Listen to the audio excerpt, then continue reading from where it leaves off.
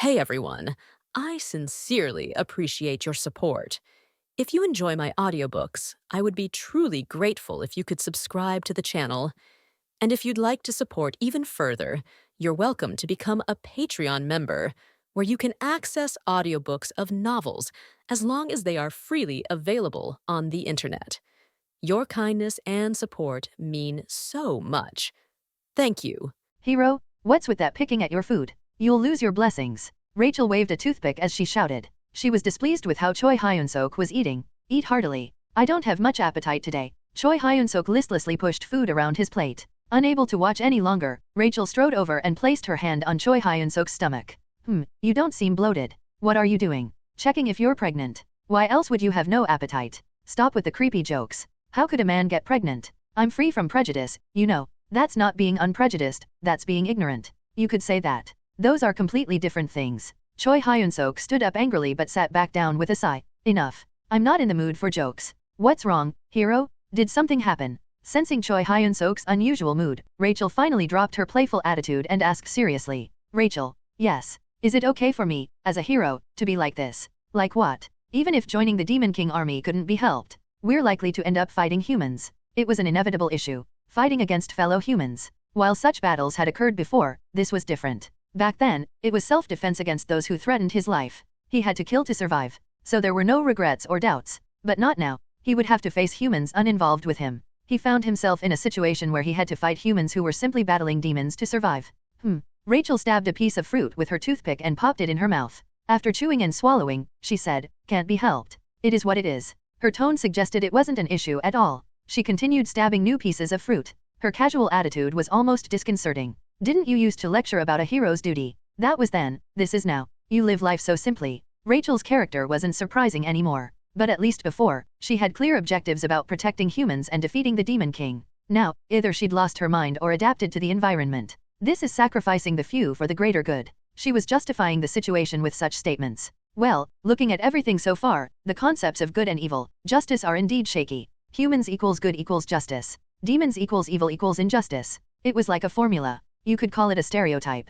But was it true? From what Choi Hyun-seok had observed, he wasn't so sure. This much is certain, a hero's duty isn't simply about defeating demons. The hero quests so far have made this clear. Starting with gaining demons' approval. There were even quests to kill fellow humans and heroes. Looking at the quest contents alone, one might wonder if he was a villain rather than a hero. It's likely one of two things. Either humans weren't justice, or heroes weren't beings who pursued justice. Choi Hyun-seok believed the answer lay in one of these two possibilities. Mr. Choi Hyun-seok. Abelson's voice came through. She had been eating with them, silently listening to Choi Hyun-seok and Rachel's conversation before speaking up.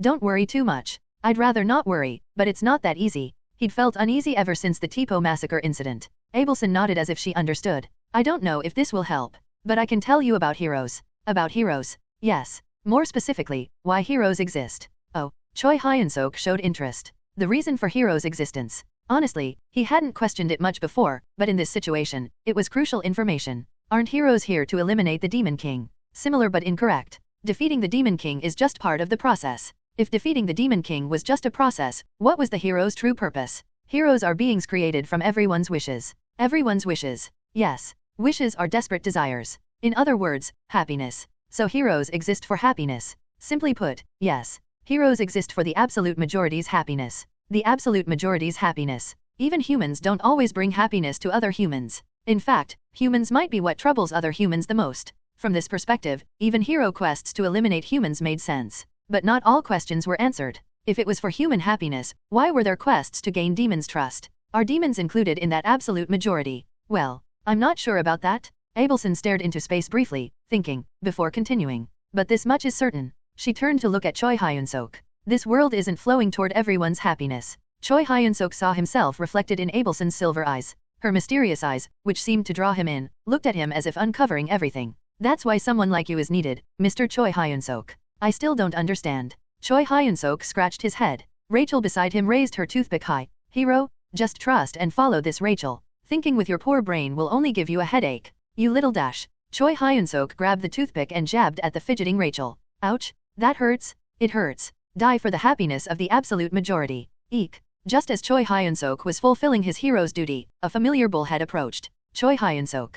Here you are. Lord Reborn. Choi Hyun-seok tossed the toothpick and stood up. How was the meeting? Actually, I have something to tell you about that. Reborn briefly explained what happened in the meeting room. After hearing everything, Choi Hyun-seok's face hardened. We're launching a preemptive strike before the enemy surrounds Gardrak Castle. Yes. Commander Grat's strategy was simple. With human armies approaching from all directions, take them out one by one before they unite. Though it seems rough, it's a good plan. The best plans are often simple. I understand that, but Choi Hyun-seok had no issues with the strategy itself. The 8th Division leaving Gardrak Castle for a preemptive strike would catch the enemy off guard. What puzzled him was about Reborn. Why are you moving alone, Lord Reborn? In this operation, Reborn would act solo. While most of the 8th Division's soldiers and officers head to battle, only Reborn moves alone. It didn't make sense. As I said, my mission is assassinating enemy commanders and eliminating small units. Working alone suits this stealth operation. Well, yes, but sorry, no time. Choi Hyun-seok, stay at the castle.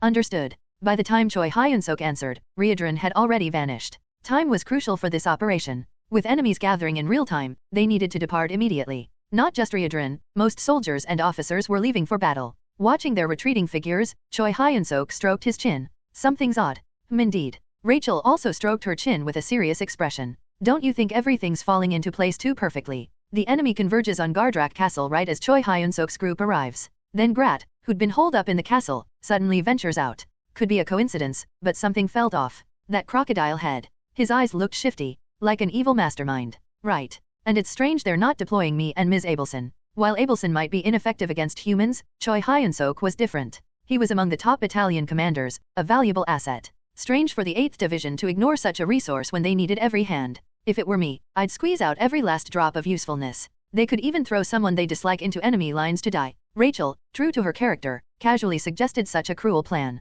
Suddenly, Choi Hyun-seok's eyes lit up. That's it. What is? Why make Reborn move alone?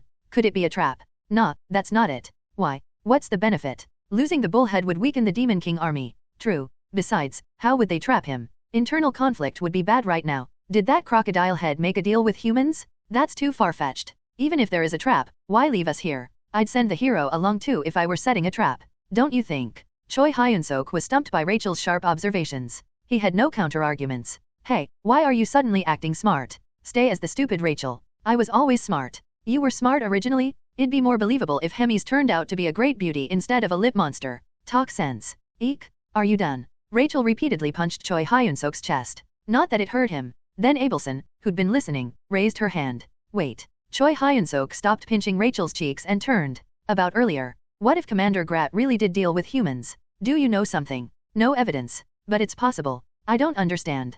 Both demons and humans are desperate to destroy each other. I heard the Demon King and the Pope maintain front lines through a secret agreement. To prolong the war. Most dismiss it, but I believe it's true. A secret agreement. If that's true, Choi Hyun-seok's mind raced. This was the front line. The stalemate had lasted over 100 years. If not just due to equal forces, but a secret agreement between the Demon King and the Pope, it would be stranger if field commanders didn't have contacts or dealings. Reborn's in danger. Without Hemis now, Reborn was Choi Hyun-seok's only shield. What would happen if he disappeared? Choi Hyun-seok spoke with a grim face. Rachel, pack up? Yes. He'd thought enough. Time was crucial for him too. It was time to move. Hope you enjoyed the chapter. If you would like to support me or read advanced chapters, you can do so by unlocking chapters. https://ko-fi.com/ippos translations. The first thing Choi Hyun-seok did was look for Bobo. Bobo. Taking a nap leisurely, Bobo slightly opened one eye. His eyes were full of boredom. It seemed like he was scolding, asking why he was being called during such a good time.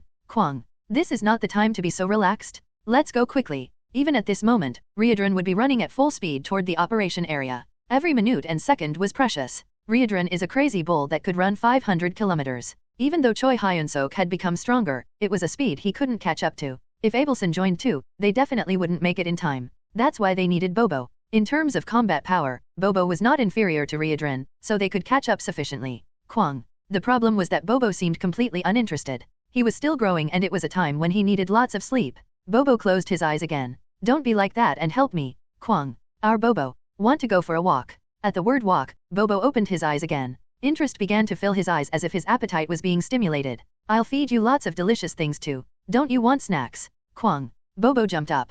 Indeed, the combination of walks and snacks is the truth. Miss Abelson? Get on right away. Yes. Abelson wasn't particularly needed for this operation, but they decided to go together for her safety. They couldn't leave Abelson alone in the castle without Reborn and Choi Hyun-seok. This isn't the Black Giant Star. Anything could happen at any time. It would be safer to move together than to leave her alone in Gardrak Castle. Abelson agreed with his thinking. Alright, let's go. Kayak? Hero? This feels like going on a picnic. I'm so excited. Shut up. Just as they were about to leave the barracks with Bobo, a group of soldiers came running. A demon who appeared to be the commander blocked their way. Stop, stop. I am Vice Commander Kunraduk. At the words Vice Commander, Choi Hyun-seok stopped for a moment. What's the matter? That's what I want to ask. Where are you going right now? I was feeling restless just sitting around. Thought I'd patrol outside the castle. Not allowed. Vice Commander Kunraduk shook his head. You have orders from the division commander to stay here at Gardrak Castle. What? Don't move and stay here. What's the reason? Choi Hyun-seok asked. Kunraduk rolled his eyes around as if contemplating, then opened his mouth. For safety. Safety? You mean my safety? Yes. Division commander's orders are for Choi Hyun-seok and the Saint to stay in Gardrak Castle for safety. Choi Hyun-seok smirked. The guy who was desperate to eat me is suddenly talking about safety. He still vividly remembered Grat's eyes when they first met, looking at him and Abelson. Though reluctant, he had shown signs of having to accept it. And now safety? He couldn't help but be suspicious. Don't tell me these bastards. Are they trying to hand over me and Miss Abelson? He kept wondering. Why did they specifically exclude Choi Hyun-seok and Abelson from the dangerous operation? Wouldn't it be easiest to trap them together with Reborn? They were planning to do something after telling us to stay in the castle safely. If they had told them to move together from the start, he would have been suspicious instead. But being told not to move and stay behind increased his confusion. Thinking about it now, it seemed like some kind of strategy. Anyway, don't move and stay put. If you resist, for disobeying orders, I'll punish you. Vice Commander Kunraduk shouted urgently. Choi Hyun-seok nodded and raised his fist. Vice Commander. His middle finger slowly rises. Go screw yourself. Huh. Bobo, let's go. Kwang. Bobo roared and charged forward. Kunraduk shouted in panic. Stop them I say. We can't. Kayak. Currently, Bobo's combat power exceeds 150,000. This level was top tier even among regiment commanders. Almost on par with division commanders. In fact, Vice Commander Kunraduk's combat power was just over 130,000. In other words, there was no one with higher combat power than Bobo in Gardrak Castle without Grat present. Yori's got eaten. It's a monster. Bobo ran while crushing the soldiers blocking the way. Filling his stomach along the way was a bonus. Rachel jumped around excitedly. Good. That's it Mutt. Kwang. Let's go. Let's save our Reborn. Bobo escaped Gardrak Castle like an arrow. Vice Commander Kunraduk could only watch blankly. Kunraduk, who had been standing dazed, suddenly started running somewhere. Currently, Grat has left Gardrak Castle to carry out the operation. Since only Grat and Kunraduk knew about the deal with the humans, he had to report directly. I must inform the division commander? Communication crystal? Where's the communication crystal? On the way to the battlefield. Grat was in a very good mood. Everything is going smoothly.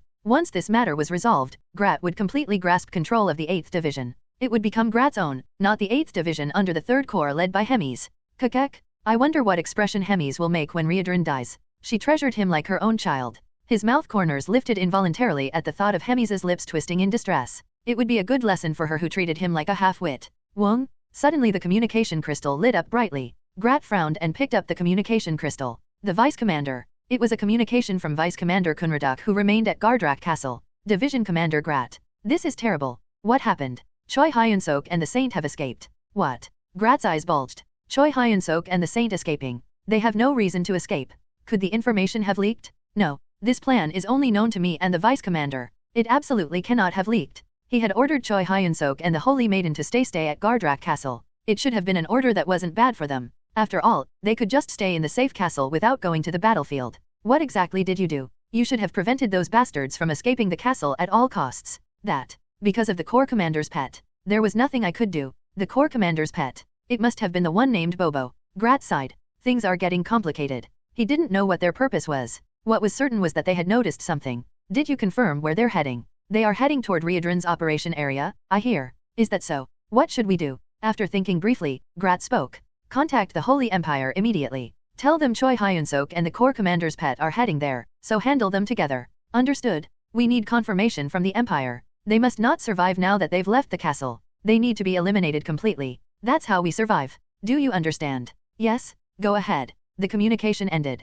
Grat angrily threw the communication crystal. Crash. The crystal shattered, fragments flying everywhere. Damn it, taking a dump on perfectly cooked meat. At this point, he had no choice but to trust the human side. They said 2 heroes are moving this time? It'll be close. The Holy Empire dispatched 2 heroes to kill Reborn. That would be enough for Reborn, but with Bobo joining, it becomes precarious. First I'll handle things here. If Reborn survives, then I'll have to step in myself. Grat prayed desperately for the human army to exterminate the Demon King's army. The brilliant and devout Worston read. A large man with stern features, he was the commander in charge of this operation. Lord Byron, are preparations complete? Worston spoke. Byron Hayne beside him smirked. He too was a hero of the Holy Empire, serving as bait for this operation. Officially, Reborn would ambush this unit to eliminate Byron Hayne, the Empire's young hero. Are preparations complete? Lord Worston, we have 2 Empire heroes. It's a fight we couldn't lose even if we wanted to. We mustn't be careless. Our opponent is the Red Nightmare Reborn. It won't be easy. Byron Hayne shook his head.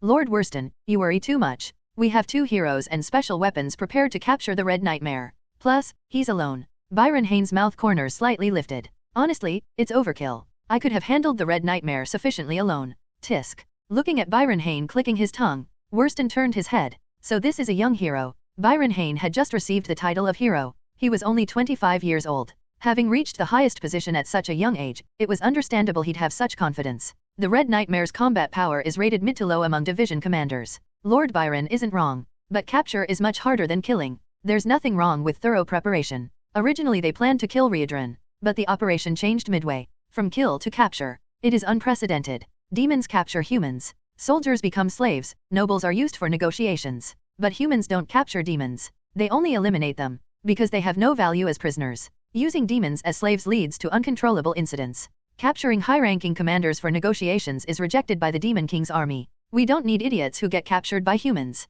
The Demon King's army never asked for captured demons back. Thanks for disposing of our trash. Given this situation, it was common sense for humans not to take demon prisoners. But this operation was different. The Holy Empire Gatron's leaders decided to capture Reborn. Reborn is Gourmand Hemisa's only loyal subordinate. If we play our cards right, we could lure and trap the Gourmand. It might be troublesome, but we can deal with him after seeing the Gourmand's reaction. A subordinate cherished by Gourmand Hemis. Reborn was the only being in the Demon King's army who received Hemis's favor. That's why Gatron wanted to test it. What reaction would Hemis show if they captured Reborn? If there was any reaction at all, it would be a great opportunity. They could trap and eliminate Hemis if they played it right. It didn't matter if she didn't particularly care. They could just kill Reborn then. We don't know when he'll strike. Stay alert at all times. Yes. The soldiers responded energetically to Worston's words. It won't take long. Worston and 1,000 soldiers continued marching. They had to appear like a normal unit that knew nothing from the outside. They couldn't show signs of preparing for an ambush. How long had they walked like that?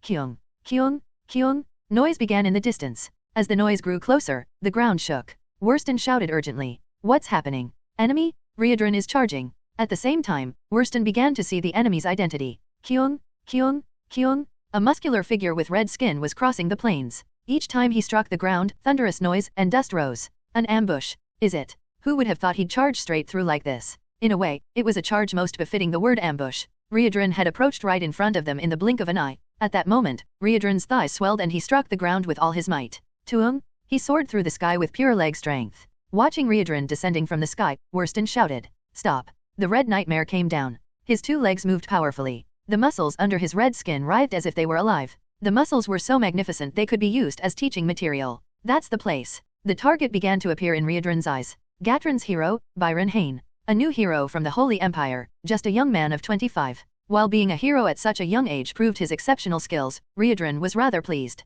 Best to stamp out sprouts early. Byron Hayne was arrogant. This was evident from how he moved with just 1,000 men in enemy territory. Once Byron Hayne is dealt with, the remaining soldiers won't be much trouble. No matter how many regular soldiers gathered, they couldn't stop Reborn. It would be a bit troublesome if commanders or knights were mixed in. I'll have to accept that much. The 8th Division was currently in crisis. They couldn't afford to only take safe paths. Enemy. The Red Nightmare has appeared. The human side began moving busily, having spotted Reborn. Reborn increased his speed further. The best surprise attack is one that strikes before the enemy can respond. Just like now. Block. Someone who appeared to be a commander shouted. Ignoring this, Reborn drew up his demonic energy. Wung. Black demonic energy gathered thickly over his red fist. Reborn-style fighting technique. Form 7, crushing strike wave. After taking a breath, he struck with full force. Quaa-dash. The ground flipped over. The ground split and debris scattered everywhere. Rising dust clouds obscured visibility. Imperial hero Byron Hayne twisted his lips while irritably waving his hand.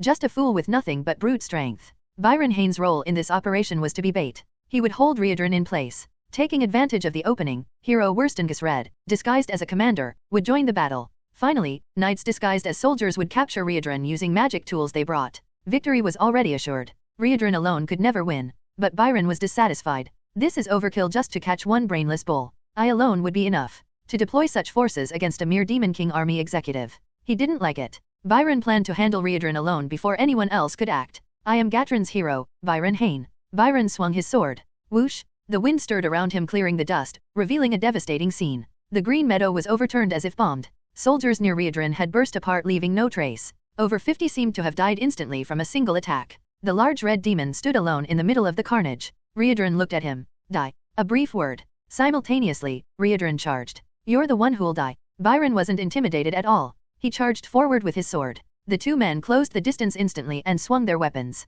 Pong! A thunderous sound rang out as sword met fist. It would be foolish to have a battle of strength with this brainless bull. Having just witnessed Reborn's tremendous power, Byron wasn't stupid enough to engage in a contest of strength. His specialty wasn't power but technique. Tat! Using the repelling force to step back, Byron drew up his magical power. Gatron Holy Sword Technique. Form 2, Holy Ascension. Spinning once, he slashed upward with his sword. A clean movement flowing like water. Magical power shot like light along the sword's path. Die. A subtle technique using the blind spot at point-blank range. Byron had no doubt blood would spray from his enemy's chest. However, Reborn blocked the attack with his fist. He hit the flat of the blade. In a split second, the sword was swung. Reborn accurately struck the flat of the blade to alter its path. One corner of Byron's mouth twisted. So he's not just a fool with nothing but strength. Monster-like reflexes. As expected of a demon race, his senses were exceptional. But that alone isn't enough. Though the attack failed, he had no intention of letting go. Byron continued using sword techniques. He planned to decisively seize the early advantage even if it meant excessive magic consumption.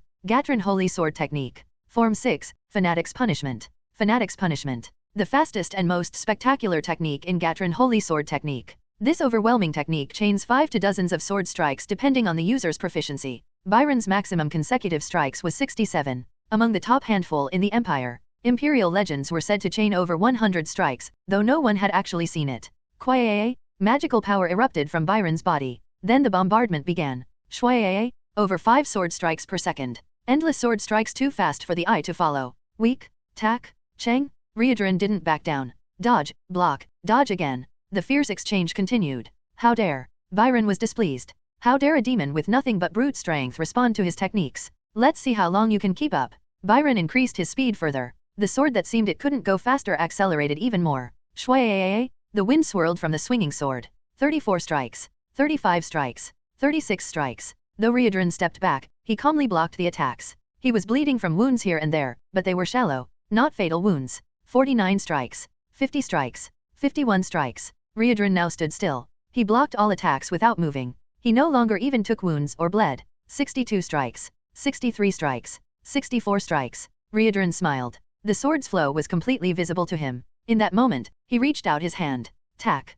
Before the sword could swing, he caught Byron's wrist. His face turned to bewilderment. If this is all, I'm disappointed. What? Byron doubted his own eyes. Over 60 sword strikes. Taking less than 10 seconds to execute. Not just quick swings. A sword path refined through countless training and real combat. A sword swung along lethal paths impossible to counter. The demon before him not only dodged everything but even found and exploited an opening at the end. He had perfectly grasped Byron's technique in that brief moment. No matter how excellent, petty techniques remain petty. Petty techniques. Byron's molars ground together. His effort and talent. To call the Holy Empire's historical sword techniques mere petty tricks? Don't get cocky. Worthless demon. Byron swung his sword again. Gatron Holy Sword Technique. Form 7, Holy Halo. A technique striking a wide area at once. A massive cross of magical power flew forth. Reborn twisted his body to dodge through the blind spot. A flexibility that seemed mismatched with his muscular bulk. This can't be. What are you? Byron felt like going mad. The opponent was a demon. Just a brute demon with nothing but strength. Meanwhile, what about himself? I am a sword genius. Byron Hain, who became an imperial hero at just 25. Byron had exceptional talent. But that wasn't all. He trained through bone-breaking pain daily to become a hero. Yet such a person couldn't defeat one mere demon. Impossible. Byron's pupils shook unsteadily. Reborn walked forward step by step. Matching those steps, Byron backed away. Let me show you what's real. This can't be. The real thing is quiet and plain. No need for flashy decorations. He raised his fist. Thick demonic energy flowed along his solid muscles, gathering in his fist. And the fist pulled back. Though a simple action, every muscle in his body swelled as if about to burst. The real thing is strength. Like releasing a spring pulled to its limit, Reborn's fist shot forward. Reborn style fighting technique. Form 1, First Battle Kill. A storm of demonic energy flew forth. Impossible to dodge or block. Byron Hayne didn't move. No, he couldn't move. No matter what he tried, he couldn't escape that massive storm. A nightmare. Is it? He wondered if this was a terrible nightmare. But this was reality. The only way to wake from this nightmare was death. At that moment, pong! Byron's body flew away. Simultaneously, the storm of demonic energy passed through where he had been. Quagwagwagway dash! The one who threw Byron was another Imperial hero, Worston Gisred. He sighed looking at Byron Hayne writhing on the ground. I planned to just watch, but didn't expect things to turn out like this. I thought you were just a commander. So you're a hero. Riedran turned around. Who knew the old man who'd only been watching with surprised eyes was a hero? Why didn't you attack together? To be honest, I didn't expect such a one-sided fight. Worston spoke the truth. He had actually predicted an even match between Byron Hayne and Riedran. That monster doesn't match a division commander's average? Who spread such nonsense? Byron wanted to tear apart the Empire's intelligence department. The intelligence department had even said, that's actually an overestimate for safety. Internally, we rank the Red Nightmare at the very bottom of division commanders. He wanted to throw that officer who said such things straight at Riedran. Riedran is among the upper ranks of division commanders. No, the highest rank. Looking purely at total demonic energy, it was true he fell below the average for division commanders. As a long-serving hero, Worston had considerable experience clashing with Demon King Army division commanders. None had less demonic energy than Riedran. But I've never seen a demon so deeply versed in combat. Generally, demon fighting was brute force incarnate. Overwhelming demonic energy and physical abilities. These alone left humans helpless. But Riedran was different. He overwhelmed Byron Hayne, considered technically mature despite limited experience, with technique alone. Where did someone like him come from? The Red Nightmare. They thought he was just a demon with cruel methods. This was no trivial matter. If demons like him multiplied, humanity would perish. The battlefield's balance was maintained because demons were stupid. What are you thinking about so deeply? Riedran called out. He was puzzled seeing Worston standing still after stepping forward to fight. You. What are you? How amusing. You set a trap without knowing my identity. That's not what I'm asking. Worston swallowed and continued. Where did you learn combat techniques? The Gourmand doesn't use fighting techniques. Did you learn from your clan's leader, Corps Commander Ozgiz? You know quite a bit. Answer the question. Where did you learn combat techniques?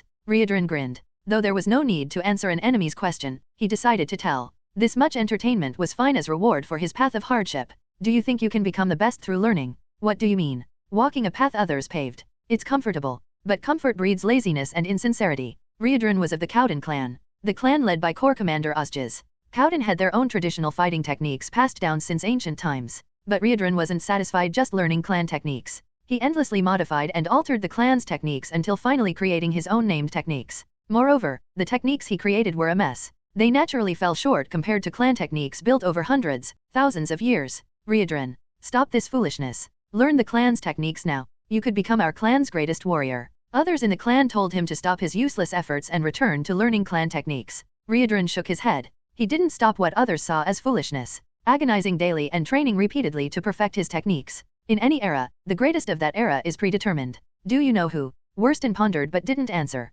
Riedran continued without waiting for a response. It's the one who pioneers new paths. Riedran wanted to be real, not one of countless fakes. At first, he too thought it was a distant dream. There were times he thought being the best was impossible. But now he knew. His muddy path wasn't wrong. I will become the best. He was getting closer to the peak, one step at a time. Hero of the Holy Empire Gatran, Worston Gisred, the brilliant and devout. A hero for 10 years with 30 years of military experience. His power far surpassed Byron Hayne's, with superior technique, vast holy power, and rich experience. Yet Worston remained cautious, unlike the reckless Byron. Can't guarantee victory one-on-one. Must use full power from the start. Knights, ready the magic tools. 200 knights emerged from their soldier disguises. Riedran's expression hardened. Well prepared. 2 heroes and 200 knights, nearly a small nation's full strength. Only the Holy Empire would commit such forces to capture one demon executive. Magic tools of all types surrounded him, tools to suppress magic, restrain demonic energy, and bind bodies. The cost was immeasurable. Attack. Worston ordered, raising his iron mace. Dozens of harpoons flew, tools designed to drain demonic energy. Riedran realized they meant to capture, not kill him. They're targeting Lady Hemis. Their plan was likely to use him as bait. But Hemis wouldn't be swayed by emotions. This won't go as planned. Riedran shouted, crushing a knight's head. The brutal battle raged. Over 10 harpoons pierced Riedran before he finally fell to his knees. The knights bound him with restraining tools. Just as they thought it was over, his muscles began to bulge, straining against the restraints. Fools! Keep using the tools. Use 2, 3 if one isn't enough. Worston shouted. Finally subdued, Riedran sighed. So this is how it ends. The cost was severe, 1/3 of the knights were dead, Byron critically wounded, and Worston injured. Dozens of magic tools lay destroyed. Kill me, Riedran said emotionlessly. Can't do that. You know why we captured you, Worston replied, gripping his mace. Lady Hemis won't care. We'll see about that. When you wake up, you'll be in the capital, Gresham. Worston prepared to knock him unconscious for transport. Even bound, Riedran remained dangerous. At that moment when Worston gripped his mace tighter, a massive roar echoed. Kwang! The demonic energy was so thick it made the air vibrate. Turning his head, he saw a massive hound, the size of an elephant. A demon beast. Just as he was startled by Bobo rushing out of the forest, Worston quickly raised his mace. Based on the situation, this was clearly enemy reinforcement. He might have to let go of the barely captured Riedran. The losses are already big. I can't let the Red Nightmare escape. If he's going to lose him anyway, he'll kill him here. The mace, sticky with blood and flesh, was raised. Just before it fell towards Riedran's head. Kwajuk? Kahook. Something struck Worston's side hard. When he hurriedly turned his gaze, he saw someone who had rammed him with their shoulder. Worston's eyes widened. A hero. A large man with black hair. It was easy to guess who he was. Choi Hyun-seok. It was the traitor hero Choi Hyun-seok. Choi Hyun-seok gathered all his demonic energy. Combat power 180,000. Can't win in a direct fight even if I die and come back. Must seize the advantage with the first surprise attack. Worstongus Red's combat power was an incredible 180,000. Higher than Byron Haynes, 150,000. Higher than Riedran's, 160,000. That's why Choi Hyun-seok bet everything on the first attack. Riedran-style fighting technique. Form 3, Fierce Charge. Just before Worston's mace fell, Choi Hyun-seok's shoulder rammed into Worston's waist. How dare this bastard try to lay hands on him? As Worston's waist bent strangely, he went flying. Bobo, open your mouth. Food's coming. Bobo was waiting where Worston flew. Bobo licked his lips seeing Worston flying straight at him. Kwang. His jaws opened wide. And Worston flew right in. That's the end. Choi Hyun-seok immediately turned his attention to Riedran. Lord Riedran, are you alright? Choi Hyun-seok. How did you get here? Wait. I'll free you right away. He destroyed the magic tools binding Riedran. He cut off all the harpoons draining demonic energy from his body. He didn't remove the harpoon tips. The bleeding could become dangerous if removed carelessly. Koog. Just then, a groan was heard from somewhere. Byron Hayne, who had collapsed nearby, opened his eyes. Why you? What are you? Byron Hayne was shocked. Though he didn't understand the situation, one thing was clear. Riedran was being freed again. He had to move quickly. Just as Byron tried to get up, Choi Hyun-seok's legs swung like lightning. Nobile race. Form 2, Expression of Respect. A technique that attacks the opponent's lower body to break their balance. But Byron was already collapsed on the ground. As a result, Choi Hyun-seok's leg struck Byron's head. Kwang? As purple light burst forth, Byron Haynes' head bent sharply backward. This one needs to die now. Choi Hyun-seok had already checked Byron's combat power too. His combat power was 150,000. Similarly impossible to win in a direct fight. Fortunately, Byron was severely injured. This was the only chance to finish him while he hadn't regained his senses. Quack! Choi Hyun-seok's leg split 180 degrees and pointed skyward. Demonic energy rushed to his toes. Choi Hyun-seok pushed the energy to its limit. This wasn't an opponent he could afford to think about the aftermath with.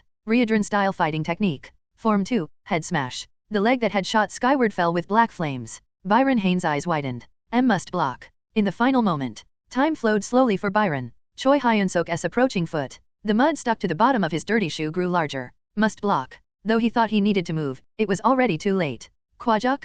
Byron Haynes' neck bent strangely as his forehead took a direct hit. He died instantly. It was an anticlimactic end for the most promising young hero of the Holy Empire Gatron. Level up. Level up. Level up. Level up. Level up. Level up. Level up. Level up. Level up notifications came in succession. Choi Hyun-seok ignored them and checked on Riedran again. Lord Riedran. Riedran was already standing. Are you alright?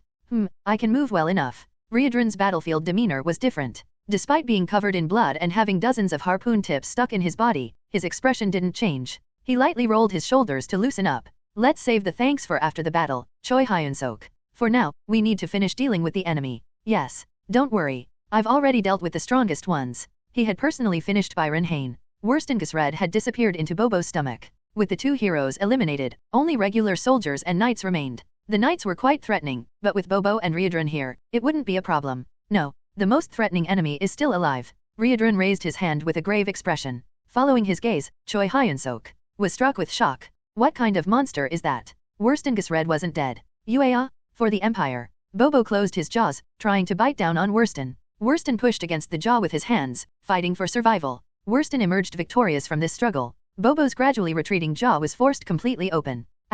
Bobo retreated in pain as his jaw was forcibly opened. Seizing this opportunity, Worston shouted. Everyone retreat! The operation has failed. Worston made a quick assessment. The attempt to capture Reborn had already failed. Therefore, they needed to kill him. In the current situation, having regular soldiers and knights would only lead to more casualties. Go now, scatter and retreat, regroup at the rendezvous point. As the order was given again, the hesitating soldiers withdrew en masse. The soldiers and knights scattered in all directions as they were trained. Aren't we going to pursue them? Choi Hyun-seok asked. Reborn shook his head. We need to deal with that man. We can't afford to focus elsewhere. Even in the chaotic situation, Reborn's gaze remained incredibly sharp. He was focused solely on Worston Gisred. In response, Worston raised his mace. I am the radiant and faithful Worston Gisred. A brilliant white light burst from Worston's body. In the powerful light that threatened to blind them, Worston roared. By the will of the august god and empire, I shall destroy evil. Worston Gisred had made his decision. I will die here along with the Red Nightmare. Many knights had already died alongside Byron Hain. He couldn't return empty-handed from this situation. If I can trade my life to kill someone who would become a future corps commander, that's not a bad deal. Holy power erupted from Worston's body. He was not an ordinary knight but a holy knight. He intended to use a technique considered one of the final secret arts of holy knights. Divine descent. Humans named it divine descent believing that God descends into their body, but the reality was different. It was a technique that extremely activated the body using holy power. Similar to Plomot, but different in the sense that using it meant certain death. Uaa. Light exploded from Worston's body. As his mind grew hazy, he felt power that could destroy anything. Kook, none of you will leave here alive. Worston couldn't finish his sentence. Choi Hyun-seok and Reborn had already closed in and thrown their punches. Only idiots give transformation time. Two fists simultaneously struck Worston. Crack! Worston, hit in the abdomen, flew through the air, and crashed into a tree. Don't stop. Yes. Kwang. Choi Hyun-seok, Reborn, and Bobo. The combined assault of the hero, demon, and demon beast began. Abelson Mariette. Former next Holy Maiden of the Holy Empire. Now serving as Choi Hyun-seok's dedicated healer, in the Demon King's army. In her youth, Abelson grew up as a princess of the Mariette royal family. At age 15, she began hearing the voice of God and was designated as the next Holy Maiden of the Deasis faith. Afterward, she traveled the continent helping those in need as the next Holy Maiden. It was quite difficult, but rewarding work. Holy knights always accompanied her, and countless people revered Abelson. 21 years. A time that could be considered both short and long. Though her life wasn't always smooth, it was far from fierce combat. Kwang. Kill them, launch everything. Abelson was overwhelmed by the catastrophe unfolding before her. Demon beasts devouring people. People killing people. A sight she could never get used to. All Abelson could do was watch in a daze. Everyone retreat. The operation has failed. That's when the enemies began to withdraw. The soldiers and knights scattered in all directions following Worston's retreat order. Unfortunately, some soldiers spotted Abelson during the retreat. Abelson Mariette. The traitor Holy Maiden. Looking around in panic, Abelson quickly shook her head. Get it together? No one can help you. She shakes her head rapidly. This is during battle. No one can help her now. She must overcome any difficulty by herself. Let's capture that woman and return. How much was the bounty on the Holy Maiden? 3 strong men approach. Abelson had to make a choice. Should I cast protection magic? She hadn't learned holy magic that harmed humans. All she could do now was buy time with a barrier. But this option had to be discarded. It would draw attention. Right now, only 3 soldiers are approaching. The others haven't noticed Abelson's identity yet. Using magic now would draw attention. Once knights arrive, it'll be hard to hold out. Choi Hyun-seok, Reborn, and Bobo are all engaged in fierce combat with Worston. If she gets captured now, she'll become a huge burden to them. What should I do? That's when something caught Abelson's eye. A mace. A type of iron club called a mace. Its owner wasn't visible, probably lost during the battle. Abelson picked up the mace as if entranced. Kook. What's she doing? Did joining the Demon King's army mess with her head? The soldiers snickered. Abelson's thin frame seemed to struggle just holding the mace. Her frail arms looked pitiful even to watch. It was almost cute seeing her hold a mace, having never fought during her life as Holy Maiden. Hey, former Holy Maiden. That's a dangerous thing. How about putting it down while we're asking nicely? Isn't Abelson from the Mariette royal family? A princess with a mace, this is a complete comedy. Ha ha ha. Hanson. If we capture the Holy Maiden, promotion is guaranteed, right? Not just promotion. The bounty would feed 3 generations. Key? This is thrilling. To find such an opportunity during the retreat. Could this be divine providence? Right. Even God must want to punish the traitor Holy Maiden. Hehehe. Then one soldier who was listening spoke up. Both of you shut up. Want others to notice and share the credit. Alright. We should be careful. Can't share the bounty. Yeah. Not enough to share between us 3. The soldiers were already excited as if they'd captured Abelson. There was an enormous bounty on Abelson, branded as a traitor. An unimaginable amount for commoners. Their minds were filled only with thoughts of claiming the bounty for themselves. This is the worst. But there was something this soldier trio didn't know. That Abelson had received divine blessing. though not widely known, those blessed by God possessed physical abilities comparable to decent knights. In other words, are you trying to swing that? That's dangerous. What if you hurt your precious body? Kook kook. For Abelson, dealing with 3 regular soldiers was barely an appetizer. Crack. The soldier's head was half crushed by the mace. Blood and brain matter splattered everywhere. The soldier collapsed to the ground like a falling structure. Hansen? This crazy dash. Get it together? We need to attack the Holy Maiden right dash. Crack. Crack. They couldn't even see how Abelson moved. The moment they thought the mace was swung, death was certain. Ha. Ha. Abelson's breathing became rough. Her cheeks were flushed red. It wasn't from exhaustion. The saint's body doesn't feel fatigued from just swinging a mace a few times. My heart feels like it's going to burst. Tension. Her blood raced madly at experiencing murder for the first time. Blood rushed to her head, making her dizzy. She looked at her mace. Drip, drop. Flesh and blood stuck to the mace fall to the ground. Watching this, Abelson's eyes became dreamy. It's thrilling. Abelson, who had muttered without realizing, quickly covered her mouth. She looked around quickly, worried someone might have seen her. Fortunately, no one had seen. Abelson, letting out a sigh of relief, quietly hid herself. The mace, still stained with blood, remained in her hand as she disappeared into the forest. Huff, ha, is that guy really human? Choi Hyun-seok wore an expression of horror. Before his eyes stood Worston, covered in blood. Except for Park Hyun-ae, he's the strongest human I've ever met. And overwhelmingly so. Worston fought without giving an inch. He was facing Reborn, Choi Hyun-seok, and Bobo all at once. It would have been impossible normally, but his use of divine descent made it possible. That's why knights are troublesome. The divine descent makes them about 1.5 times stronger the moment they use it. Are there no side effects? None. That's really an overpowered technique. Divine descent was both similar to and different from Plomat. There was a reason why Plomat, despite its power, was abandoned. Too many side effects. Not only was the failure rate high, but terrible pain came during its use. Judgment becomes clouded, and it's difficult to control the suddenly strengthened body as a bonus. Additionally, there's the restriction that no other martial techniques can be used during Plomat. After it ends, exhaustion sets in, making it impossible to move a finger, and in severe cases, it leads to death. This is why Plomat couldn't help but be abandoned. But divine descent was different. It took only the advantages of Plomat, with not a single disadvantage. Moreover, during divine descent, concentration increases as if on drugs, and pain disappears, making combat ability rise even further. Divine descent has only one price: life itself. The price for all of this is just one's life. Divine descent leads to certain death the moment it's used. The moment his holy power runs out, he will die. How much longer do you think it will take? Not much longer. He's at his limit too. That's fortunate then. Choi Hyun-seok glanced around. Both Reborn and Bobo were severely wounded. Especially Reborn's condition was beyond serious. It was surprising he wasn't dead already. It was puzzling how he could still stand as if nothing was wrong. I'm almost at my limit too. Choi Hyun-seok's condition wasn't any better either. To fight against Worston, he had no choice but to overuse his demonic energy and magic. Not only had he already hit rock bottom, but his body was being twisted from the backlash. He raised his head to look at Worston. Is the strategy meeting over? Worston raised his iron mace. Let's end this without wasting more time. If there was any consolation, Worston's condition wasn't great either. The armor he wore was damaged beyond recognition, and his bones were broken in several places, causing his skin to swell. Only through the power of divine descent could he move normally, unable to feel fatigue or pain. This fight is my victory. At that moment, something caught Hyun-seok's eye. Ms. Abelson. A woman approached stealthily behind Worston. It was Abelson Mariette. In her hands was a blood-stained mace. Oya, die. Suddenly, Hyun-seok charged forward with a roar. Seeing this, Worston smirked. So you're a man after all. Worston thinks. This hero is preparing for his final strike. He plans to put everything into it. Though a traitor, he was satisfied with this manly display. Worston decided to respond in kind. Come. Worston's iron mace shone brightly. As Hyun-seok drew closer, just before the two would clash, a heavy impact struck the back of Worston's head. Crack.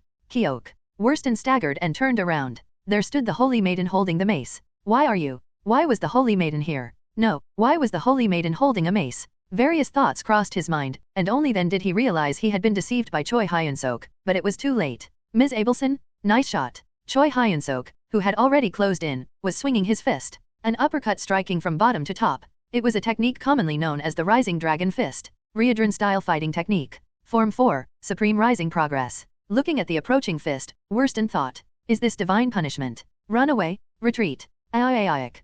Please? Spare me, Gak. Screams echoed from all directions. A scene of hell unfolding. In the midst of it, Grat smiled. Excellent. Absolutely excellent. The clueless allied forces, surrounded by Grat's unit, were annihilated in an instant. Not a retreat, annihilation. Among the more than 5,000 enemy soldiers, almost none survived. Everything has gone according to plan up until now. The Holy Empire had offered up sacrifices as promised. The Alliance, having taken a major hit, retreated from the 8th Division's sector. The withdrawn soldiers will be deployed to front lines other than the 8th Division's sector. As a result, other Demon King's army units will have it harder, but that doesn't matter. As long as it's not me, if anything, it's better if the others fall. The 8th Division holds the line alone while other divisions are helplessly pushed back. What a magnificent picture that would be. In exchange, they handed over Reborn, Choi Hyun-seok, and Abelson, who was to be the next Holy Maiden. All of them are thorns on his side. Rather than having to beg them please kill them, they're doing it of their own accord. Nothing could be better. The problem is that Choi Hyun-seok and the Holy Maiden have escaped. Whether they were quick-witted or not, Choi Hyun-seok and the Holy Maiden had already left Gardrak Castle. Given the circumstances, they're clearly heading to Reborn. He had ordered contact with the Holy Empire but hadn't heard how things had progressed since then. Grat pulled out a new communication crystal. It was a crystal connected to Vice Commander Kunraduk. Wong? The crystal lit up as Grat's demonic energy flowed into it. Wong. Wong. But it only emitted light. No contact was made. Stupid Kunraduk?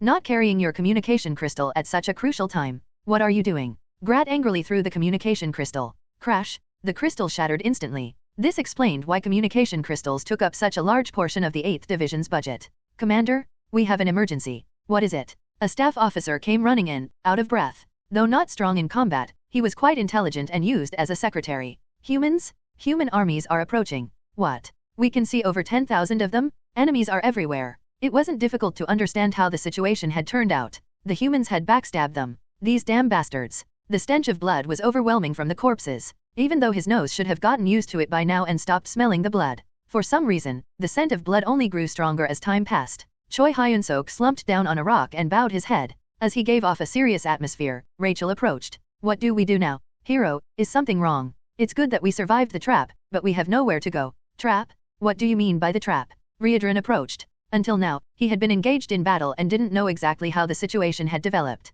Choi Hyun-seok explained Grat's strategy as he understood it. I see. So that's why you escaped from Gardrak Castle and came here. Yes. Though I have no proof, given the circumstances, Commander Grat must have planned this. Reborn's expression grew heavy. He couldn't believe Grat would do something like this. Not only did a Demon King's army executive collude with humans, but he also put his fellow Demon King's army in danger. No matter how many times he told himself this couldn't possibly happen, the situation before his eyes lent weight to Choi Hyun-seok's words being true. Lord Reborn, wouldn't it be dangerous to return to Gardrak Castle as things are? Indeed, going back without Lord Hemis would be reckless. Then what should we do? Your wounds need treatment too, Lord Reborn. Reborn was truly in tatters. Honestly, if I had such injuries myself, I wouldn't even be confident about standing straight. Yet Reborn moved as if nothing was wrong. I'm fine. Once my demonic energy recovers, I can heal injuries of this level quickly. Ah, is that so? Come to think of it, Reborn knows healing magic using demonic energy, though he nearly died when trying to use it on Choi Hyun-seok, a human. Anyway, where to go from here is the problem. Reborn sat on a rock and fell into thought. After remaining motionless for a while with his eyes closed, he suddenly stood up. He seemed to have organized his thoughts to some extent. We go to the place where Commander Grat is. Wouldn't that be dangerous? Reborn shook his head. I don't mean to get close. We'll keep our distance and observe how Commander Grat's troops move. We'll decide our next move based on what we see. Ah, I understand. Then let's move out now. Led by Reborn, the group started walking again. I've already memorized all the terrain near Gardrak Castle, so there won't be a problem. There's quite a high mountain in Commander Grat's operation area. Though climbing it might be a bit troublesome, they should be able to observe the battle situation well enough from its peak. Several hours later, after moving quickly, the group arrived at an unnamed mountain. Climbing the steep mountain wasn't as easy as expected. Whew, it's been a while since I've worked up a sweat, Rachel said while wiping sweat from her forehead. Choi Hyun-seok, who was next to her, wore an expression of disbelief. What's so tiring when you can fly? Do you know how exhausting flapping wings is, hero? It's not like wing flapping becomes more tiring just because we're on a mountain. Tisk tisk tisk. Rachel wagged her index finger. The air is thin in the mountains. How can you not know such basic common sense? You're talking about common sense? How about finding your conscience first? TCH. Rachel clicked her tongue in annoyance. Just then, Reborn lowered his stance while clenching his fist. SHH movement detected. The group lowered their stance in unison and waited for what would come next. Even Bobo lowered his body following the atmosphere. Up ahead. Seems like human scouts. 10 in total. Can you handle them without letting any escape? Certainly. Good. Then I'll take the 6 on the left, Choi Hyun-seok, you take the 4 on the right. Choi Hyun-seok nodded. Let's go. As soon as Reborn started running, Choi Hyun-seok also kicked the ground. What are these? The enemy. Kahak. The scouts appeared to be well-trained elite soldiers, but they were no match against a human hero. Choi Hyun-seok quickly knocked out 4 soldiers and gathered them in one place. Good. Let's keep moving. The group continued climbing the mountain. They encountered scouts one more time along the way, but they were able to handle them quickly using the same method. Finally, they reached the mountain summit. It was a high ground where the surrounding land could be seen at a glance. Since Reborn and Choi Hyun-seok's eyesight could detect people moving even kilometers away, there was no better place than this high ground for surveying the surroundings. Lord Reborn. Could that be? Choi Hyun-seok raised his hand and pointed somewhere. There, tens of thousands of humans and demons were moving like a swarm of ants. Reborn nodded. Division Commander Grat's forces. I'm not sure, but doesn't it look dangerous? Yes. They're clearly surrounded by humans. Although Choi Hyun-seok didn't know, Reborn could observe the battle situation in great detail. In fact, he could spot exactly where Grat was at a glance. Division Commander Grat is being pursued. It seems he's trying to escape. Escape?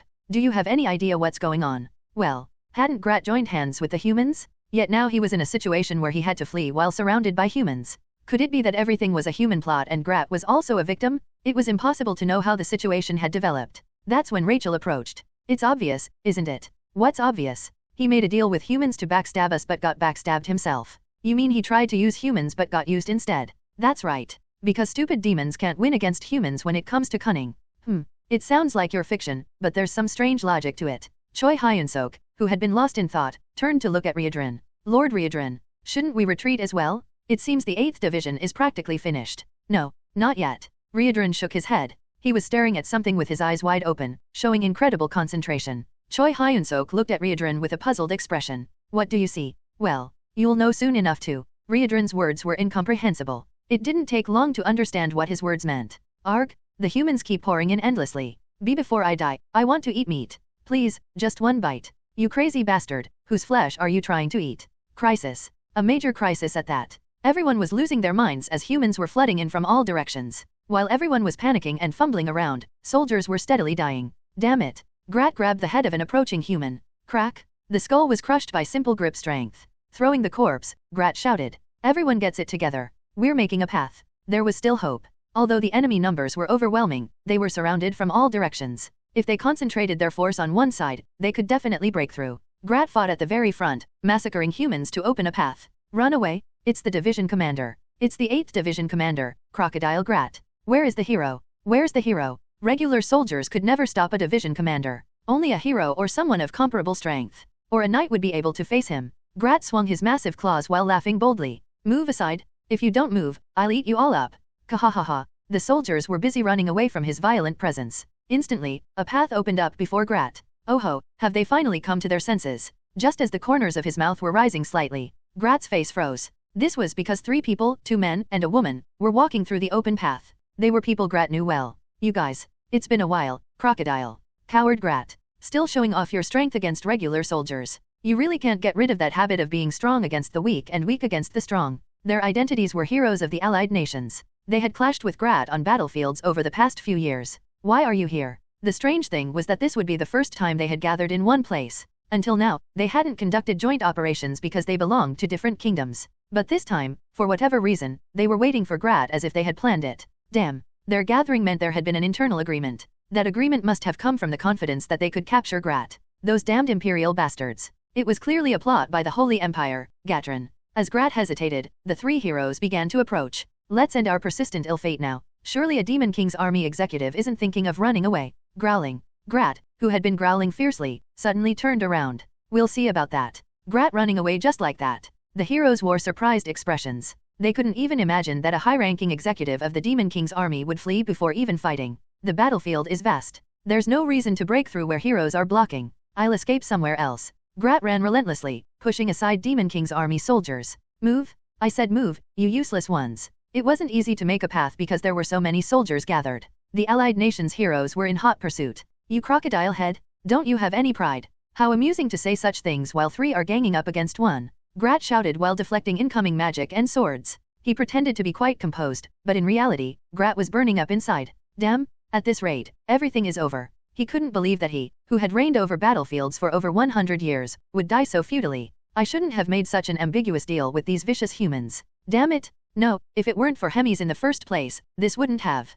Just as Grat was cursing the world, a black light fell from the sky. Swoosh, boom, the black light fell exactly between Grat and the heroes. For a moment, the battlefield fell silent as everyone's attention gathered. Whoosh, as the dust rose. From within came an enchanting voice that could make one's mind dizzy. Grat, our dear Grat. Grat's face froze upon hearing the voice. Where are you rushing off to in such a hurry? Though it had been a while, it was a voice he could never forget. Corps Commander. The dust settled, the black figure's identity began to reveal itself. Tall in stature with pale white skin, and her black hair that reached down to her waist swayed with a glossy sheen. Her alluring figure was visible through the black see-through dress that seemed out of place on the battlefield. A woman possessing enough charm to entrance any man. There was one flaw about her, and that was her face. More precisely, she had no face. Where eyes, nose, and mouth should have been, there was only an enormous pair of lips filling the space. Could it be a gourmand? Said Rohan Harris, the hero of the Agros Kingdom. Without a doubt. Though I've never seen one, it matches the appearance described in the records. Responded Olivian Roland, the hero of the Domi's Kingdom. We must flee. Even with 3 heroes gathered, we cannot defeat a corps commander. I agree. Let's retreat. At that moment, a man scoffed. It was Jack Holward, the hero of the Drusen Empire. This is ridiculous. After all the effort we put into this operation, you want to run away? I'm embarrassed that you're even called heroes like myself. Lord Jack. This is no time for recklessness. Haven't you heard the stories about the gourmand? Yes. I've heard and read plenty. In history books that might as well be fiction. Jack Holward's voice was full of mockery. To flee before even fighting, just because of such absurd stories. It's so pathetic it's giving me a headache. This isn't the time for. Leave him be. Olivian stopped Rohan. Let that fool do as he pleases. We cannot lose a hero of humanity like this. Leaving the 2 bickering heroes behind, Jack Holward turned around. No need. I'll handle this alone, so just watch. Jack Holward clicked his tongue. He felt that if he continued talking with these cowards, he'd lose his strength before even fighting. Tisk, to think such people are called heroes. How absurd. I suppose small kingdoms will always be small kingdoms. Jack Holward comes from the Drusen Empire, the only nation on the continent that stands shoulder to shoulder with the Holy Empire. If it weren't for the Emperor's orders, he would never have moved together with heroes from mere small kingdoms. He shifted his gaze to look at Hemis. She still had her back turned, seemingly in conversation with the crocodile head Grat. A gourmand. According to the records, they're certainly untouchable monsters. But is that really true? Jack had also seen records about gourmands. Several things came to mind immediately. They had fought alone against legends of their time and numerous heroes. They had wiped out armies of tens of thousands in an instant. There were many other stories, but they were all of a similar nature. All of them were unbelievable, absurd tales. Looking at these, Jack Holward thought. They're just lies from losers. The previous generation had lost to the gourmand. They must have deified the gourmand and exaggerated their power to justify their own defeat. But I, Jack Holward, am different. I am a true hero who inherited the secret techniques of legend. Flames began to rise from Jack's sword. Jack was the inheritor of the secret techniques of Elise Sendra, a legend of the Drusen Empire. Elise Sendra was one of the strongest figures in the Drusen Empire's 800-year history. Though she suddenly disappeared one day and no one knows her final fate. Jack had happened to obtain a sword manual containing Elise Sendra's secret techniques. In just 5 years from then, Jack, who had been merely the captain of a rural knight order, came to be called a hero of the Drusen Empire. I'll end this in one strike with the supreme swordsmanship of the secret techniques. The flames that spread from his sword had now engulfed his entire body. His body becomes even faster. Whoosh! Jack appeared like a massive fireball. He finally reached behind Hemis, moving as fast as light. Even at this moment, Hemis didn't turn around. She appeared to be focused solely on her conversation with Grat. Jack ground his teeth at such arrogance. Die. A massive flame was swung. Elise Sendra's secret sword technique Ultimate Art, Burning Flame Conflagration. The ultimate technique is recorded in the final page of Elise Sendra's sword manual. Though he could only imitate it, not yet having perfect control, its power was undoubtedly supreme. Whoosh! The flames screamed, as if they couldn't bear their own heat. Above all, the burning soul of the flames engulfed Hemis. Whoosh! Hemis burst into flames. Both demons and humans quickly retreated, unable to withstand even the heat spreading to the surroundings. Jack smiled while catching his breath. This is the price for your arrogance. He put more strength into the hand holding the sword. He intended to cleave the gourmand in two. Ugh! Jack's face turned red. For some reason, his sword wouldn't budge an inch. Then a voice was heard from within the flames. Ah, I was wondering where I'd seen this before. Was it 300 years ago? There was a woman who came alone, saying she would kill me. At that moment, the flames that had seemed capable of burning everything vanished like a lie. What was revealed was Hemis's pale white fingers. She was holding Jack's sword between her thumb and index finger. That's right. This was the technique that woman used. My, as I get older, it becomes harder to remember everything. Jack's pupils dilated. Elise Sendra was killed by a gourmand. The legendary Elise Sendra, whom he thought had merely withdrawn from the world and disappeared. To think she had actually been killed by a gourmand. But you know, Hemis moved her fingers with a smirk. Then Jack's body was dragged helplessly. Even when he tried to resist with all his might until his arms would fall off, he couldn't even put up a fight. The difference in physical strength was overwhelming. Fingers? You're toying with me using just fingers. A delicate, snow-white hand. To be swinging his body around with just the thumb and index finger of those fingertips. It was unbelievable even seeing it with his own eyes. I remember that woman back then had quite a refreshing taste, but you're not even close. Hemi's lips stretched horizontally into a wide grin. You can't even imitate it properly. No, you've turned a decent technique into complete garbage. Jack's eyes trembled uncontrollably. His expression was so distorted it looked grotesque. Me, Jack Holward, can't even imitate it. To think that he, called a hero of the Empire, couldn't even imitate the arcane swordsmanship. He couldn't get his bearings from the successive shocks. It's quite pitiful to think that such garbage walks around with pride, calling himself a hero. Hemis clicked her tongue and said. Jack dropped his sword right there. Something's wrong. This can't be happening. This can't be happening. As he frantically shifted his gaze around, he suddenly smiled. Now I understand. Understand what? This was a dream. I'm having a nightmare. Ha ha ha. Jack Holward's eyes completely rolled back, and he started laughing like a madman. His spit flew onto Hemis as he laughed loudly right in front of her. It's a dream? A dream? This can't be reality, right? Or is it illusion magic? Anyway, impressive. It's so realistic. But it's useless. I've figured out all your evil tricks. Now I'll break out of this fantasy world and split your head open? Kahahaha. The deranged Jack kept rambling without pause. Watching this, Hemis raised her hand. What nonsense is this idiot spouting? Hemis's fingers elongated and pierced Jack's throat in an instant. Kook, kuruk, kuruk. Bloody foam flowed from Jack's mouth. Hemis grabbed Jack's head with her other hand and ripped it right off. Thud. The hero of the Drissen Empire. Jack Holward's head falls to the ground. Hemis crushed the head under her shoe until it burst. I might get sick if I ate something like that. It would be terrible if I caught something like rabies, right? There was no one to answer. Hemis didn't seem to expect an answer anyway as she casually walked on. Well then, shall we clean up the rest? Her red lips stretched into a grin that reached her ears. The battlefield she had waited 100 years for excited her. When Hemis first appeared, the 8th Division Commander Grat thought. Why was Hemis here? Hemis had orders from the Demon King not to appear on the battlefield. She had been confined in the Black Giant Star for over 100 years because of that order. But soon Grat changed his mind. At least we will survive. Hemis is a corps commander. Though he had never actually seen her in battle, she must be strong. With her, they could surely handle the heroes of the allied nations. Grat, our dear Grat. Were you running away again? How unsightly. Oh ho ho ho. Even when Hemis said words that grated on his nerves, he bowed his head without responding. Anything was fine as long as he could preserve his life. At that moment, the Empire's hero moved. That guy is Jack Holward. He was a man Grat knew. Jack Holward, hero of the Drissen Empire. A rising hero who suddenly appeared like a comet a few years ago. His power was strong enough even for Grat to acknowledge. Though Grat was confident he wouldn't lose in one-on-one fights against most heroes, he avoided fighting Jack Holward. That's how dangerous the flames he used were. Dangerous. Grat shouted as he saw the approaching figure. But Hemis just smirked without even looking back. Dangerous. At the same time, Jack's flames engulfed Hemis. Whoosh. Grat despaired as he watched Hemis burn. Damn it. This technique was something even he had never seen before. It had more power than any technique Jack Holward had ever used. Taking a direct hit like that would make it difficult to survive. Even if it was Hemis, she would surely sustain fatal injuries. Stupid woman, there's a limit to being arrogant? Taking an attack completely defenseless. There's a limit to being confident. This was going too far. If Hemis falls here, he's finished too. Just as Grat was contemplating whether to flee again. Swoosh, the flames disappeared. What appeared was Hemis, looking exactly the same as before. Even the dress she was wearing hadn't burned. Thud. Soon after, Jack Holward's head was torn off, and Hemis began to move in earnest. Aik, save me. Mo, monster, we're all going to die. Guh, don't leave me, please. Pandemonium. A scene from hell unfolded.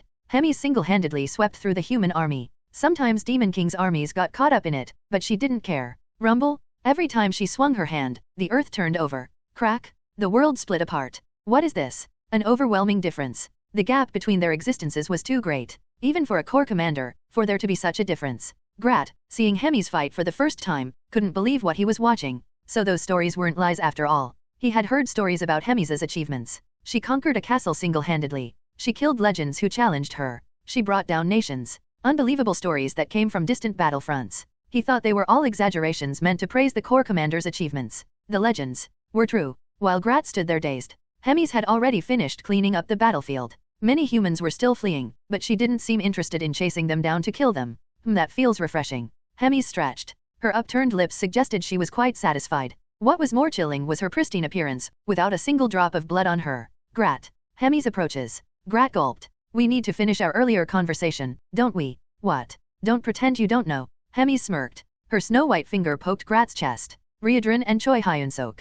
You sold them out, didn't you? Though Grat tried his best to feign composure, he couldn't help but tremble around his eyes. What do you mean? Reborn, Choi Hyun-seok, the Holy Maiden. Didn't you sell them all out? Hemis asked with a hint of amusement in her voice. Grat gulped. I have no choice but to push through. The moment I admit it, it's over. If it became known that he had colluded with humans, he would certainly die. Not just die, but he would obviously die after enduring all sorts of torture. Here, he had to pretend he knew nothing until the end. There was no evidence anyway. Grat naturally stroked his chin and said, no. Reborn is currently on a confidential mission, and Choi Hyun-seok and the Holy Maiden suddenly ran away from Gardrak Castle, so their whereabouts are unknown.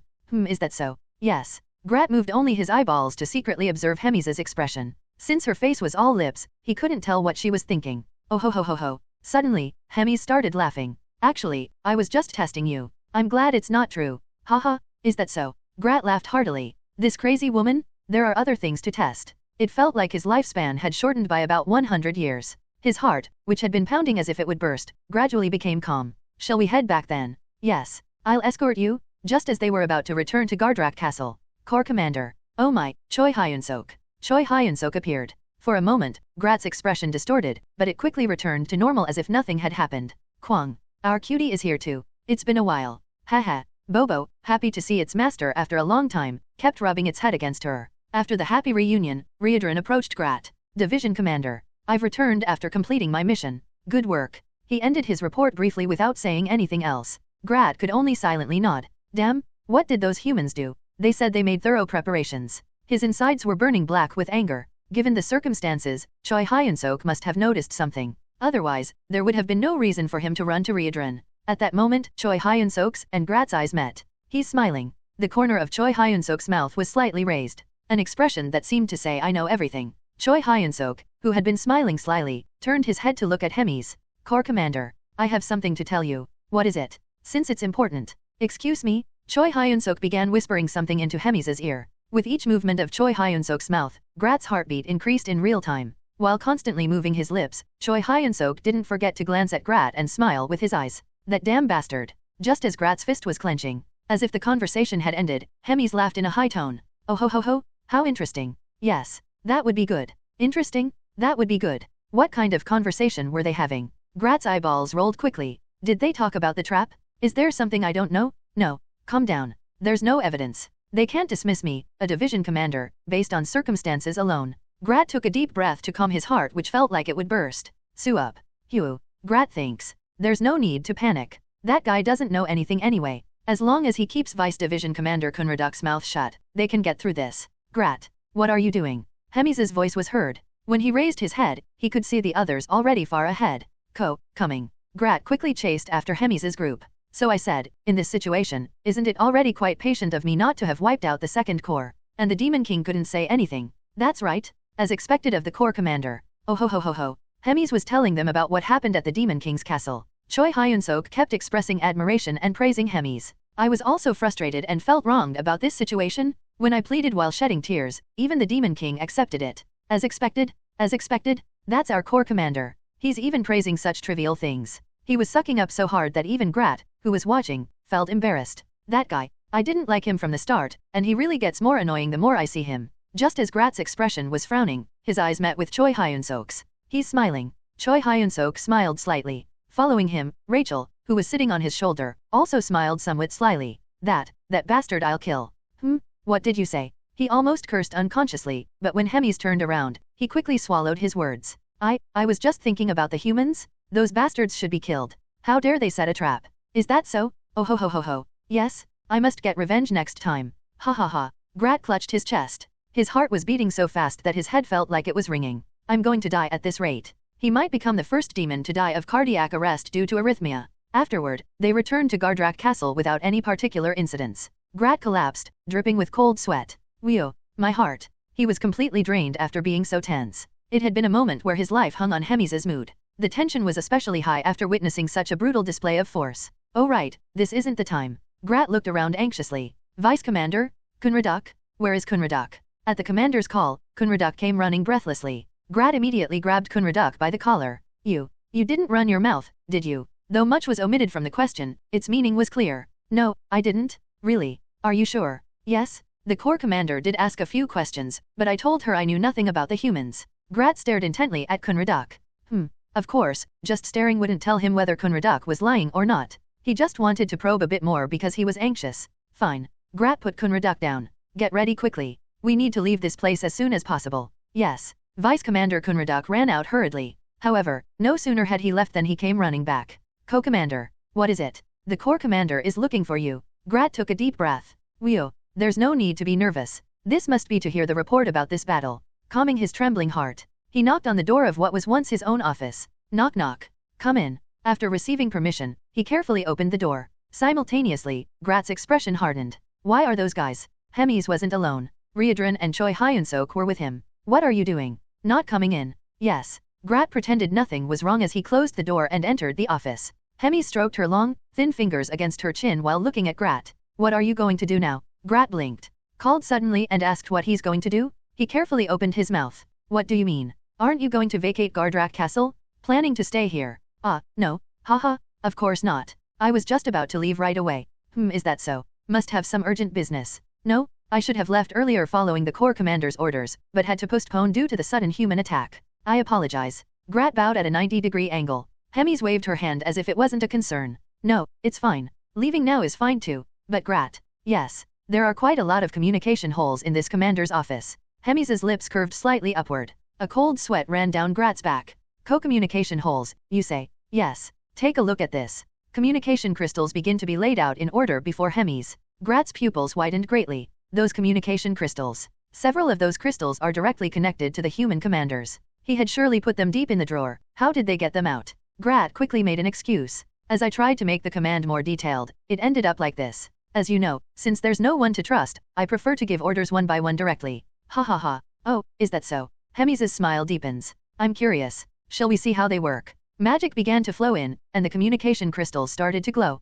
Wong? Grat gulped. No need to be nervous. The secret communication crystals have safety measures that will break them if magic other than mine flows in. It doesn't matter if it's connected to regular units. Even if it connects to humans, it will be destroyed by the safety measures. If that happens, he can just laugh it off saying the communication crystal was defective. At that moment, the communication connected. Who's there? Hemi said. Grat breathed a sigh of relief. It must be a communication crystal connected to a subordinate unit. Seeing that the communication crystal was intact, it must be for internal unit communication. However, the response that came was a completely unexpected voice. Who are you? You don't sound like Grat. Grat's eyes grew so wide they looked like they would pop out. Brian Bockets. Brian Bockets, the commander of the Holy Empire. Of all people, it connected to him. Why? There was definitely a safety measure in place. Grat's heart beat like it was about to burst. Clutching his racing heart, he forcefully feigned calmness. You're asking who I am? Yes. This communication line should only be used by Grat. I'm the 3rd Corps Commander. -3 RD Corps Commander? Wouldn't that be Hemis the Grotesque Eater?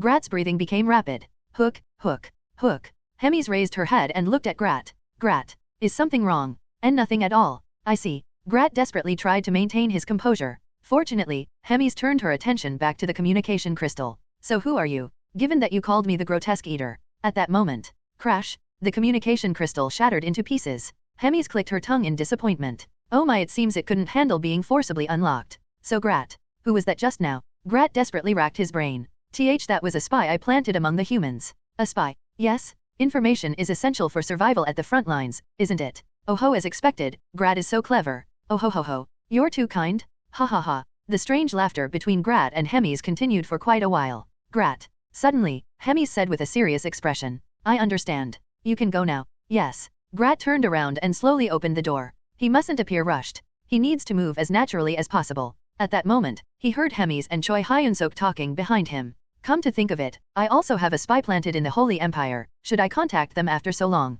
Oh, as expected of the Corps Commander. When did you prepare such a thing? Isn't information essential for surviving as a Corps Commander? Oh ho ho ho. In that case, we can get information about this raid from that spy. Yes, we should do that. Leaving their conversation behind. Thud. The division commander's office door closed. Simultaneously, Grat began running like mad. This is bad. This is really bad. Hemis clearly already knew everything. Even if that wasn't the case, if the human spy was real, it was only a matter of time before Grat's actions would be exposed. Kunraduk? Kunraduok. Running frantically, Grat urgently searched for the vice division commander. Why yes. Follow me right now. We're leaving Gardrak Castle. Division commander. We're not ready yet. Not all the soldiers have gathered. At that moment, Grat shot Kunraduk a terrifying glare. Shut up and follow me. At the sudden outburst, Kunraduk's eyes grew round. I don't need those guys, I just need you to follow me. Understand? But the soldiers. You stupid bastard. Grat decided to abandon Kunraduk.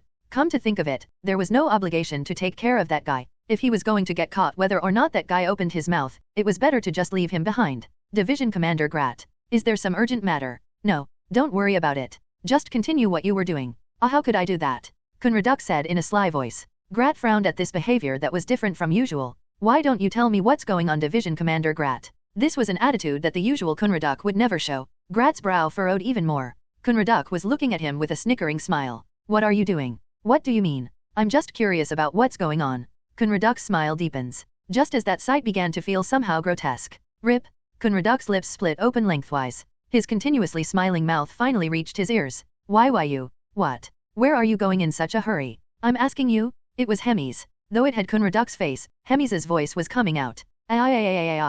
Grat ran without looking back. Fortunately, it seemed there was no intention to chase him, as Kunraduk remained standing there. I can't die like this. I'm going to live. I'm going to survive. How frantically he must have run. Before he knew it, he had arrived at the entrance of Gardrak Castle. A soldier who recognized Grat tilted his head. Division Commander, where are you going? Open the castle gate right now. Right now. Grat pressed the orc soldier. At that moment, the orc soldier's mouth split open. What's wrong? Aren't I just asking where you're going? Heek. Please spare me. Grat's hell was just beginning. Orban IV, Emperor of the Holy Empire Gatran and Pope of the Deosis faith. Although his body was aged, Orban possessed power stronger than any human. Some say that the Pope who served God had somehow become God himself. That this was not right. It was well-intentioned advice given with conviction. It was an open secret that he had earned the opportunity to meet the real God in heaven. Orban, a man no different from God, exhaled deeply. He was unfamiliar with failure and defeat, because it was a world where everything happened with just one word from him. But the past year had been different. Today too, Orban seriously contemplated while watching Cardinal Elrond, who reported, "We have failed. Perhaps it was time for this one to go to God's embrace as well." Cardinal Elrond was certainly an exceptional man. Not only was he quick-witted, but he always formulated excellent plans with his extraordinary mind. He also possessed the drive to quickly put plans into action. The problem was that he hadn't heard the word success from his mouth recently. One or two failures could be attributed to bad luck, but repeated failures were incompetence. Was it that guy named Choi Hyun-seok who was the problem this time too? Yes. Oseld Gafen, Byron Hain, Worston Red. In just the past year, 3 heroes of the Empire have died. Heroes. Those who transcended human limitations, possessing military might equivalent to an army of one. They were precious beings, usually only 2 or 3 per kingdom. If another kingdom had suffered such losses, it wouldn't be strange if the foundations of the nation were shaken. And Cardinal Elrond, who commanded all these operations, would have had his entire family line exterminated to take responsibility. That's how significant the death of a hero was. Half of the knights who entered the mission are dead or severely injured, and the Red Nightmare escaped. Moreover, the casualties from the battle at Maradon Great Plains exceeded 20,000. At this point, Your Eminence has destroyed the equivalent of a decent-sized kingdom. Truly remarkable. Cardinal Elrond couldn't bring himself to raise his head. He too knew how serious this situation was. Damn it. Cardinal Elrond's fist clenched tight. Honestly, he felt wronged. Until now, none of his plans had ever been wrong. There were just too many unexpected variables. This operation was no different. Who could have imagined that the grotesque eater Hemis would appear on the battlefield after a gap of over 100 years? That the Red Nightmare Riedran's power would be twice as strong as known? If the Pope hadn't ordered the death of 8th Division Commander Grat in the first place, Elrond would have continued to use him. If that had been the case, the situation wouldn't have deteriorated to this worst-case scenario. Sigh, right. It's already past. Just unnecessary assumptions. Elrond sighed and shook off his thoughts. Regretting the past changes nothing. He himself was the one that is ultimately responsible for everything. All that remained was the result of failure. These two things wouldn't change no matter what was done. Lord Elrond. Elrond raised his head at the Pope's call. First, pull back the front lines. Fighting on a battlefield where the grotesque eater is present will only increase casualties. Elrond's eyes widened at the Pope's order. Could it be he's letting me live? Even though he had prepared himself for death this time, was he being given another chance? The Pope wasn't as benevolent as he appeared on the surface. Elrond's pupils shook frantically. Do you understand what I'm saying? Yes, yes. And let's contact the Demon King after a long while. We need to know why the grotesque eater came to the battlefield, breaking the treaty. I will prepare right away. You may go then. Yes. Elrond bowed his head and withdrew. What a lucky day. The Pope neither got angry nor held him accountable. It must mean he still values him highly. Cardinal Elrond hurried out of the room to live up to those expectations. Watching Elrond's retreating figure, the Pope flicked his hand. Then a masked man appeared from behind. He knows too much. Accurately grasp and take over all the work that Cardinal Elrond is in charge of. Understood. I'll give you 3 days. When the work is done, confiscate Lord Elrond's property and execute everyone belonging to his family. Yes. There must be no noise. You understand what I mean? Of course. A clear answer. Pope Orban IV smiled as if satisfied. I'll be counting on you. The man who had been standing behind the Pope disappeared as suddenly as he had appeared. An eerie laugh echoes. Hee hee, hee hee hee, ka-hoo hoo, hee hee hee hee hee, ka-ha-ha-ha-ha-ha. These were the laughs of the hero and his dedicated fairy. Hero, look at this crocodile head. He's completely lost it, hasn't he? I know, right? This guy is just big in size but a total coward. At their feet lay the fallen 8th Division Commander Grat. From the outside, it might look like a righteous hero had defeated a Demon King's army executive, but the reality was slightly different. Grat had simply collapsed on his own after being tormented by Hemis for 3 whole days. All our hero Choi Hyun-seok did was create the situation with his tongue and watch it unfold. I wonder how many levels I'll gain from catching this one.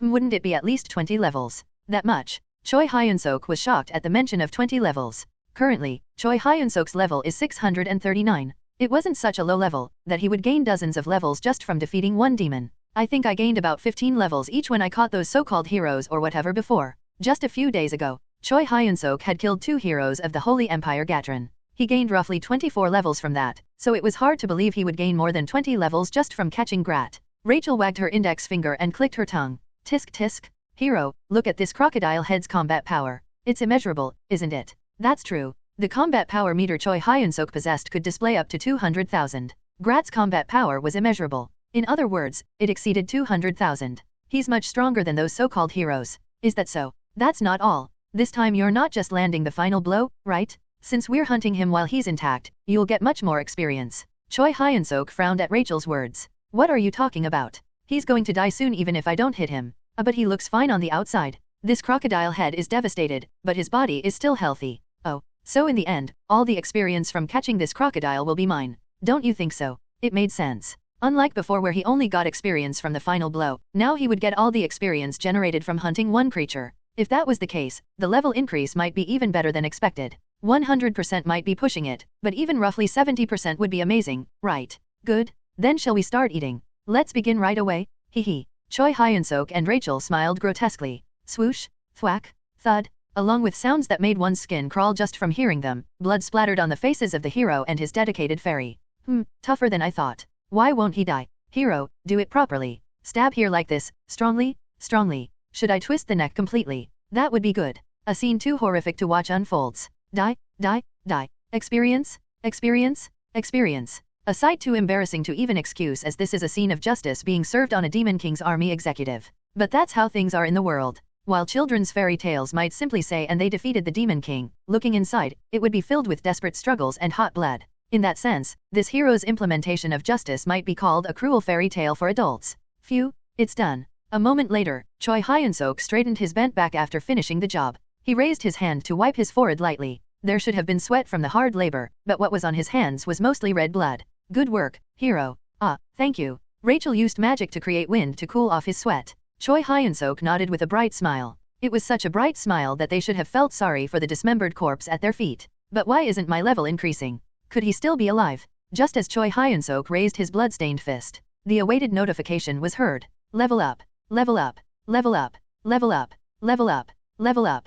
Level up. Level up. Level up. Level up. The level UPS kept coming endlessly. Choi Hyun-seok thrust his fist forward energetically. That's right. Oh, hero. How much did you increase? Let's see. Choi Hyun-seok immediately opened his status window. White small square name, Choi Hyun-seok. White small square title, hero candidate. White small square level, 671. Strength, 226. Agility, 224. Stamina, 227. Magic, 236. Demonic energy, 257. Charisma, 88. Fighting spirit, 34. Bonus points, 32. White small square hero points, 2,200. Level 671. Bonus points 32. In other words, this hunting increased his level by 32. Insane? I went up 32 levels. Oi, crocodile head, I believed in you. I need to distribute the points right away. Choi Hyun-seok raised the bonus points mainly in magic power. This was because the current demonic energy was too high, making it difficult to utilize Nobile Race.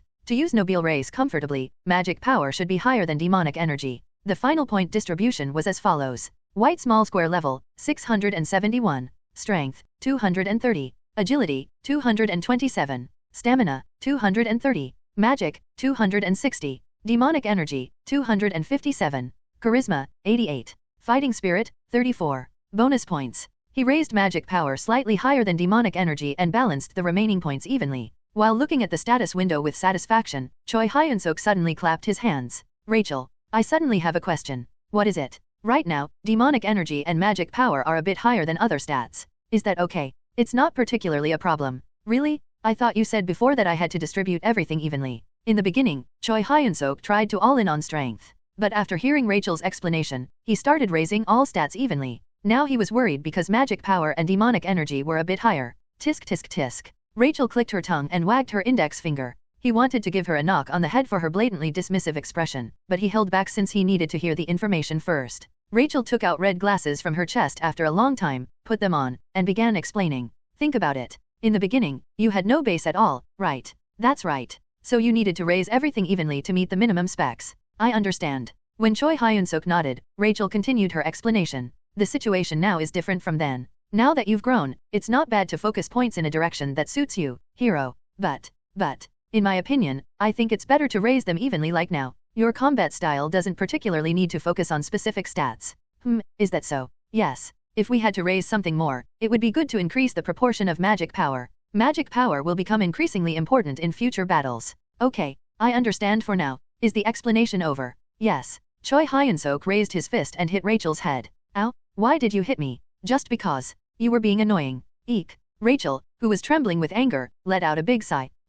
I'll let it slide because today is a good day. Right. Today is a good day. Hero, you should thank the Corps Commander for giving us such a sweet opportunity. At Rachel's words, Choi Hyun-seok raised his arms and shouted in an exaggerated voice. Corps Commander? Thank you. Thank you. Rachel, who was beside him, also raised her arms and shouted, Hurrah! Long live the Corps Commander. Hurrah! Long live. But Rachel, is it okay for a hero to act like this? Who cares? It's fun, isn't it? True? Then it's fine. Hurrah! If only they'd throw me one macaroon, I could sell my soul. Rachel, who had been making a ruckus, suddenly clutched her stomach. Hero, maybe it's because of the exercise, but aren't you hungry? A little. Let's go eat meat. Meat. Sure. I suddenly wonder what crocodile meat tastes like. Try it yourself. You try it first. Never mind. Let's go find some meat. Okay. Just as Choi Hyun-seok and Rachel were about to move to look for meat, they ran into Abelson nearby. Choi Hyun-seok hurriedly wiped the blood off his face. Hopefully she didn't see. He had killed Grat and praised the Demon King's army corps commander. Since it wasn't exactly the kind of behavior that would leave a good impression on others, he was worried. Choi Hyun-seok approached Abelson, trying to act as naturally as possible. The weather is nice today. Haha, where are you headed, Abelson? Just had some business. It's finished now. Fortunately, Abelson seemed normal as usual. Just as he was breathing a sigh of relief, something caught Choi Hyun-seok's eye. What's that in your hand? This? Don't worry about it. Abelson shouted while hiding the mace behind her back. Her face was bright red, looking like someone who had been caught with something they shouldn't have. Choi Hyun-seok looked back and forth between Abelson and the mace. And never mind that, hurry up and go eat meat. Quick. Abelson shouted while physically pushing Choi Hyun-seok away. Something seemed odd, but who cares? Yes, let's go. A meal with Abelson is always welcome. Today's menu was an unknown demon beast meat. I placed the pre-salted meat on long skewers and laid them over the fire. Sizzle. The surface turned golden brown over the hot fire. Choi Hyun-seok quickly turned the skewers to prevent the meat from burning. Whook, whook. Stop making those weird noises. Whook.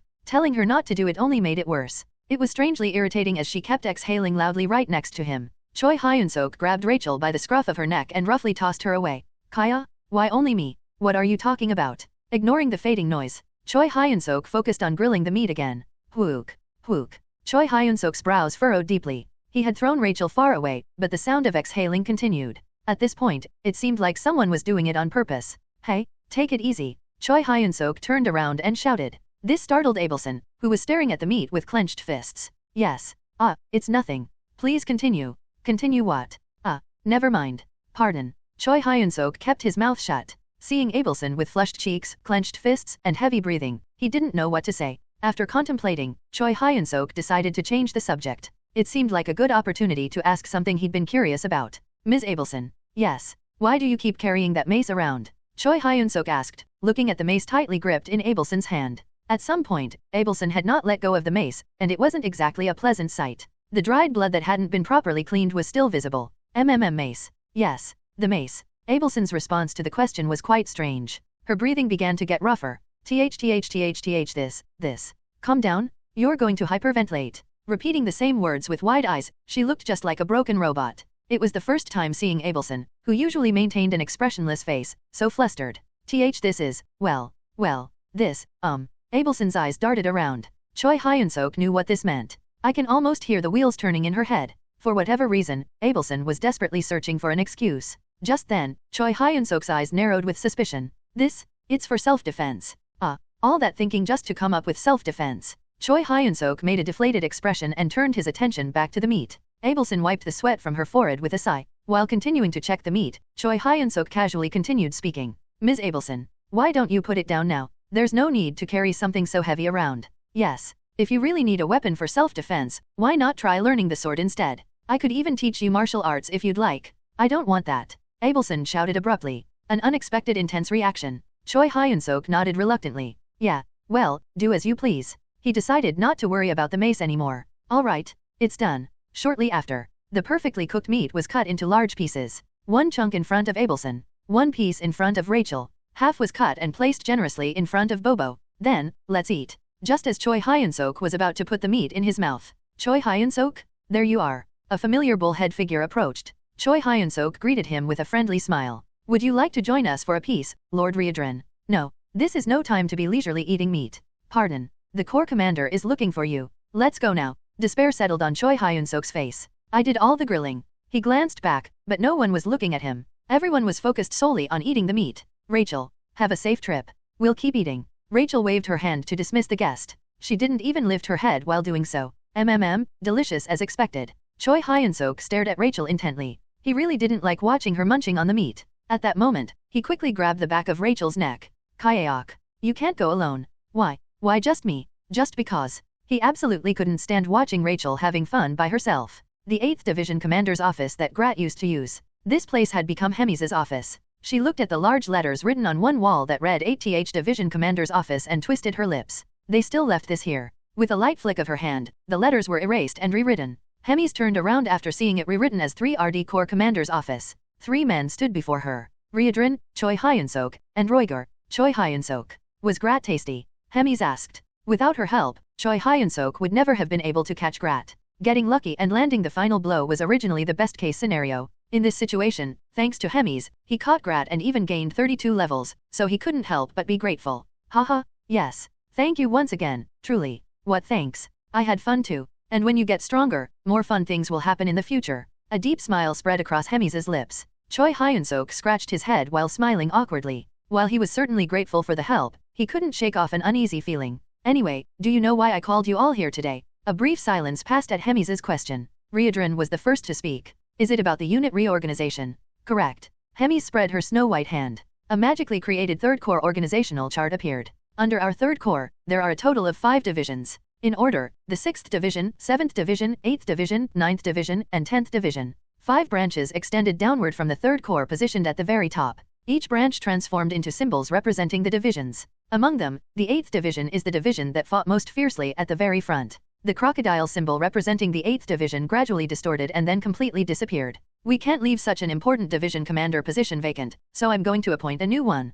Hemis looked at Reborn. Reborn, you can do it, right? Yes. Roiger will be the vice division commander. At that moment, Roiger's eyes widened. Would it be alright for me to serve as vice division commander? Of course. Your skills are more than sufficient. I also like how clever you are. Hemi spoke calmly. Choi Hyun-seok found himself nodding unconsciously. He agreed with her words. Roiger would be excellent. The last time he checked, Roiger's combat power exceeded 110,000. This level would make him high-ranking even among regiment commanders. Smart subordinates are always welcome. I was thinking of completely reorganizing the 8th Division anyway, now that we're changing commanders. I will do my best. Good. Hemis looked at the last remaining person, Choi Hyun-seok. Choi Hyun-seok. Yes. Do you remember the first promise we made? I remember. It was obvious what she would ask in this situation. Not long after Choi Hyun-seok came to the Black Giant Star, she proposed a deal. From now on, I'll protect you. 1 month. Within that time, fight and win against the one I choose. You'll rise in rank by killing those above you, step by step. If you can just make it to battalion commander, you might be useful enough. Hemis protects Choi Hyun-seok. In return, Choi Hyun-seok fights whoever she designates. The final goal was battalion commander. Back then, I thought it was completely impossible. He achieved it in less than a year. Am I becoming a battalion commander? No, you're going to be the regiment commander of our Corps' direct command regiment. Choi Hyun-seok's eyes grew round. Not only did he suddenly skip battalion commander to become regiment commander, but it was even Corps direct command. Generally, Corps direct command units are held to a higher standard than other units. Putting someone of your level in a battalion commander position would be a waste of potential. Thank you. Honestly, even I didn't expect this. That a day would come when you'd survive and become a regiment commander. Even if such a day were to come, I never thought it would be this fast. Hemis approached. She reached out her hand and smoothed down Choi Hyun-seok's chest. You've worked hard until now. With this, our contract is terminated. Something felt strange. It was strange that Hemis was saying such things. It felt awkward that those who had been so far above that he couldn't even look up at them now felt not so distant. What should I do from now on? What do you mean what should you do? Just keep doing what you've been doing. Yes, that's true. Haha. Try broadening your stage from now on. At the level of a regiment commander, you won't get beaten up wherever you go, even without being under my shadow. The atmosphere of Hemis speaking is somehow strange. Choi Hyun-seok was overwhelmed with anxiety. Could it be that she's thinking of pushing him away? That must not happen. This is still a time when he needs Hemis's shadow. Until he becomes at least a division commander, he will stick to her like a bedbug. I'm still very lacking. I can't even imagine how to live without being under the corps commander's shadow. Oh ho ho ho, you don't need to worry that much, Choi Hyun-seok. You need to look at your level more objectively. Objectively, do you perhaps not know what position a regiment commander is? Choi Hyun-seok made a puzzled expression. A regiment commander is above a battalion commander and below a division commander. Is there anything else besides that? You know that in the Demon King's army, rank directly represents power, right? Yes. You also know that there are only division commander and corps commanders above the regiment commander position.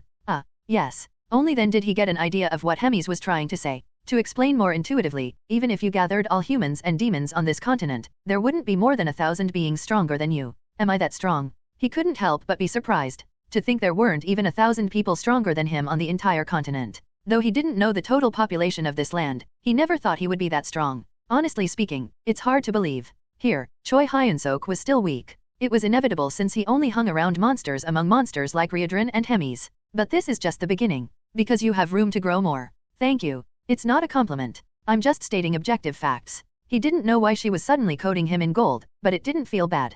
Hemis extended her snow-white hand. Anyway, I look forward to working with you, Regiment Commander Choi Hyun-seok. I will serve with all my loyalty. Corps Commander. The hand he grasped was cool, but it was a refreshing coolness that made him feel good. Oh right, just to let you know, I'm going to be busy for a while. Don't mind it even if I'm not around. The three men made puzzled expressions at the word busy. Hemis is busy. It's a completely mismatched sentence. For the past 100 years, her only schedule had been the occasional corps commander meetings. Though there had been various incidents recently, it wasn't enough to say she was busy. What's going on? Reborn asked. Well, I plan to go here and there alone, so this friend will be in charge of the unit during that time. Hemis's lips parted. Creak. Her lips parted nearly 2 meters wide. Despite seeing it several times, it was still an unfamiliar sight. Clank, clank. The sound of metal colliding came from inside her lips. And then a black form began to reveal itself. Black armor covers their entire body. A massive greatsword was hanging on their back, and at a single glance, its cold gleam revealed it to be a legendary sword. I'm Modem. Choi Hyun-seok looks familiar, right? The identity of the black armor was Modem. He was someone who had played an active role in the Battalion Commander Tournament flag capture, and Choi Hyun-seok had already clashed with him once before. You'll be taking my place as acting corps commander from now on, so say hello. Reborn looked at Modem, lost in thought. This is concerning. Acting corps commander. As the title suggests, it's a role that substitutes for the corps commander while Hemis is away. Does this person called Modem really have the qualifications to take on such a heavy responsibility? Modem is just Hemis' subordinate, not even a member of the Demon King's army. Corps commander. Will this be alright? Reborn asked. It didn't matter to him personally, but the other division commanders were the problem. It was clear as day that the division commanders under the 3rd Corps would oppose Modem becoming the acting corps commander. Although the demonic energy emanating from Modem was considerable, it hadn't exceeded the division commander level. Looking at just the total amount of demonic energy, it was average. The Demon King's army isn't an organization where power represents everything. He was worried whether someone who was essentially parachuted in could properly control the other division commanders. It doesn't matter. Besides me, there's no one in our corps who can defeat Modem. Understood. Reborn nodded. Honestly, he was puzzled, but if Hemis said so, then that's how it is. If this Modem could overwhelm other division commanders with force, there was nothing to worry about. Modem doesn't know much about military affairs, so help him out well, Reborn. Yes. After finishing this ultra-rapid parachute appointment, Hemis waved her hand, dismissing everyone. Then everyone can go now. As I said earlier, I'll be away frequently, so just carry on as usual when I'm not here. Yes. Everyone bowed their heads and left the office. Thud. The door closed, and a strange atmosphere lingered. Modem approached Choi Hyun-seok. It's been a while, Choi Hyun-seok. Yes? What a surprise to meet you again like this. Ha ha ha. Cold sweat ran down Choi Hyun-seok's back. Reborn and Roiger, who didn't know what had happened between them, watched the two with puzzled expressions. Thanks for last time. I had fun because of you. Ha ha ha. I went a bit too far with my joke, thank you for understanding. The second game of the Battalion Commander Tournament, Flag Capture. At that time, Choi Hyun-seok had landed a big hit on Modem and then given him the middle finger. Meeting you was awful. Let's never meet again. He wished he could go back in time and sew his mouth shut for saying such things. You idiot! Why did you have to run your mouth? Hemis had just said earlier. Excluding herself, there was no one in the Third Corps who could defeat Modem. In other words, Modem's power exceeded that of ordinary division commanders. He had shown such disrespect to this monster, who had now suddenly returned as his superior. Everything went dark before his eyes. The situation was more than just awkward. You've gotten more than twice as strong in this short time, even though not much time has passed. No, my skills are still humble. Fortunately, Modem didn't seem to want to dwell on what happened back then. He placed his hand on Choi Hyun-seok's shoulder. Simultaneously, Choi Hyun-seok's face contorted with pain. Crunch. The grip was so strong that it felt like his shoulder would be torn off. I look forward to working with you. I'll do my best. It wasn't his imagination that he could hear amusement in Modem's voice. After working his way up in the Demon King's army for quite some time, he thought things might finally get easier now that he'd become a regiment commander, but no such luck. Several days passed. Contrary to Choi Hyun-seok's expectations, the past few days had been exceptionally quiet. It was so quiet that he wondered if it had ever been this peaceful since coming to this other world. As she had said, Hemis had secluded herself doing who knows what, and despite being on the front lines, not even a single human had been spotted. Modem was the only concern, but he had been busy learning about Corps commander duties, so he hadn't particularly bothered Choi Hyun-seok. Thanks to this, Choi Hyun-seok could focus entirely on training during his spare time. Good. It's finally complete. As a result, Choi Hyun-seok was finally able to perfect his fighting technique utilizing body transformation. Congratulations! You have completed a new form of fighting technique. As a reward, body transformation by demonic energy has been stabilized. Please name the fighting technique. It will be registered as an official skill. 1/2 fighting techniques remaining until hero quest completion. Choi Hyun-seok's face was filled with joy as he looked at the system alert. Congratulations, hero, you finally succeeded. Yeah, though I still need one more to complete the hero quest. Oh come on, you'll complete the next fighting technique even faster. You think so? The first time is always the hardest. Now that he had gotten a feel for creating fighting techniques this time, the next one should be easier. It's asking me to name this technique, what should I do? Choi Hyun-seok asked. Rachel watched him intently with her arms crossed. Overall, Choi Hyun-seok's appearance hadn't changed much. The only differences were the long blades protruding from his forearms and the horns that had grown on his head. Occasionally, with a crackling sound, electricity would flow from the tips of the horns, which Choi Hyun-seok could release at will. The fact that his physical abilities had increased slightly more than before was also a change. All of this was possible because of the characteristics of fulminium, one of the magic power ampoules that Choi Hyun-seok had drunk. I thought of a good name. What is it? When you think of blades, it's Wolverine? This technique's name should be Wolverine mode. I don't think we should use that name. It seems like it might cause trouble here and there. Why? Wolverine? It's a wild animal similar to bears that live in North America. Rachel smiled as if to say not to worry. Anyway, I don't like it. That name won't work. Then what should we call it? Well, since it's a transformation from the magic beast Fulminium, why don't we just call it Fulminium mode? Choi Hyun-seok shrugged his shoulders. Rachel's lips protruded, seemingly dissatisfied. Ugh, what's that? That's so boring. I don't know. Simple names are important for being intuitive. This is what we're going with. TCH. Why did you even ask if you were going to do whatever you wanted? Choi Hyun-seok ignored her, having nothing particular to say, making a mental note to just decide without asking Rachel next time. By the way, the system is strange too, Rachel said, tilting her head. What's suddenly strange about it? Well, you know, they clearly said that using magic in the hero system doesn't exist. Don't you remember losing 500 hero points before when trying to create a technique because of magic? Ah, that's right. The hero shop has functions for creating techniques and creating magic. Choi Hyun-seok had previously tried to create a technique using a hefty 500 hero points but failed because he possessed magic. It's natural for the system meant for heroes to have errors with magic. But look at your status window now. What about the status window? In the abilities section, there's magic operation, magic explosion system. In the skills section, there's Reborn style fighting technique modified strength, plomat, nobile race. They're all things that use magic, right? Oh, you're right. There's even a demonic energy stat clearly written with numerical values. That's why it's strange. It is definitely strange. The hero system. As the name suggests, it's a system for heroes. Since heroes don't use magic, it was perfectly natural for the system not to accommodate magic users. However, looking at Choi Hyun-seok's status window now, everything is related to magic. Moreover, this hero quest had him create a technique utilizing magic, and its reward supports body modification through magic. At this point, it seems like they should change the name from Hero System to Demon System or Demon King's Army System. Maybe. Choi Hyun-seok spoke after contemplating. The system is evolving too. The system is evolving. Yeah, you mentioned it before. How the system has changed a lot from before to now. That's true. So that means the system can change. Then it might be able to evolve to accommodate magic.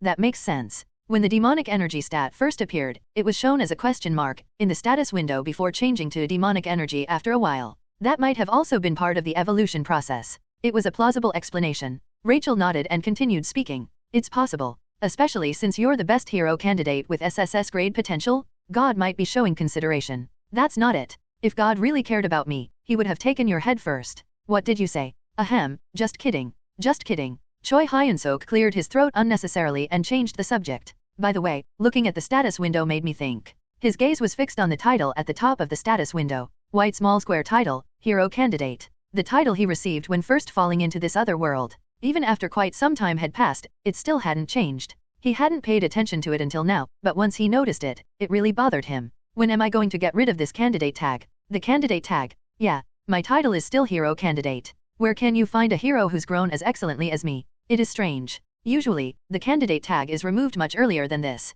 Really? Choi Hyun-seok's eyes widened. He had just mentioned it without much thought, but to think there really was a way to remove the candidate label. By Demon King's army standards, roughly a battalion commander? Usually, with that level of power, the candidate tag is removed. When you become a regular hero, you get various benefits too. Wait, then why am I still a candidate? Currently, Choi Hyun-seok's level is 671. The combat power is as high as 92,870. It's already surpassed the battalion commander level, and it's reached a fairly stable position even among regiment commanders. Yet, the title Hero Candidate still remained unchanged. It's such a disadvantage. If there are benefits, they should promote me quickly. Usually, a promotion quest appears. When you complete it, you become a regular hero from a hero candidate. Promotion quest. Yes, you can think of it as just a hero quest. The reward is the title. Ah, I see. You take a promotion test through a hero quest. The format was simpler than expected. The content usually involves heroic tasks like saving villages in danger or defeating demons. Then why haven't I received this promotion quest?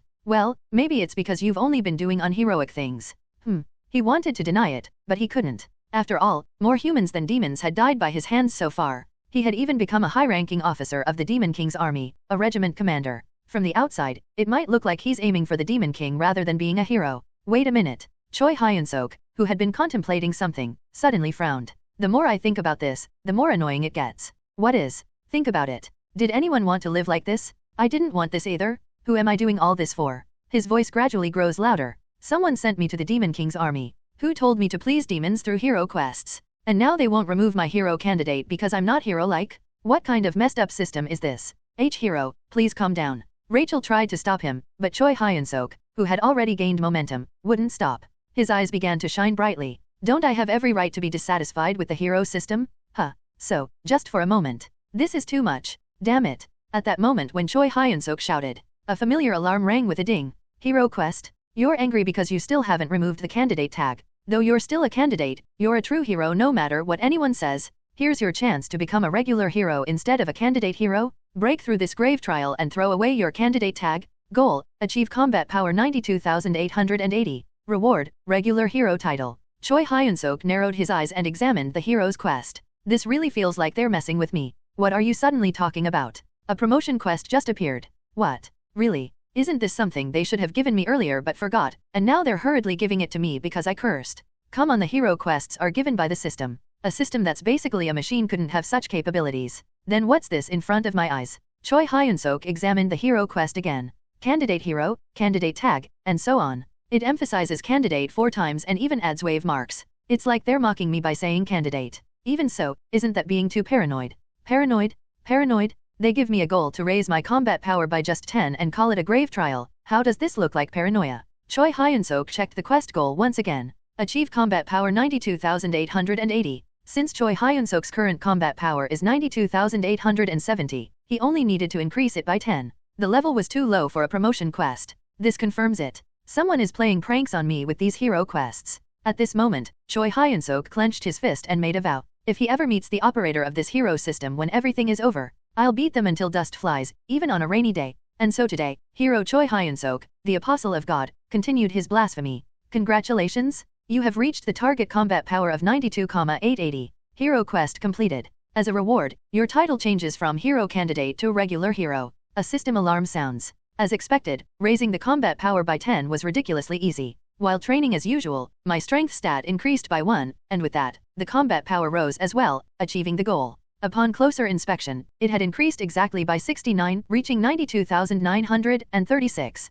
So I've finally become a regular employee too. What nonsense are you suddenly talking about? Well, it feels that way. It's like being converted from a contract worker to a regular employee. Choi Hyun-seok shrugged his shoulders. Although he didn't know why the title was specifically regular hero, it didn't feel bad since it was just like being converted to a regular position. By the way, what's good about upgrading the title? There are several benefits. Most importantly, leveling up becomes faster. What? Leveling up becomes faster. Choi Hyun-seok's eyes grew so wide they looked like they might pop out. In one swift motion, he grabbed Rachel by the nape of her neck and lifted her up.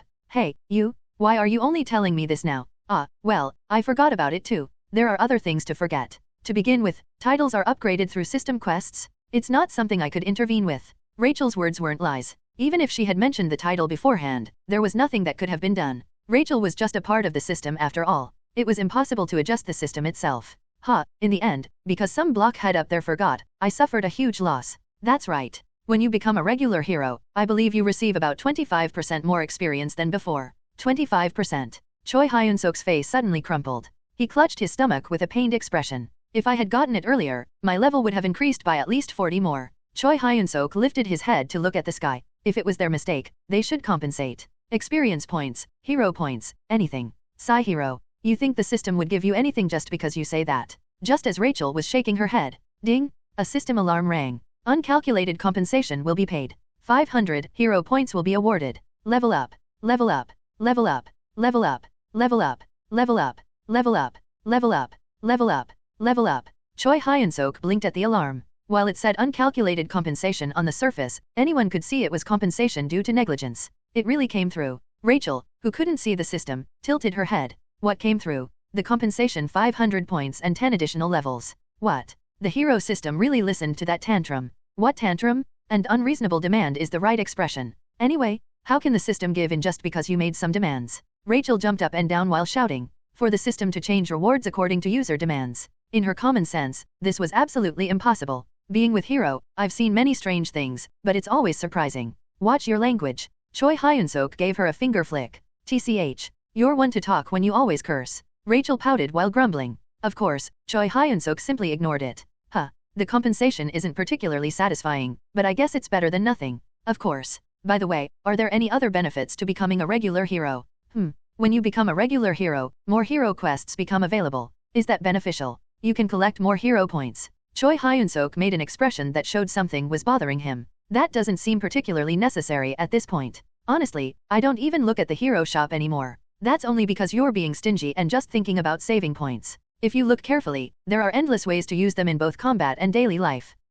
Well, I am saving points for now. Choi Hyun-seok nodded. However, he wasn't using points now because he was saving them to buy inventory space. He remembered there were quite a few items he wanted to buy if he had extra points. Are there any other benefits? Rachel continued to list more benefits of becoming a regular hero. However, from Choi Hyun-seok's perspective, none of them were particularly impressive. Even though there was talk about system synchronization rates increasing or whatnot, what he actually felt was similar. That's fine. Actually, just the 25% increase in experience is enough. Anyway, the increase in experience alone is already an incredible gain. Well then, shall we start activities as an official hero? Yes. Just as the excited Choi Hyun-seok and Rachel raised their fists energetically. You've got guts to say you'll do hero activities within the Demon King's army. A murky voice that seemed to scrape the bottom of the abyss was heard. When they turned around, there was someone ranked first on the list of demon folk they least wanted to meet. Ahaha, isn't it Lord Modem? A knight in black armor carrying a great sword. It was Modem. Choi Hyun-seok forced a smile. Due to the intense facial movement, the corners of his mouth trembled. I thought it was too quiet. Even though he was busy understanding the Corps Commander's duties, Modem had been too absent. He was thinking it was about time for him to show his face. The timing isn't good. Hero activities, I hear that heroes are God's apostles who kill demon folk. Modem, who rarely engaged in outside activities, was lacking in common sense of this era in many ways. Part of the reason he hadn't shown himself for so long was to learn such common sense. While it's true that I'm a hero, I don't kill demon folk or anything like that. No matter what anyone says, I'm Lord Hemis's loyal dog. The 3rd Corps Direct Regiment Commander Choi Hyun-seok? Ha. That's right. Our hero is trash who cuts down humans. They were an official hero and dedicated fairy who voluntarily chose to be dogs of the Demon King's army executives. Modem waved his hand with an indifferent attitude. I was joking. Lady Hemis already gave me a word about you, so don't worry. Thank you. Right. As you say, you're an executive of the Demon King's army. A regiment commander. Of course, that's right. But what exactly do you do? Pardon. Modem's already low voice dropped even lower. You're supposed to be a regiment commander, but all you do is stay stuck in the training ground doing drills. Training isn't bad, but a commander's role isn't just about training, is it? Well. The flustered Choi Hyun-seok continued. Lord Modem, I'm sorry, but even if I wanted to perform that commander role, I don't have any troops. Currently, Choi Hyun-seok is a regiment commander in name only. This is because he has no subordinates at all. He had heard that there would be a large-scale troop reinforcement soon and that the unit would be reorganized then, but he hadn't been informed of the detailed schedule. That's why I'm thinking of reinforcing your troops now. Oh, some expectation appeared on Choi Hyun-seok's face. He is a regiment commander, after all. Under a regiment commander are 5 battalions and several direct companies. In other words, a regiment commander has roughly 3,000 subordinates. 3,000. It might seem small at first glance, but when you actually see that many gathered, you realize it's more than you can imagine. Am I finally becoming a proper commander? A commander with countless soldiers? It's a position every man must have dreamed of at least once. Although the soldiers in the Demon King's army are demon folk, so what? Choi Hyun-seok's mentality had become strong enough to laugh off such trivial matters. I've arranged a place for interviews, so let's go there. Excuse me? Interviews. Do I need to say it twice? No? Haha. Recruiting soldiers through interviews. That's even better. Choi Hyun-seok showed a good-natured smile, but his inner thoughts were different. What's this nonsense about interviews? Recruiting soldiers through interviews. It's 3,000, for crying out loud. To recruit that many through interviews would take at least several months. Or maybe it's interviews for battalion commanders. Choi Hyun-seok followed behind Modem, unable to resolve his doubts. The interview location was the largest parade ground in Gardrak Castle. Hundreds of demon folk were gathered there, and when Choi Hyun-seok and Modem appeared, all eyes immediately focused on them. The pressure was somewhat threatening, causing a streak of cold sweat to run down Choi Hyun-seok's back. Are those gathered over there the ones who came for the interview? Yes. If I'm not mistaken, everyone seems quite capable. You have good eyes. Are we perhaps selecting a battalion commander here? No. This is for recruiting unit members. What? What kind of Demon King's army unit could be made up of such monstrous individuals? Just as Choi Hyun-seok was wondering this, Modem clapped his hands in an exaggerated manner. It felt awkward as it was completely different from his usual dignified demeanor. I forgot to mention. He turned to Choi Hyun-seok and said, while officially you'll be a regiment commander, your unit will be structured somewhat differently. Different how? You could say it's a kind of special forces unit. We're thinking of making it about company-sized. We're going to test run it and scrap it if it's no good, so don't worry too much. That's a wonderful idea. Ha ha ha. Wonderful idea my foot. I'm getting a bad feeling already. A feeling that I'm going to be pushed around in unpleasant ways? Who came up with such an excellent plan? I did. It's a plan that came from thinking about how to utilize your power. I see. He had many things he wanted to say but held back. Choi Hyun-seok vowed to definitely smack Modem on the back of his head once he becomes stronger than him. Let's stop with the unnecessary talk and get started. Modem climbed onto the platform. Everyone, attention. We will now begin interviews to select special mission members directly under the third core. Threatening demonic energy flowed from him. Though not a large amount, it was enough to overwhelm everyone. Refined demonic energy qualitatively different from the demons of this era. The demonic energy that gave goosebumps just by touching it felt like a sharp blade hanging below one's neck. This human here is Choi Hyun-seok, who will be the unit commander. Choi Hyun-seok, step forward. At Modem's words, Choi Hyun-seok stepped forward.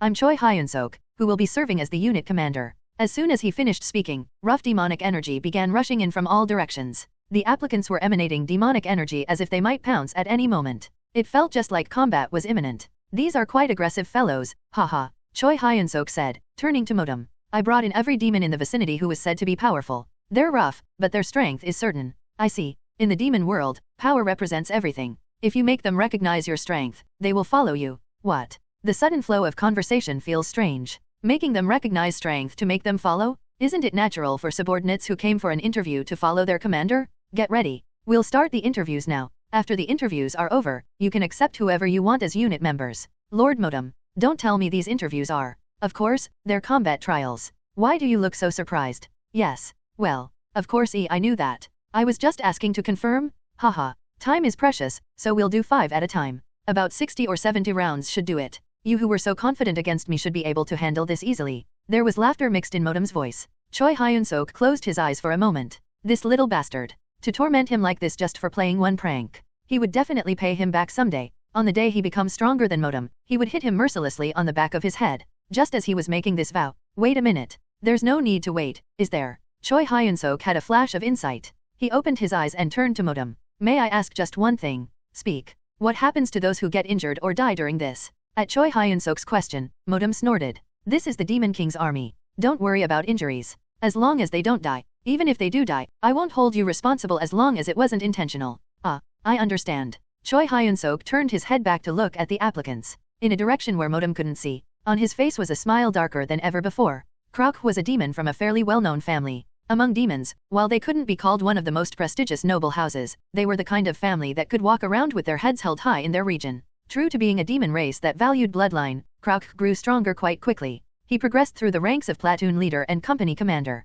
Though he aimed for battalion commander, he inevitably hit a wall. Is this my limit? There's a reason why bloodline is important to demons. It's because their limits are somewhat predetermined from birth. Krauk's limit was company commander. Though he was much stronger than other company commanders, his ability was insufficient to become a battalion commander. That was the end of the growth potential Krauk was born with. He despaired and left the Demon King's army. I'll break through this limit somehow. Krauk didn't give up. Demons have long lifespans. He was only 200 years old. Though his growth period had ended, he thought he could become stronger if he tried. He planned to leave the army and dedicate all his time to training. Why? However, he couldn't overcome the wall. To begin with, the demon race was far removed from training. With their lack of intelligence, they couldn't create systematic training methods. Rather, growing through actual combat experience might have been more possible for breaking through the wall. Not long after realizing this fact, just then, contact came from his unit. The Third Corps is planning to create a special unit. Apply for it. An executive from the Corps said. They said he could fight humans all day there. That they'd let him fight to his heart's content.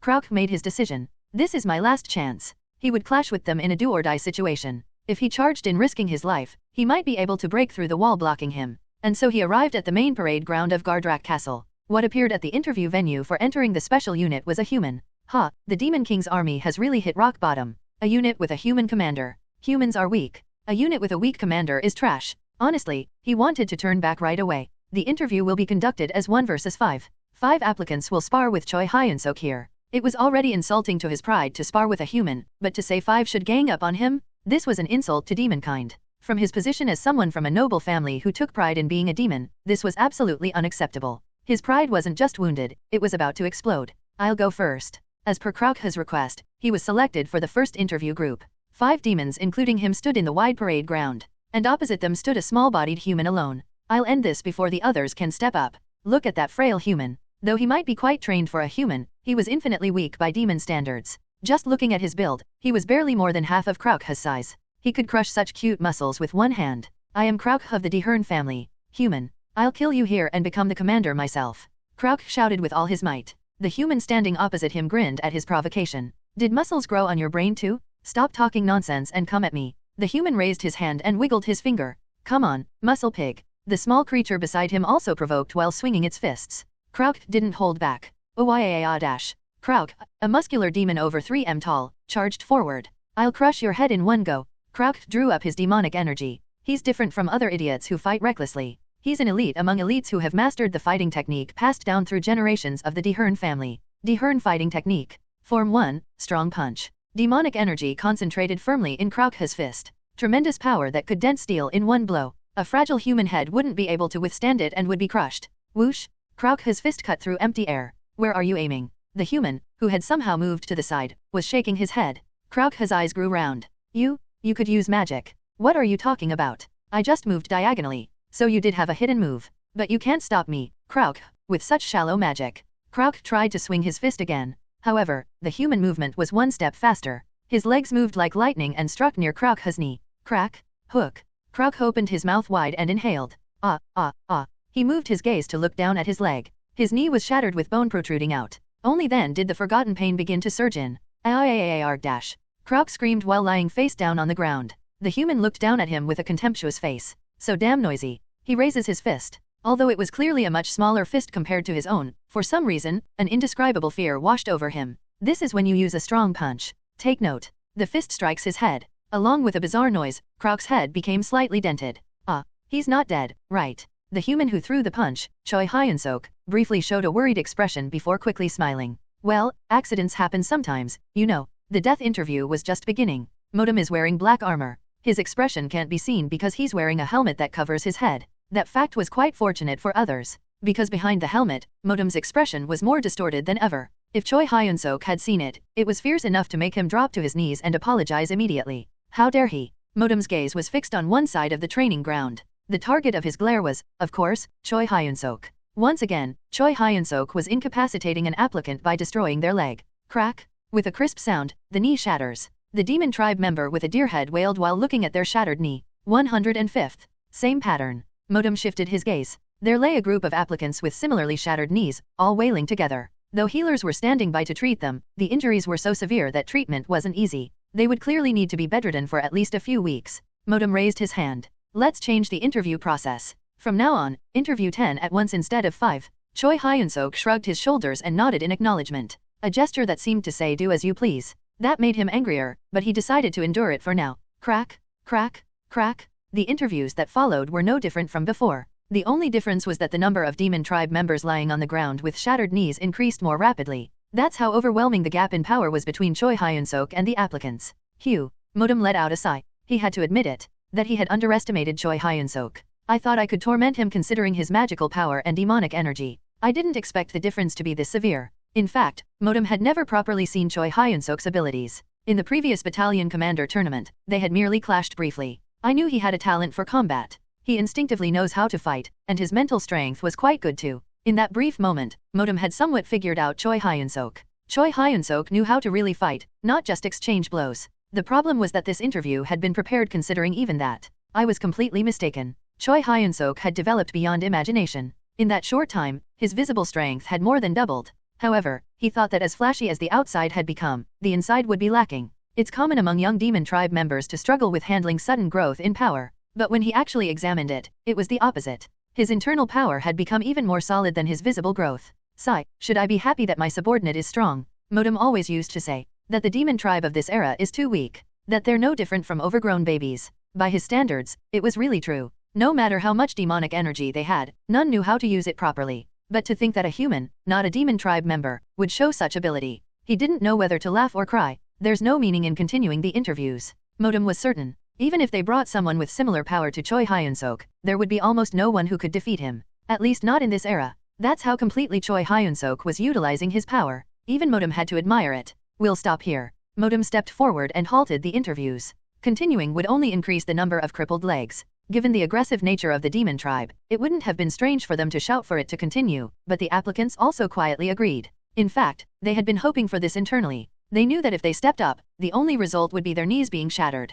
Modem was even more displeased seeing the applicants being so cautious. He clicked his tongue and approached Choi Hyun-seok. Not bad. Haha, you're too kind. Choi Hyun-seok was drenched in sweat from conducting consecutive interviews. However, rather than looking tired, he appeared to be full of energy as if his body was just warming up. There was a brighter smile than usual on his face. Choi Hyun-seok, are you planning not to take any subordinates? At Modem's question, Choi Hyun-seok's eyes widened. How did you know? It would be strange not to know after seeing that scene. Modem pointed to the demon soldiers groaning and clutching their broken legs at one side of the training ground. Choi Hyun-seok scratched the back of his head with an embarrassed smile. What's the reason? I thought about it, and I wondered if I really needed to become a commander. Why? I'm still growing. I can become much stronger than I am now, Choi Hyun-seok said with a serious face. Having subordinates would hinder my growth. At least for now, I think focusing on my own power rather than putting effort elsewhere would be more beneficial for the Demon King's army as a whole. You're arrogant. Modem smirked. But it's reasonable. Yes. I should correct what I just said. You're not arrogant, you're overflowing with confidence. Confidence with valid grounds. Thank you. Let's pretend this interview never happened. And I'll ensure you get as much personal time as possible. Choi Hyun-seok couldn't help but be surprised by this unexpectedly generous treatment. It was essentially like he had made a fool of Modem again, yet he was showing such magnanimity. Did I misunderstand him? Honestly, until just moments ago, he thought Modem was narrow-minded. It seemed too obvious that he was harassing him over the battalion commander tournament. However, he needed to correct that thought. I suppose this is what you'd expect from a subordinate of the lip monster. Such magnanimity. Just as he was thinking this, Modem raised his hand and grabbed Choi Hyun-seok's shoulder. Additionally, I'll personally guide your training. What? How could we let someone with your potential go to waste? I'll help you bloom. You really don't need to. I'll help you. Modem's grip tightened. Crunch. It felt like his shoulder would break. I take back what I said about magnanimity. He's definitely a petty bastard. He was clearly a petty person pretending to be magnanimous. It was obvious that Modem would use training as an excuse for violence. Why aren't you answering? I said I'll help you. Let's start sparring right now.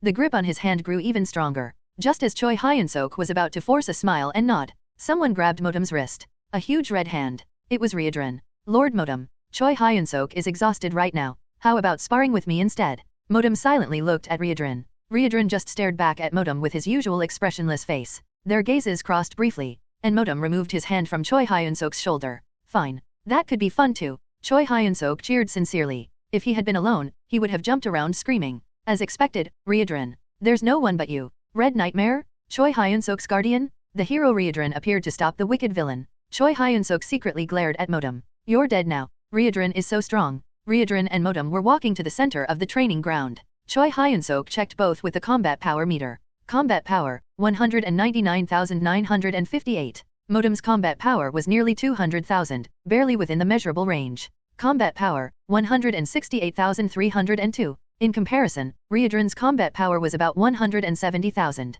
About 30,000 lower than Modem. But it doesn't matter. At that level, 30,000 isn't such a big difference. When combat power 10,000 fights against 40,000, you could say 40,000 wins without fail. But a fight between 170,000 and 200,000 is different. How you use your power is more important. Clearly, having 200,000 combat power is more advantageous. It means better basic specs. But even with good specs, they're useless if the user is ignorant. Unless there's an overwhelming difference, there's plenty of possibility to win even with lower combat power. In fact, Choi Hyun-seok himself had defeated countless beings with higher combat power than his own. Among the demons I know, Riedran fights the best, relative to his combat power. He realized this for certain after seeing demons and humans of similar levels recently. Riedran is truly strong. Much stronger than his combat power suggests. Moreover, Choi Hyun-seok had never seen Riedran at full power. In the last battle with the Holy Empire's hero, he only saw Riedran fighting while exhausted. Yet he could tell Riedran was strong. He couldn't even imagine what power Riedran would display fighting at full strength in peak conditions.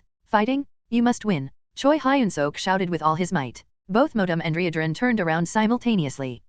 Fighting to both of you? In sparring, everyone can be a winner. Ha ha ha. Choi Hyun-seok said with a bright smile. Rachel, watching from the side, heaved a deep sigh. Hero, aren't you being too servile? Now that you're an official hero, you should maintain some dignity. Does dignity put food on the table? If you die, there's no dignity or anything else. Well, that's true. Enough, stop talking now. It's starting? Choi Hyun-seok stared ahead with a serious expression. I need to focus. It's rare to see strong ones of this level fight. While Hemis was too extraordinary to learn anything from watching, he might be able to gain something from Riedran and Modem's fight. Though hero Choi Hyun-seok was servile, he was a professional who always took battle-related matters seriously. Modem rolled his shoulders to warm up. I'll let you attack first. His attitude was relaxed. He hadn't even drawn the greatsword on his back. You're not drawing your sword. I've decided to draw this sword only against true warriors. It would be discourteous to the sword to cut just anything, Modem said while lightly tapping his sword. Though I'm a bit concerned since there hasn't been any occasion to draw it for quite some time. It was quite provocative, but Riedran's expression remained unchanged. He simply nodded calmly. Then I'll begin. Come. Riedran kicked the ground. With a booming sound, his body shot forward like an arrow. Reaching Modem's front in an instant, he thrust his fist.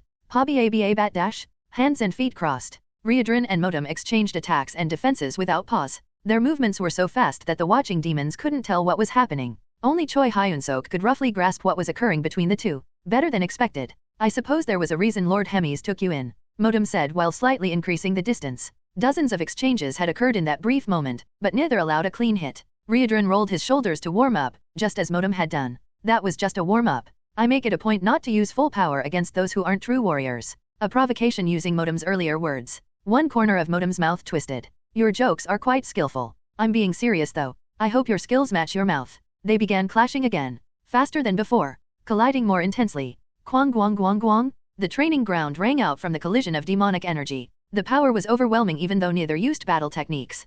Twoong. In an instant, Riedran's fist struck Modem's abdomen. A shallow groan escaped Modem's mouth. His armor was dented from that single punch. Pow, puck, pabababit. Riedran struck relentlessly. Gradually, Modem's fists were cutting through the air more frequently. And with each strike, Riedran's fists hit Modem more accurately. He had figured out Modem's movements in real time during the battle. Whew. Before he knew it, Modem was in tatters. His black armor was so dented and damaged everywhere that it could no longer serve its purpose. For a moment, Modem stepped back. As Riedran showed a puzzled expression, Modem lowered his head. I'm sorry. Riedran hesitated at the sudden apology. What do you mean? I was arrogant. To think there would be a demon like you in this era. Swoosh. Modem drew his great sword from his back. At the same time, his damaged armor returned to its original state. Since it was magical armor made from Modem's demonic energy in the first place, he could restore it anytime before his demonic energy ran out. You are a warrior. Modem's presence, as he took his stance with the great sword, was on a completely different level from before. Warrior to warrior. I will fight seriously now. Good. A deep smile hung on Ryodrin's lips as he clenched his fists. Choi Hyun-seok watched the battle with wide eyes, as if he couldn't miss even a single moment. While watching the battle with eyes that looked like they might pop out, his mind was constantly turning. The level. No, it's a different dimension altogether. Modem and Ryodrin clashing in the training ground. Their battle was much more intense than Choi Hyun-seok had expected, and much more sophisticated. Honestly, when they were just having a fist fight earlier, I thought it was manageable. But I was completely wrong. In the early stages of the sparring, before Modem drew his great sword, even though Choi Hyun-seok was impressed then, he wasn't too surprised. He thought that even if they were much stronger than his current self, he could catch up someday. But things changed after Modem drew his sword. Even though Ryodrin's level went up too, this Modem guy is really a monster itself. Suddenly, he remembered what Hemis had said before leaving. At least in our core, excluding me, there's no one who can beat Modem. The statement that no one in the third core except Hemis could defeat Modem. At that time, he was actually a bit skeptical. After all, many division commanders had combat power exceeding 200,000.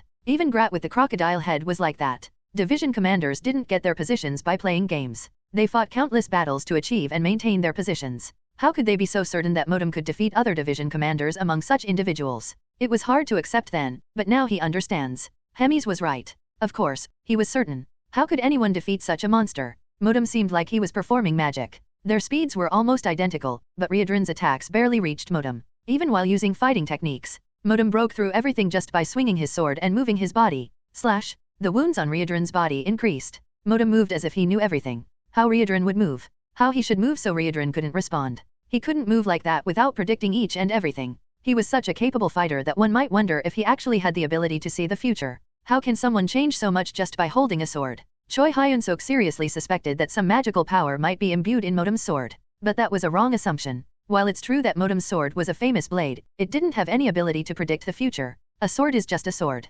Actually, the reason for Modem's change movement was simple. He had never learned how to fight with his fists. As a swordsman who had only wielded a sword for hundreds of years, the difference between having and not having a sword was bound to be dramatic. In other words, Modem's combat sense was so exceptional that he could briefly compete in strength with Ryodrin, who was an expert in a field Modem knew nothing about. Whew! Ryodrin exhaled a labored breath. His body was now covered in red blood. Thanks to his best efforts there were no fatal wounds, but the bleeding was too severe. His movements had started to become dull as too many muscles were torn. There was no meaning in fighting any further. I've lost? Ryodrin bowed his head. Modem lightly patted Ryodrin's shoulder. No need to bow. It was a good match. Why did you lie? What do you mean? You said you would fight seriously. But you didn't, did you? Just before, when drawing his sword, Modem had said, warrior to warrior. I will fight seriously now. Fight seriously. In Ryodrin's opinion, Modem hadn't done that. While he had actively used Ryodrin-style fighting technique, Modem hadn't used fighting technique even once. How can you say you fought seriously when you didn't even use fighting technique?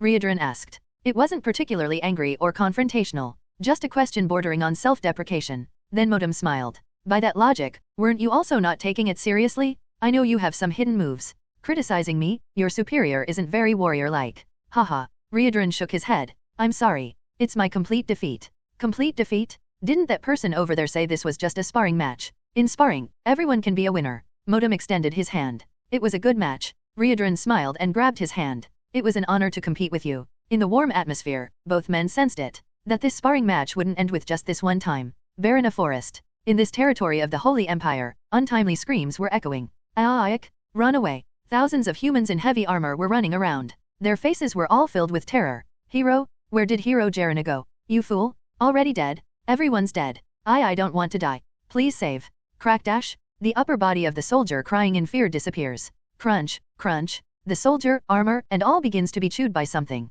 Gulp. Whatever swallowed the soldier smiled.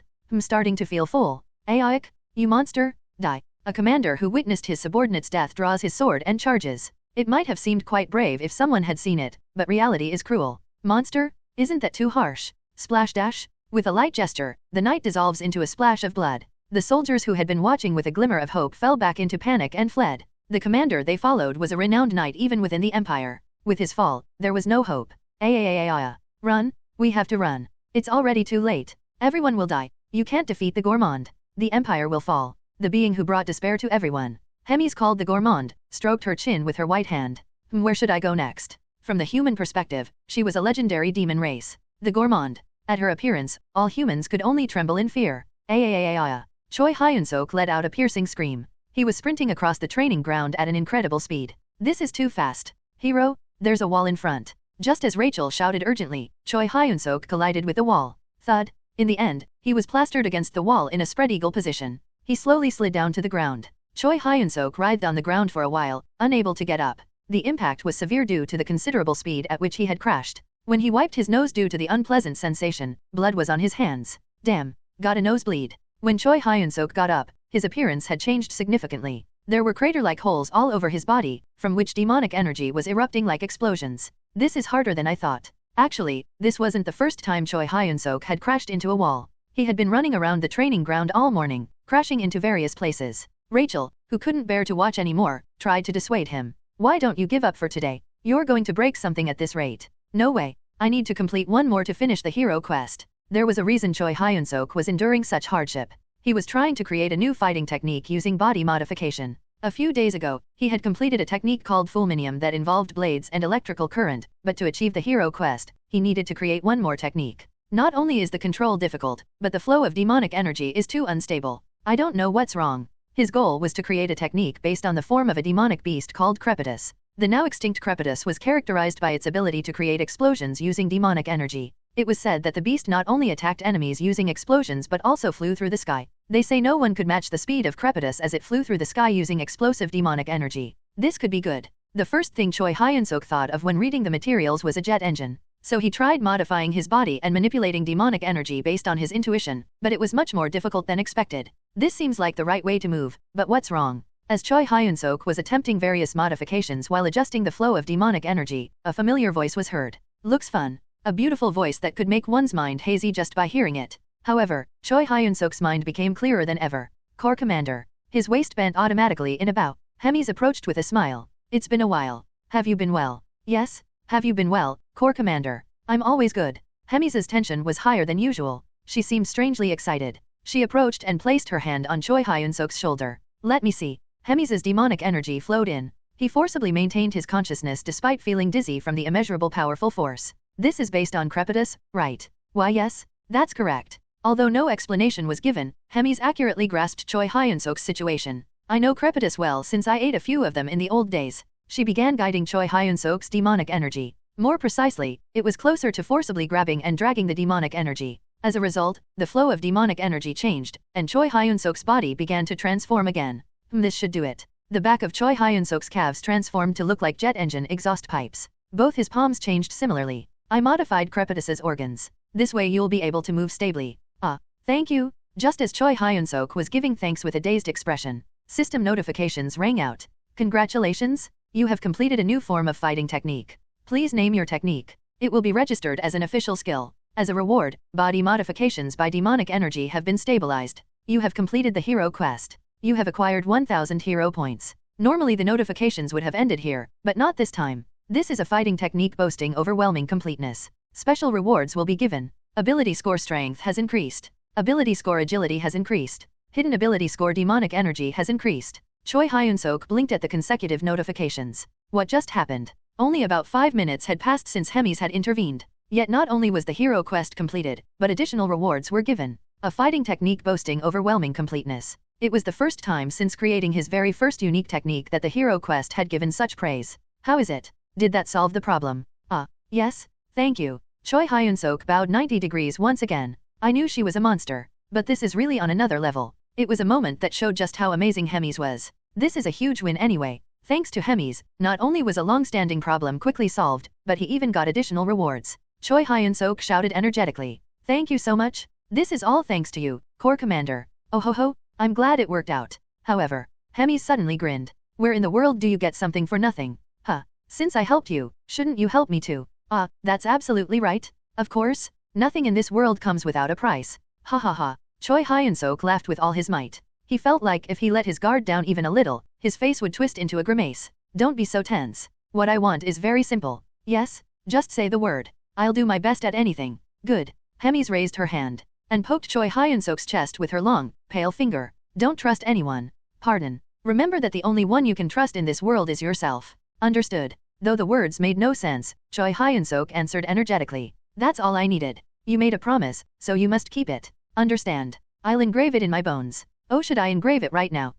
That's. Ho ho ho, just kidding. Hemis turned around with a smirk. I have some business to take care of. See you next time. Yes, take care. Watching Hemi's retreating figure, Choi Hyun-seok wore a complicated expression. Hero, doesn't the lip monster seem strange today? Yeah, something's different from usual. They say when someone suddenly changes, it means they're about to die. Maybe she's going to die soon. Choi Hyun-seok burst out laughing at Rachel's words. Die? Talk sense. Who could possibly kill that monster? She's not even human to begin with.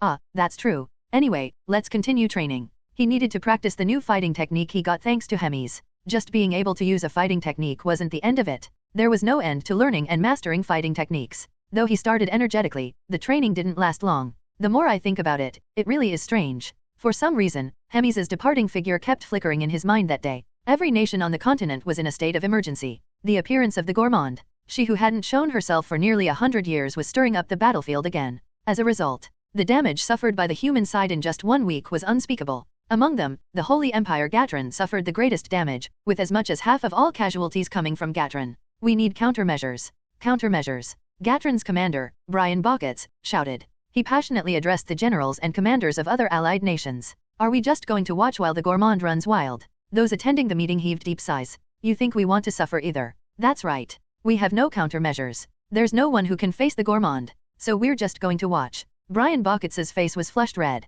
At that moment, the supreme commander of another major nation, the Drusen Empire, Orlaban Grimier, raised his hand. Gatron doesn't have a countermeasure. What do you mean? Brian Bockets' eyes narrowed. The Holy Empire Gatron and the Drusen Empire had been in a power struggle for a long time. As a result, the relationship between the two commanders couldn't be good, and Orlaban Grimier was particularly disliked by Brian Bocket. What is that snake-like bastard trying to say now? Sure enough. As feared, Orlaban Grimier threw out a sharp question. Don't you have the legend of the Holy Empire, Lord Asahel Bald? I think he could fight the gourmand.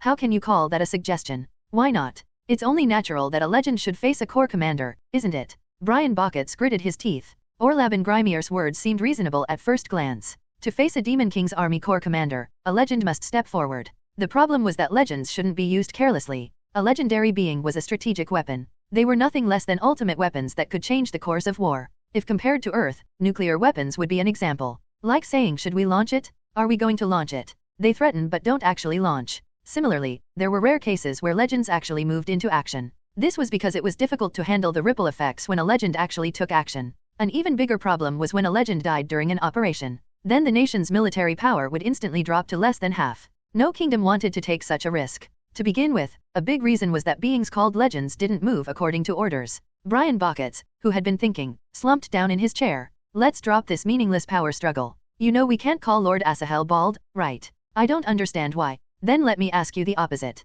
Can the Drusen Empire call upon their legend, Lord Basil Scott? Lord Basil Scott only moves when the Drusen Empire is in crisis. Even the Empire's Emperor cannot command him frivolously. The same goes for Lord Asahel Bald. Orlaban Grimier tilted his head. That's strange. I was under the impression that Lord Asahel Bald absolutely obeys the Pope's commands. Is that not the case? Only in cases where our Holy Empire is in danger. Brian's voice was calm, but he couldn't hide the trembling in his eyes. How does that snake know about this fact? There are quite a few legends on the continent. Most of them live in seclusion or complete isolation. Even with orders from kings or emperors, they wouldn't move easily. The only time they move is when their affiliated nation is in danger. However, Asahel Bald is different. Due to some agreement, he must absolutely follow Pope Urban IV's commands. It was questionable how the commander-in-chief of the hostile Drusen Empire knew about this fact, which was classified even within the Holy Empire. Brian Bockets secretly clenched his fist.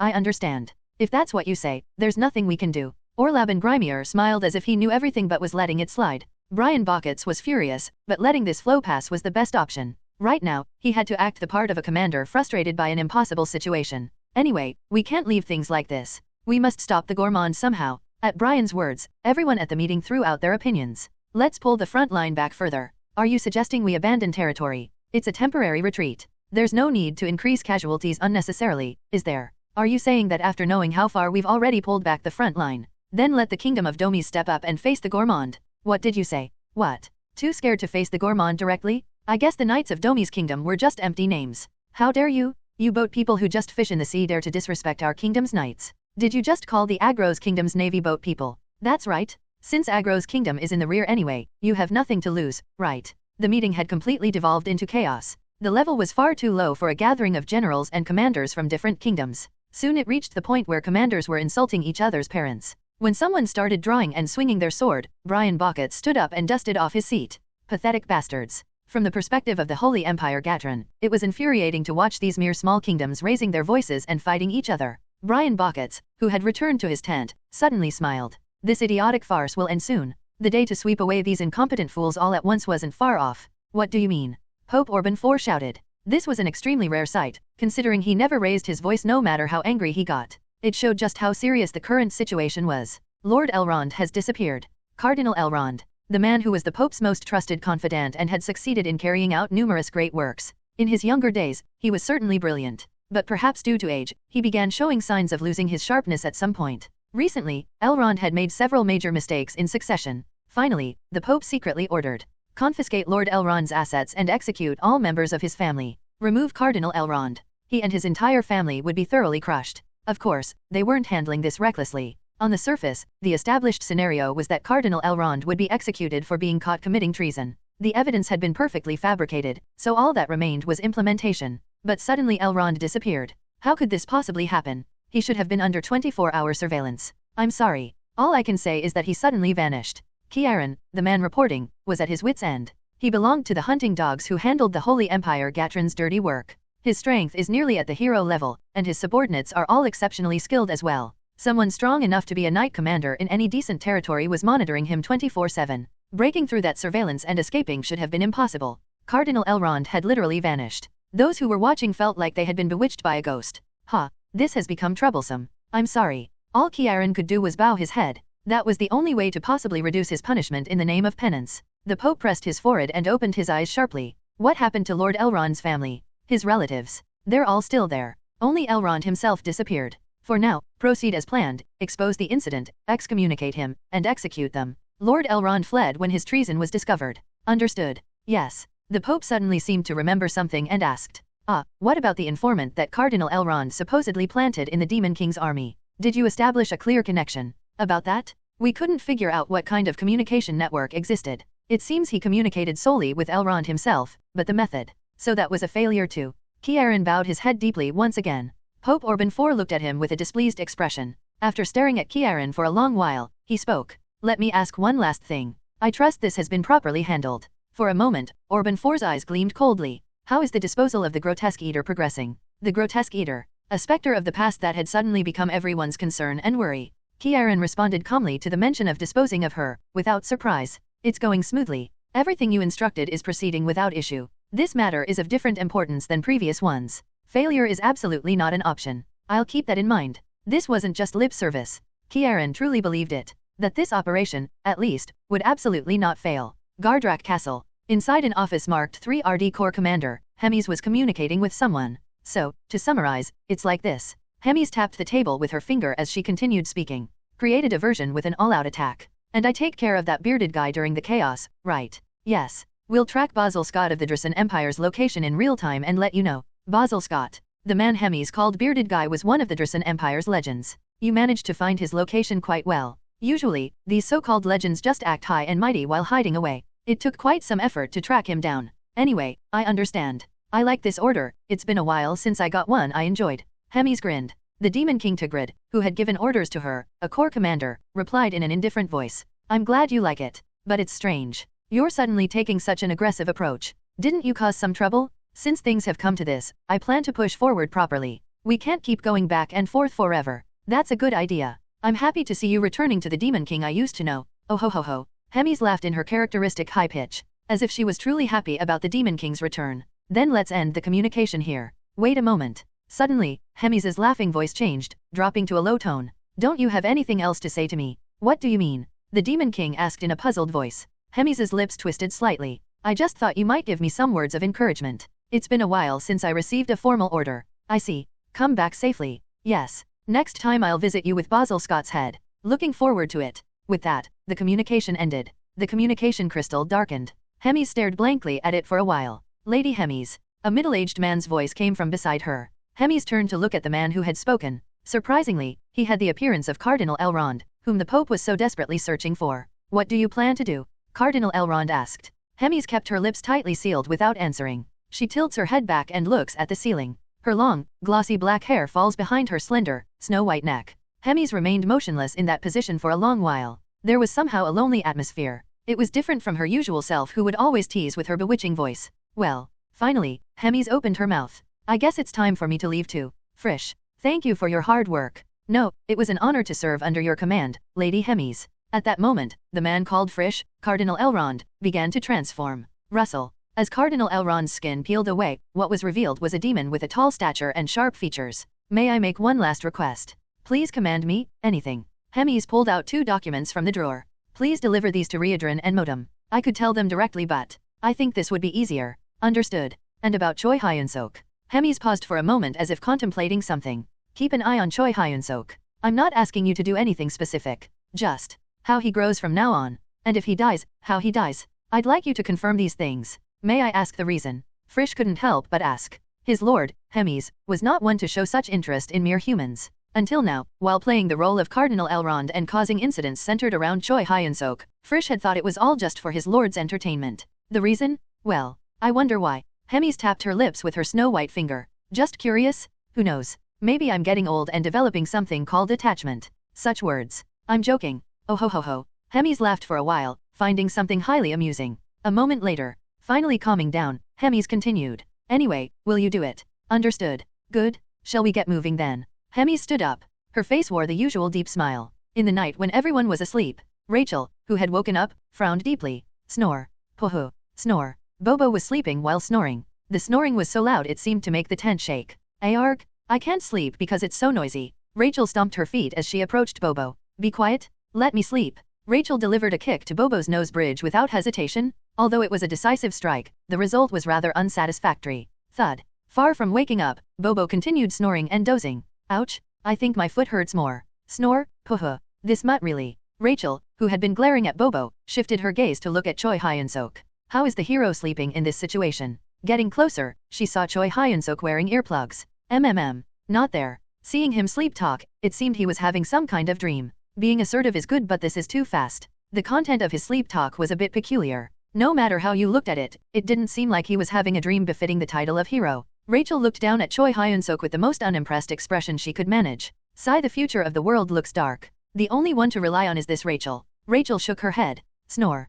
Pohu. Kya? This is stressful. Just then, as she was shouting at the sound of snoring again, someone knocked on the barracks door. Knock knock. Who could it be at this hour? Rachel flew to the door, fluttering her wings. Who is it? When she asked through the door, an answer came. It's Abelson. Go away. Ignoring her, Abelson yanked the door open. Rachel jumped in surprise and pushed the door back. Eek! I said go away. Why are you opening the door? I just need to talk for a moment. You're planning to ambush the hero at night, aren't you? Don't think I don't know. Rachel pushed the door with all her might, her face turning red. Her strength must have been considerable, as even Abelson had to use force. This is no time for games. No, I won't let you sell out the hero to the witch. That's not it. This is important. As they were pushing and pulling at the door, move aside. A deep male voice was heard from behind. Simultaneously, there was a loud bang, and the door flew open. As a result, Rachel, who had been behind the door, went flying into the wall. Ow, who on earth? When she looked up, she saw a muscular giant with red skin. Upon seeing Readrin, Rachel hastily put on a smile. Aha, hello, Lieutenant. No, Lord Readrin. Haha. She was a dedicated fairy who, like the hero, knew how to properly practice being strong against the strong and weak against the weak. Choi Hyun-seok is sleeping. Yes? Should I wake him up? Readrin nodded. Rachel quickly flew to Choi Hyun-seok. Ah, that spot is sensitive. Even amid the commotion, Choi Hyun-seok was still lost in delusions, talking nonsense. Snap. As Rachel cheerfully snapped her fingers, cold water poured down from midair. What the hell? The first thing Choi Hyun-seok saw as he jumped up in surprise was Rachel grinning right in front of him. He grabbed Rachel at the speed of light. You want to die? Huh? Do you know what an important moment that was? The way he glared and shouted, it seemed like he might use Ploma level 3 to blow her head off right then and there. Rachel calmly gestured with her chin to the side. Hero, over there. Over there what? Greetings? Lord Readrin. Choi Hyun-seok jumped up and bowed. Ah, Ms. Abelson is here too. Haha. His boisterous laugh while soaking wet didn't make for a very good impression. Especially since Readrin and Abelson had already heard his sleep talking. Choi Hyun-seok cleared his throat unnecessarily and continued. Ahem. It seems quite late. What brings you here? Choi Hyun-seok. You must leave Gardrak Castle immediately with the Holy Maiden. What? Leave Gardrak Castle? Suddenly I was told to leave the castle in the middle of the night. As Choi Hyun-seok wore a puzzled expression, Readrin shook his head. I misspoke. It's not just Gardrak Castle. Readrin's voice grew lower. Leave the Demon King's army right now, Choi Hyun-seok.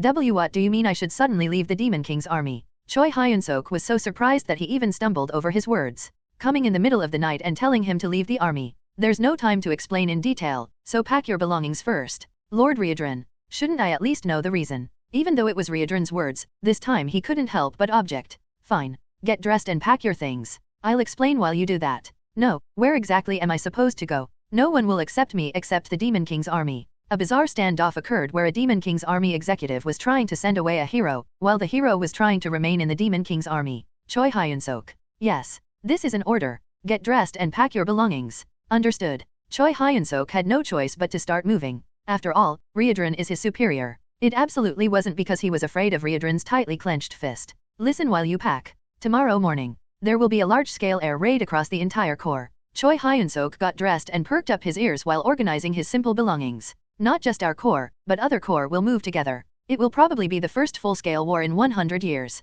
What does that have to do with why I need to leave? He couldn't understand. There would be a major war tomorrow, yet they were sending him, a regiment commander, away. As Hemi said, a regiment commander is quite a high-level fighting force. Having Choi Hyun-seok would surely be helpful. Just keep listening. Yes. Actually, this air raid isn't expected to last very long. I mentioned a full-scale war earlier, but that's just how it appears on the surface. His packing was almost complete. Although he'd been in the Demon King's army for nearly a year, he didn't have many belongings since he hadn't really settled in. Choi Hyun-seok felt somewhat complicated emotions. The air raid will end within days. After both armies retreat, they will maintain the current front line. Is this agreed upon between both sides? Yes. I hear the Demon King and the human side have made an agreement. Reborn's voice grew even darker. The fact that the Demon King, to whom he had sworn loyalty, had made such a secret agreement with humans was something he had just learned himself. It wasn't easy trying to explain the situation to Choi Hyun-seok before the shock had even worn off. What's the reason? No, what's the purpose? What's the point of fighting if we're just going to retreat anyway?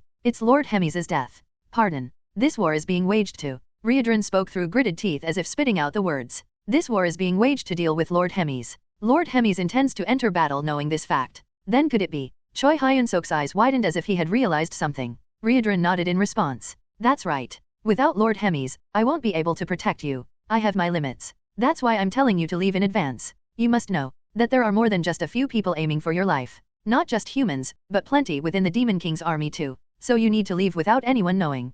Create a new identity and distance yourself from the war. Reborn woke up Bobo, who was still snoring away. If the situation looks good, I'll call for you again. Until then, disguise yourself as a nobleman with the Holy Maiden and stay in human territory. Kwang. Bobo looked at Reborn with a confused expression. He pulled out an unidentified pouch from his chest and held it out. Eat this. Kwang. Bobo sniffed at the pouch as if trying to identify its contents. Kwang. A familiar scent came from the pouch. Extremely concentrated, thick demonic energy. It belonged to his master, Hemi's. Bobo swallowed the pouch without hesitation. Gulp dash. As the pouch went down his throat, black light began to flow from Bobo's body at the same time. Kwang. A feeling of his whole body burning hot. Unable to bear the pain, Bobo twisted his entire body. At that moment, Bobo's body, which had been as large as a decent-sized elephant, began to shrink. Before long, Bobo became small enough to be held in Choi Hyun-seok's arms. Bobo didn't move, perhaps having lost consciousness. Take him. Lord Hemi said to take Bobo with you. Reborn handed over Bobo. Choi Hyun-seok made a complex expression as he looked at Bobo in his arms. It's a side effect of suddenly injecting various abilities. He'll probably wake up in a few days, so there's no need to worry too much. Bobo will certainly be a great force, but you must be careful. You should know what I mean. Yes. Then let's move right away. Reborn quickly left the barracks. Choi Hyun-seok and Abelson silently followed. There was a carriage at their destination. Usually, Demon King's army carriages were pulled by magical beasts called Drakhorn, but this one isn't. Nay. A horse used by the human army was tied to the carriage. On the driver's seat sat an unfamiliar human man, who calmly greeted Reborn as if this had been arranged beforehand. You're late. The explanation took longer than expected. Reborn immediately opened the carriage door. Inside were scattered luxurious dresses and armor. These were things prepared for Choi Hyun-seok and Abelson's identity laundering. The Holy Maiden is a lady from a noble family. Choi Hyun-seok will act as that lady's guard knight. Here are identity tokens, clothes, and armor, so check them as you travel. After finishing his rapid-fire explanation, Reborn held out a round bead last. This is a secret communication crystal. There's only one, so be careful not to break it. Someday, when I judge that you can return, I'll call you back. Until then, don't die, Choi Hyun-seok. Choi Hyun-seok didn't answer. He just stared at Reborn with confused eyes. Just go like this? So emptily. There was so much he wanted to ask. Why did the Demon King want to kill Hemis? Why Hemis was going to the battlefield knowing she would die? And in the midst of all this, why help him this much and try to save him? Questions continued one after another, but Choi Hyun-seok couldn't do it. Hurry and go. There's no time. Because Reodron's expression looked too sad. He didn't want to make him, who looked like he held all the world's sorrows, even sadder. Choi Hyun-seok bit his lip hard and bowed his head. Thank you for everything until now. Reodron raised his hand and grabbed Choi Hyun-seok's shoulder. Such thanks are unnecessary. I will definitely bring you back to the Demon King's army. By any means necessary. I'll wait. Yes. After exchanging farewells, the carriage door closes. Reodron looked up at the man sitting in the driver's seat. We need to get them to a safe place before dawn. You don't need to worry about that. I know that better than anyone. Right. Please take care of Choi Hyun-seok.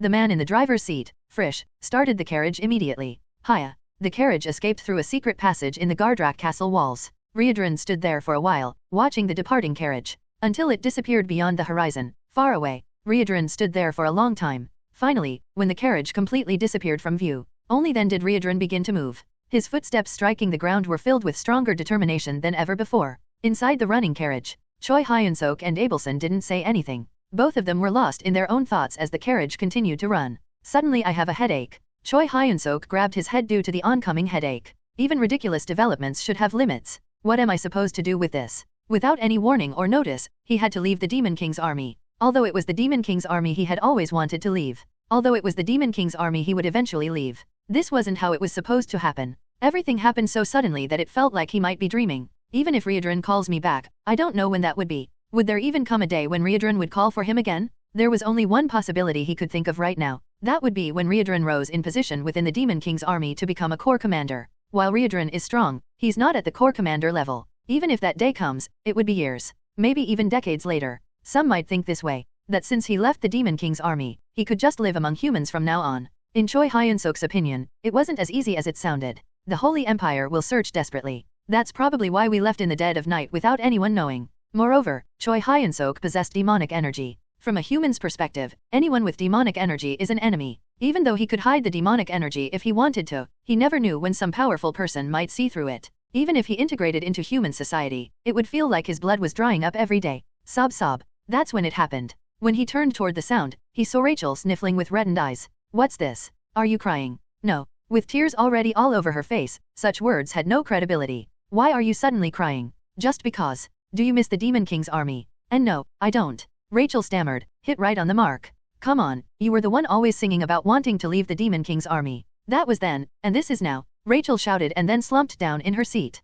I'll miss. Bullhead. We'll see him again someday. Choi Hyun-seok turned his gaze to look out the window. Just then, the sun was rising and brightening the surroundings. Where is this coachman taking us? Hearing Choi Hyun-seok's muttering, Abelson answered. We're going to the Kingdom of Mariette. Kingdom of Mariette? Yes. It's my homeland. They might accept us there. Abelson spoke calmly. Mariette. Mariette. Frowning while deeply thinking about something, Choi Hyun-seok suddenly clapped his hands. It's the same as Ms. Abelson's name. Abelson Mariette. Her surname matched their current destination. Is there some connection? Yes. I am the daughter of King Mariette. What? The king's daughter meant she was a princess. Choi Hyun-seok exclaimed in surprise. Ms. Abelson, you were a princess. Abelson seemed equally surprised as she opened her eyes wide. You didn't know? I thought you would have. I'm lacking in common knowledge. Choi Hyun-seok scratched his head and laughed awkwardly. Anyway, if you're a princess, that's a relief. They'll definitely welcome us in the Kingdom of Mariette. Well, I'm not so sure about that. Abelson's voice became slightly lower. Sensing the concerning atmosphere, Choi Hyun-seok carefully asked.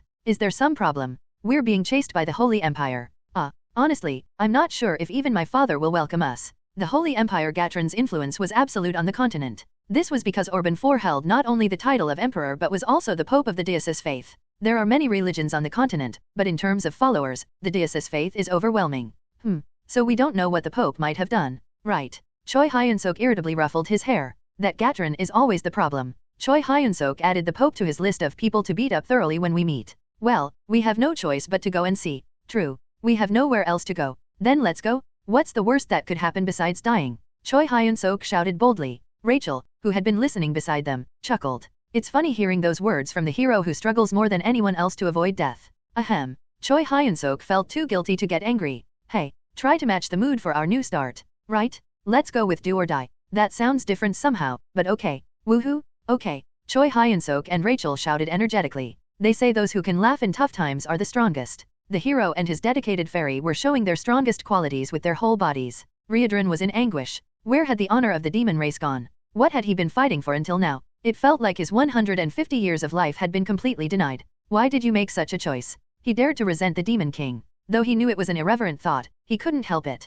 Demons and humans cannot coexist. One side must perish for the other to survive. These two propositions are absolute truths that all demons learn from birth. This was also why wars had continued for hundreds of years. That's why demons have fought. No demon ever questioned these self-evident facts. The same was true for Reborn. Until he saw this document sent by Hermes. Russell. Reborn unfolded the parchment. He had read it dozens of times already and could recite its contents without looking. Nevertheless, Reborn read through the contents once again, wondering if he might have missed something. The document written in Hermes' own hand began like this. Reborn, I believe you'll understand because you're a clever child. Reborn slowly read through the document. No demon knows the past. Because we don't leave records. Where we came from, why we're fighting humans on this continent. There are probably very few demons who know that now. Perhaps only the Demon King and I remain. Even for demons, 500 years is an unbearably long time. Hermes' story began by going back quite far into the past. Actually, we are fugitives. The Demon King fled to this land leading us who were defeated in our original world. From this point, Reborn doubted his own eyes. A story no one had ever told. The first demons never passed this story down to later generations. It was because of the Demon King's orders. Therefore, no demon knows this fact now. Even if they did know, they wouldn't speak of it. Because it was a story that could shake the very foundations of demonkind. And so the Demon King made a pact, and the war became fixed for 100 years. As time passed, the story reached recent events. The Demon King making a secret agreement with the Human Alliance. The Demon King's army corps commander and human commanders moved their soldiers like chess pieces to intentionally maintain the front lines. And Hermes being exiled to the Black Giant Star for not following such orders. While not every detail was written, there was enough to understand the overall flow. What you must do is clear. The Holy Empire Gatron. Find and kill the hero they are raising. The following content was equally shocking. The Holy Empire Gatron is secretly raising a hero, using extremely inhumane methods at that. Hermes tried to root them out but failed. The Holy Empire Gatron's goal isn't simply to eliminate demons. It's to rule the entire continent. The hero has the power to make that possible. Never ignore them. Always be vigilant, and crush any signs as soon as they appear. For a while, the explanation about Gatron's secret weapon continued. Then it reached the end of the document. First, you must grow stronger. For now, someone else will take the position of Third Corps Commander. But I'm sure you'll reclaim that position. That's when you must make your move. But remember, there isn't much time. Just before the story ended, she added as if she had momentarily forgotten. Don't worry too much about Choi Hyun-seok. I've already explained to Frisch what needs to be done, so follow that. Though it's a dangerous situation in many ways, won't Choi Hyun-seok survive somehow? Hermes' story ended with the content about Choi Hyun-seok. Reborn read the sentence written at the very end of the document. Thanks to you, the 100 years I spent trapped in the Black Giant Star weren't boring. Thank you. Reborn read the last sentence over and over again. Soon after, he carefully folded the parchment and placed it deep within his clothes. Looking out the window, the sun was already rising. Although he had stayed up all night, Reborn's eyes were sharper than ever. As he left the office, Vice Commander Roiger, who had been waiting, approached. Has everyone gathered? Yes. The preparations are complete. Reborn immediately went up onto the castle walls. At the entrance of Gardrak Castle, over 10,000 demon race soldiers had gathered on the vast plain. These were the soldiers of the 8th Division, gathered for the air raid that would begin today. Suddenly, Reborn's expression darkened as he looked at the soldiers. Many will die. Even if the battle wouldn't last long, the casualties would be great. Perhaps the majority of the soldiers gathered here would die. That was what the Demon King wanted. Because wars had been continuously scaled down over the past 100 years, the demon race had become too numerous. One of the hidden objectives of this war was to thin out the demon race that was overcrowding the narrow territory. Their deaths right now have no meaning. Reborn thinks that in this false world, their deaths hold no value. It's merely false devotion to maintain a falsehood. Meaningless death and sacrifice. This isn't right. Reborn made a vow. I will make your deaths worthwhile, make them have value. Reborn took a deep breath. His chest swelled as if about to burst. He shouted as if expelling everything. Listen, all of you. The shout filled with demonic energy echoed across the vast plain. The soldiers swallowed hard and listened intently at the force in his voice. We are the demon race, warriors born to fight. Reborn thrust his hand out forcefully. Fight? Die? Like true demons? For the honor of the demon race. The soldiers would die anyway. If they had to die anyway, he wanted them to die as honorably as possible, so they could face their moment of death with dignity. Prove to yourselves that you are demons. Yaa 10,000 soldiers screamed like madmen. Even if they didn't fully understand what Reborn had said, the will and spirit contained within was enough to make everyone's hearts race. Leaving the enormous roar behind him, Reborn turned around. As he descended the castle wall with a hardened face, he muttered in a determined voice, I will remember you all. He made a vow to reclaim and return the lost honor of the demon race. The demon boundary. This was the term referring to the front line with the demon race that humans had maintained for the past 100 years. Many slash-and-burn farmers lived near the demon boundary. People who couldn't live in normal territories for whatever reason. Most were criminals or those who had escaped from slavery, but there were others who weren't. Mr. Barzan, are you going hunting again? Yes. I think we'll need meat. Be careful. I know you're skilled with a sword, Mr. Barzan, but there are rumors that the front line isn't looking good these days. The man continued in a worried voice. At times like these, demon beasts always come flooding in. Even for someone like you, Mr. Barzan, if you meet something like an ogre, that's it. The man made a gesture of cutting his throat. So you must be careful. Haha, I'll keep that in mind. Barzan laughed heartily and continued walking. Mr. Barzan, be careful. I hear there are a lot more demon beasts these days. Oh, Mr. Barzan, going hunting. People greeted him with recognition wherever he passed. While it was partly due to the small population in the village, Barzan's case was a bit more special. This was because Barzan was essentially the guardian of this village. A fallen nobleman by birth, they say he was once a renowned knight. However, his family became implicated in treason. In the end, he had no choice but to flee to the demon's boundary and become a slash-and-burn farmer. This was the background of the man called Barzan. During the 5 years Barzan lived in the village, no one doubted this background of his. This village is nice and quiet, but it's too cramped, that's the problem. Barzan muttered as he walked outside the village. There's no proper place to practice. Should I just live alone? A location somewhat distant from the village. Arriving before a steep cliff, Barzan drew his sword. Hugh, taking a light deep breath. The sword in his hand begins to move slowly. Whoosh, the sword cut through the air. An extremely ordinary slash. However, the result was anything but ordinary. Rumble rumble rumble, the massive cliff begins to collapse. Cleanly cut along the sword's path, the cliff was sliding down as if by magic. A result impossible to believe was done by a human. In fact, Barzan had a different real name. The legend of the Drusen Empire, Basil Scott. He had been continuing his sword training alone, wandering through such remote places.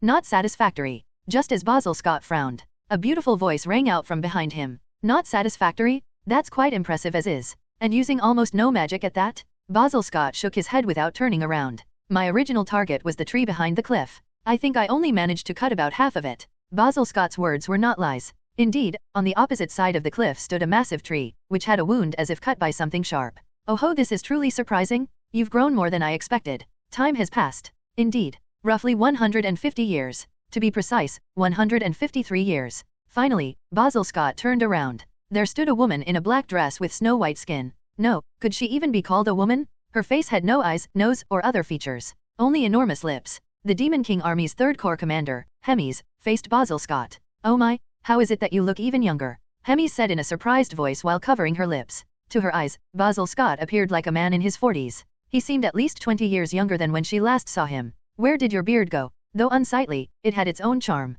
It was troublesome to maintain. That's really too bad. Her voice conveyed no regret at all, contrary to her words. Anyway, it's really amazing. Who would believe you're a 300-year-old man? You haven't changed at all yourself 150 years ago. You look exactly the same. I take good care of my skin. Basil Scott's eyebrow twitched for a moment. Is that a joke? It is. Your personality has changed. Really? Well, I have become a bit brighter. Oh ho ho ho. Hemis laughed in her characteristic high pitch. Basil Scott shook his head with a hearty laugh. Ha, to think that awful laugh would feel welcome. I must be getting old. A laugh that was once so unbearable and frightening it caused PTSD. However, over 150 years had made him forget the fear, and instead filled that space with fighting spirit. So, have you come to finish our unresolved battle?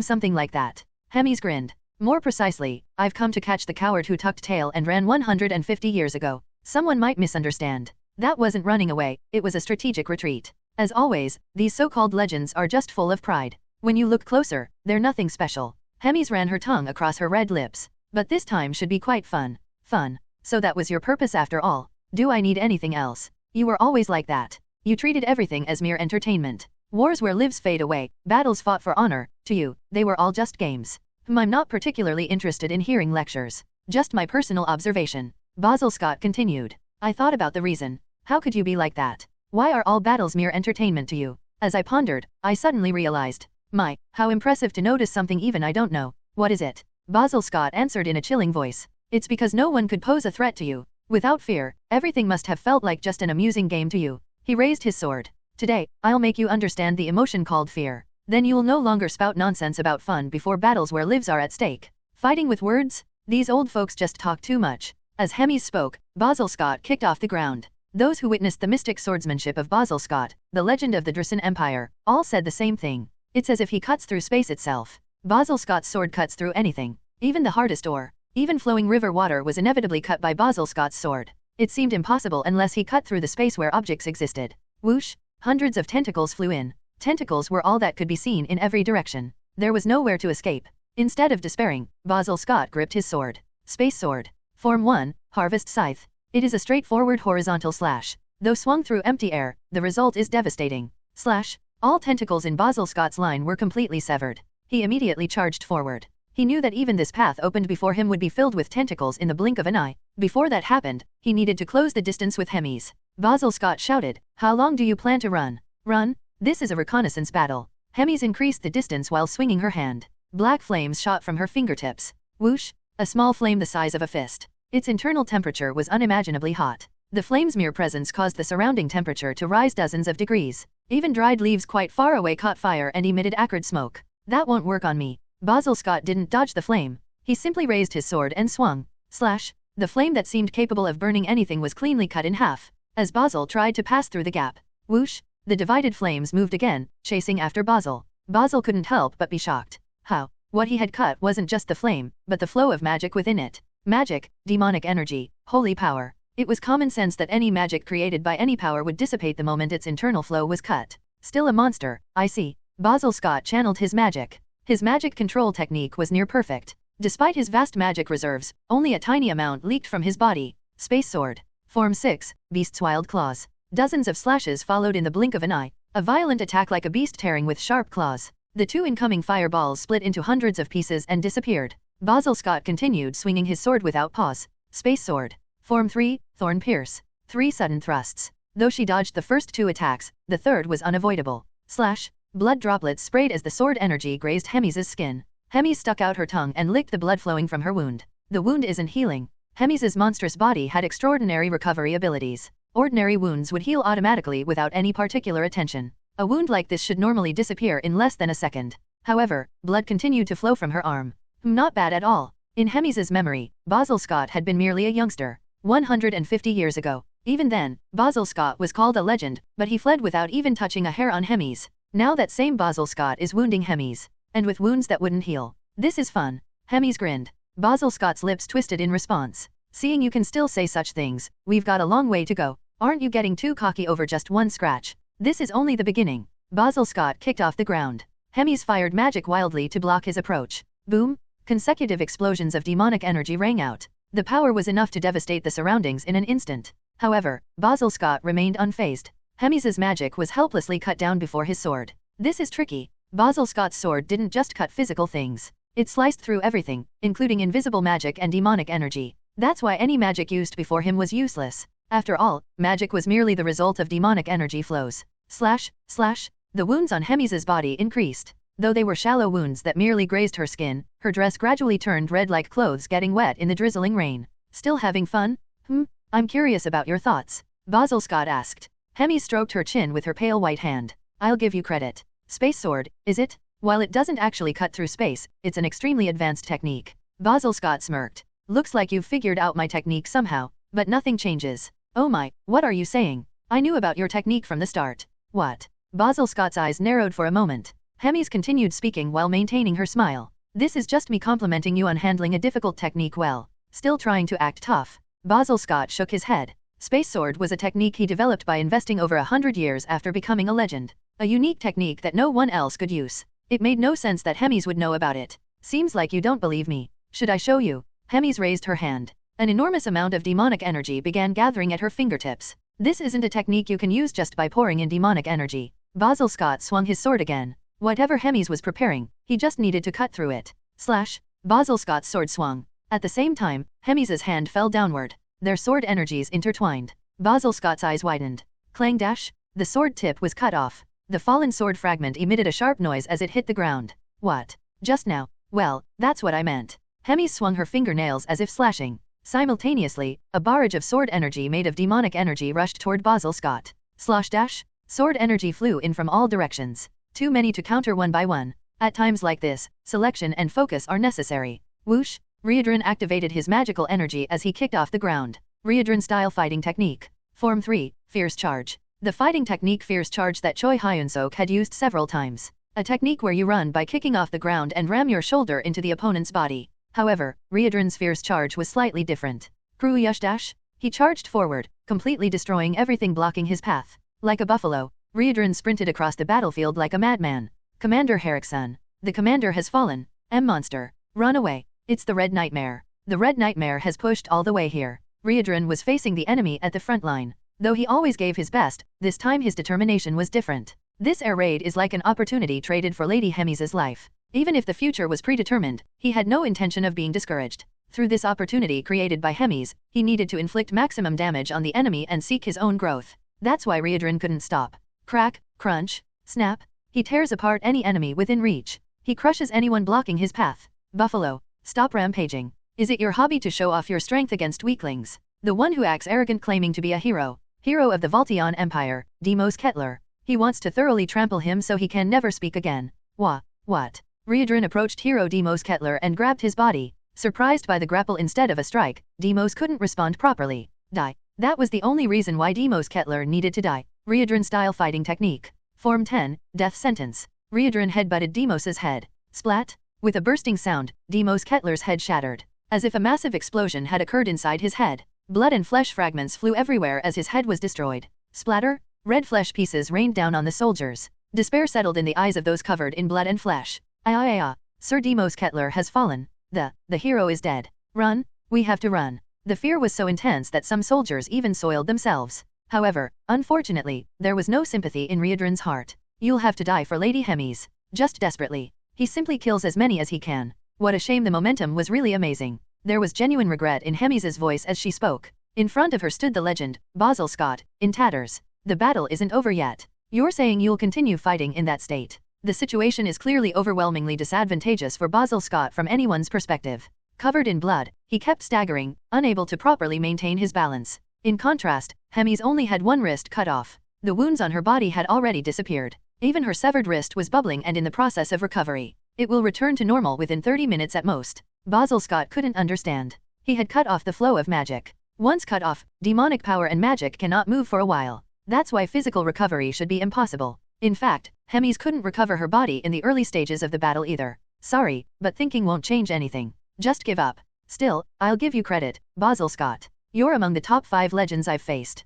Hemis spread her snow-white hand. I've killed roughly a dozen legends. So being in the top 5 is something to be proud of. I have no intention of dying yet. You know, don't you? Hemis grinned. Your intentions don't matter. It had always been this way. When it comes to whether opponents live or die, the most important thing is Hemis's mood. If she wants to let them live, they live. If she wants to kill them, they die. That's all there was to it. By the way, where are your other friends? There's no way you're alone. You must have prepared something. What are you talking about? No need to pretend. I came knowing everything. Despite her persistent questioning, Basil Scott's expression still showed he had no idea what she meant. Hemis raised her hand and scratched her head. Are you really alone? You don't know anything. What nonsense have you been? Just as Basil Scott was shouting, a pillar of pure white light fell from the sky. Kwang dash. The light pillar didn't end with just one. Kwang dash. Kwang dash. Light pillars continued to fall one after another. A total of 6 pillars surrounded the area. Wong. Soon, the holy power emanating from the pillars began to envelop everything. Oh ho, this is a barrier I've never seen before.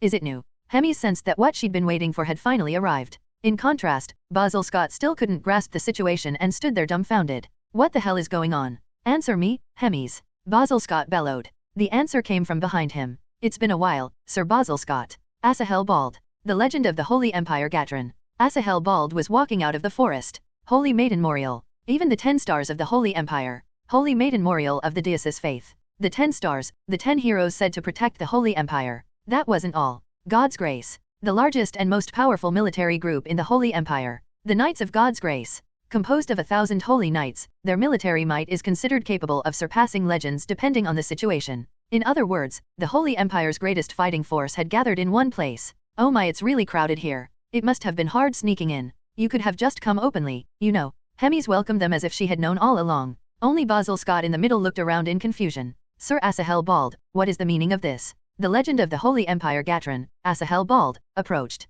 First, it seems we should heal your wounds.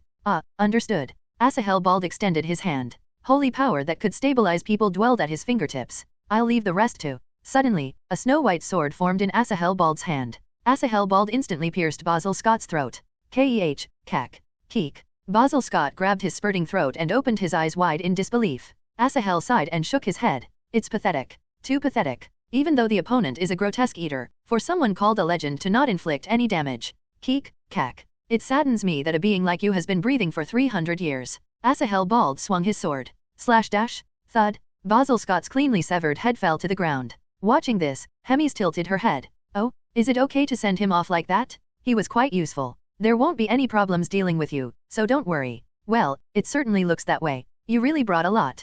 Hemis looked around. The legend of the Holy Empire. The Holy Maiden of the Deosis faith. 10 of the most renowned heroes. And 1,000 elite knights. This level would be dangerous even if a corps commander's grandfather showed up, let alone a corps commander. By the way, did you know we were coming? Asahel bald asked. Hemis nodded. Isn't that obvious? Yet you came on your own feet instead of running away. Yes. Don't tell me another corps commander is. For a moment, Asahel bald frantically looked around, wondering if they had fallen into a reverse trap. Oh ho ho ho, relax. I came alone. Asahel bald looked at Hemis with disbelieving eyes. Really? You knew about this situation and still came alone. Is that not allowed? How arrogant. Hemis shook her head. Arrogance. That's something that applies to those without foundation. For me, wouldn't you say it's overflowing confidence? She was already rotating her fully recovered wrist. Her appearance seemed not just calm but even comfortable. She raised her hand and beckoned. What are you doing? Not coming in. At this moment, the Holy Empire's greatest fighting force could only gulp in unison. Frisch, one of Hemis's subordinates. He once disguised himself as Cardinal Elrond, and now he was pulling a carriage while disguised as a human coachman.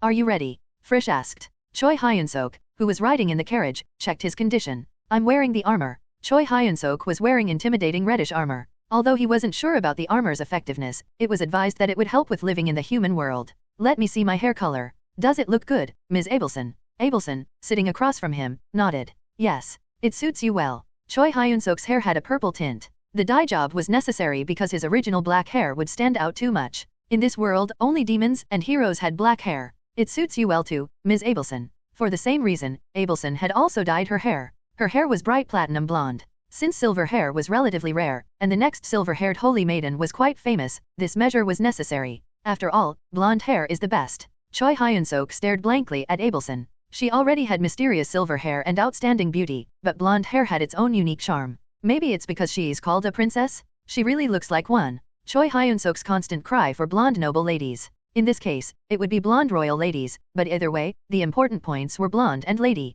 Whether noble or royal, it's all okay as long as they're pretty. Eek! Hero! Rachel burst out shouting. Choi Hyun-seok turned around startled. Why are you shouting? You're about to drool. Close your mouth.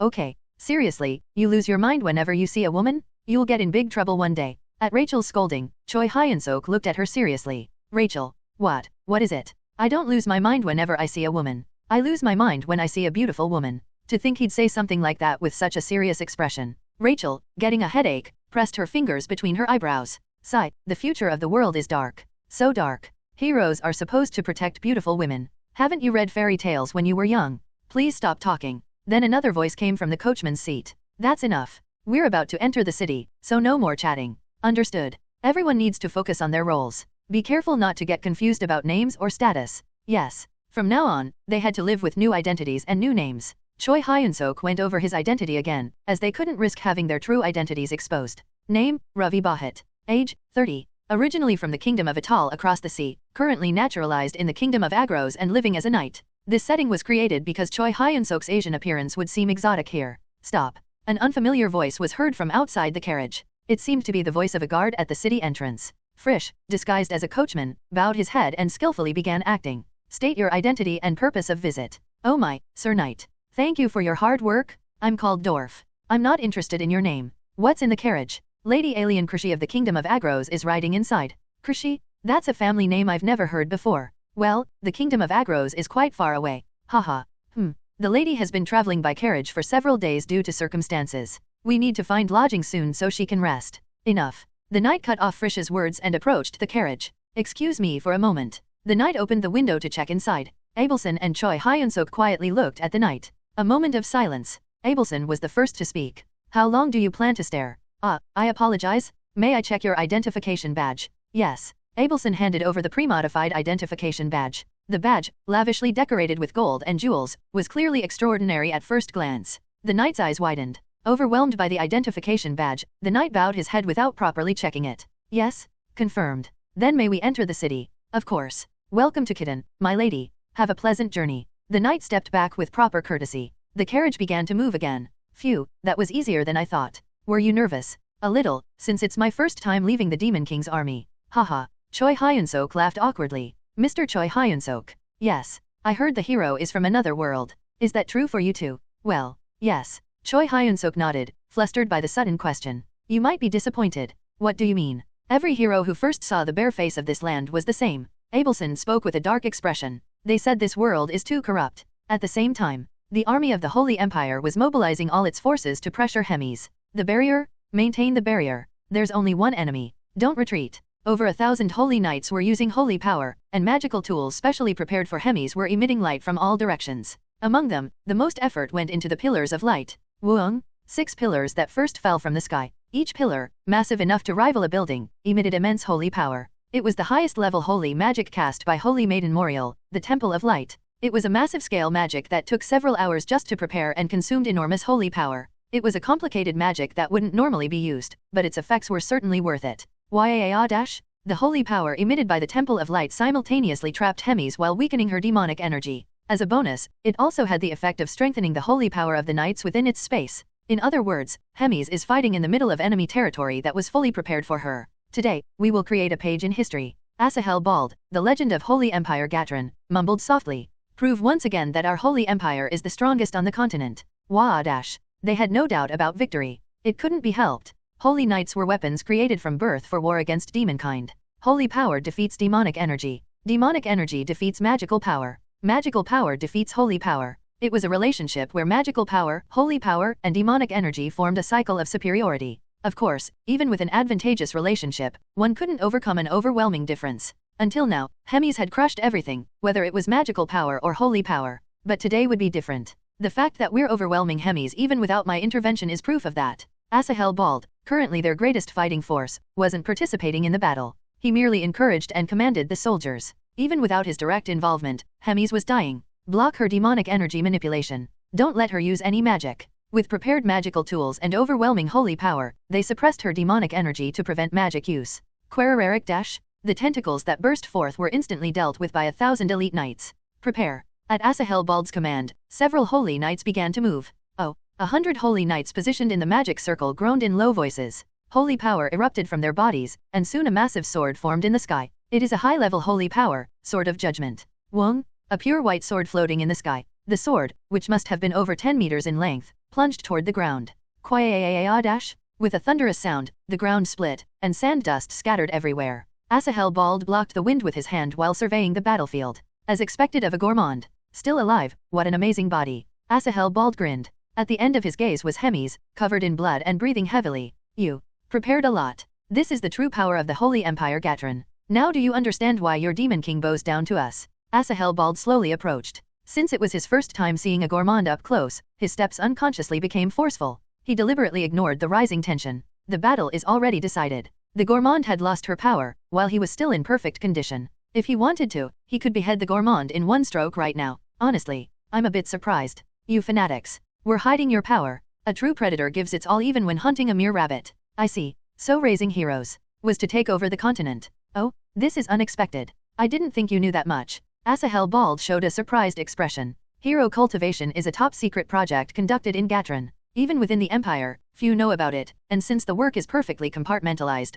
most people don't know exactly what they're doing even if they work on the project. It was surprising that a Demon King's army executive knew such classified information. Well, it doesn't matter since you'll die here. And it's too late to stop the plan anyway. Hemis stopped speaking. She looked like even breathing was difficult. In fact, it was amazing that she was alive at all. After all, a huge sword made of holy power had pierced right through the center of her chest. You seem to be having trouble breathing. Let me make you comfortable. If she no longer needed to breathe, she wouldn't have to pant so painfully. Asahel pulled out his sword.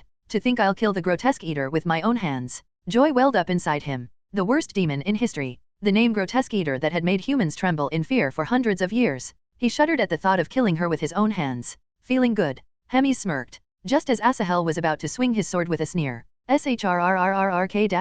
lips spread almost 2 meters wide. Asahel swung his sword reflexively. True to his legendary status, the power and speed contained within were extraordinary. Whoosh! However, his sword passed through the space inside Hemis's mouth as if cutting through empty air. Asahel Bald sensed his death. Chomp! The spread lips closed. Asahel bawled, his upper body gone, fell to his knees. Lord Asahel bawled has fallen. Kill her? Kill the grotesque eater now. As if they had been waiting, high-level holy power flew in from all directions.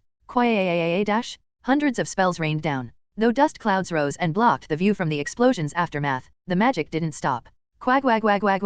As if trying to leave no trace whatsoever. Magic continued to pour down on Hemi's and Asahel Bald's corpse. After a while, the magical bombardment that had lasted nearly 10 minutes finally stopped. Where Hemi's had been, there was now a huge crater as if a meteor had fallen. No trace could be found of either Hemi's or Asahel Bald's body. What an absurd situation. Moriel, the holy maiden of the Deus's faith, sighed. They had dealt with the grotesque eater but suffered unexpected losses. The death of the legend, Asahel Bald. It was such a meaningless death that made his legendary title seem unbelievable. There's a limit to how stupid one can be. Getting careless against the grotesque eater. She resented Asahel Bald for ruining what could have been a clean operation. All for the honor of dealing with the grotesque eater by his own hands. And to do so while being careless. In the world of the strong, battles are often decided in an instant. Asahel Bald had simply paid the price for his carelessness. While it must be an unfairly bitter death from his perspective, the grotesque eater had already fallen. Even as a holy maiden, she couldn't bring back the dead. Now I'm in trouble too. How should she explain Asahel Bald's death? Just thinking about how the Pope would rage gave her a headache already.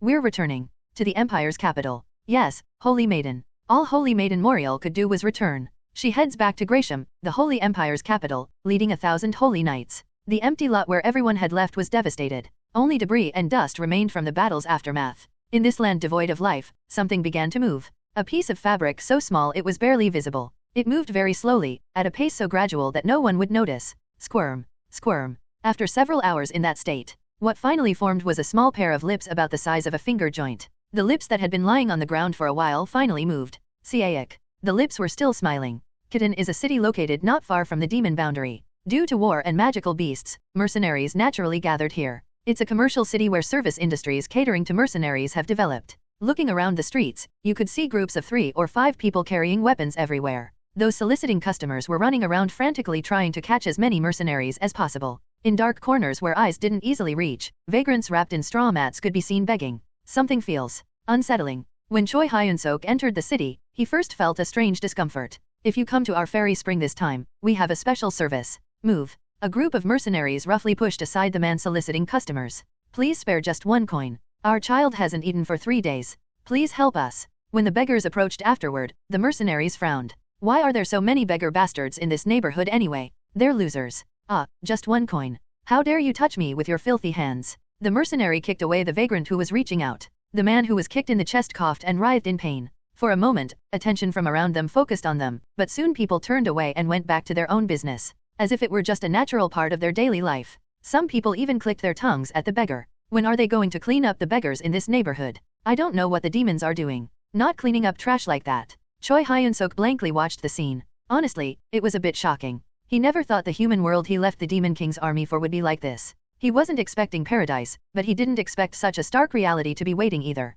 We've arrived? Frish's voice was heard. Only then did Choi Hyun-seok realize that the carriage had stopped. After getting off the carriage, he saw Frish handing over the reins to someone who appeared to be a staff member. Have we arrived? Yes. Let's go inside. He almost spoke habitually politely. Since Frish was currently playing the role of a coachman, he didn't show excessive politeness to him. Choi Hyun-seok and Abelson followed behind Frish and entered the building. Oh my, how could such noble guests come to our humble place? The innkeeper, thinking Choi Hyun-seok and Abelson were nobles, kept bowing repeatedly. We plan to stay 1 night, so give us your best room. Our warrior's rest is Khittan's finest accommodation. You won't be disappointed. After Frish paid the fee, the group moved to their assigned room. Then please rest well. The staff member who showed them around left. Only then did Choi Hyun-seok breathe a sigh of relief. This is quite difficult. Even though he hadn't done anything in particular, pretending to be someone else caused considerable fatigue. You'll have to get used to it. There's no easier role than nobles and their knight escorts in the current situation. Choi Hyun-seok nodded. He had no choice but to follow Frish's words now.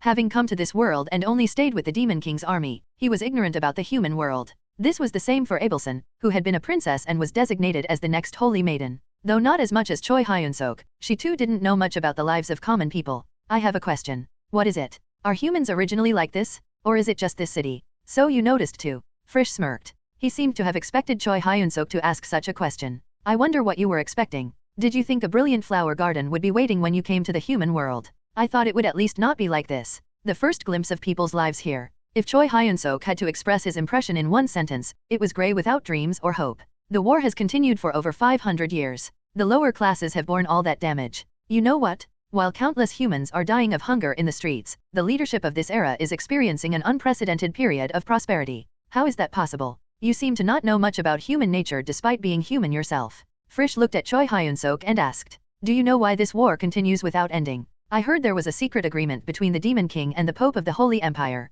Frisch shook his head. More precisely, it was a secret agreement between the Demon King and the leaders of the human allied nations. Choi Hyun-seok's eyes widened. It meant that not just the Pope was involved, but the entire human forces had agreed to continue the war. I have a question. What? What do they gain from doing that? He couldn't understand. Why intentionally maintain the front lines and continue the war? What do demons and humans gain from doing this? Frisch's answer was simple. The Demon King's purpose is survival. Again, Choi Hyun-seok showed a puzzled expression. Sensing that the conversation would get longer, Frisch sat down in a chair with a thump and continued his explanation. In the early days of the war, humans united as one to stop the demons. The demons also fought desperately to claim new land. The war then was truly fierce. As time passed, the war situation became unfavorable for the demons. There was a difference in war sustainability. It was a natural result since we were fugitives and this land was human territory. Thinking the demon race would perish at this rate, the Demon King accepted the humans' proposal. They decided to intentionally continue the war without ending it while watching for opportunities. Choi Hyun-seok,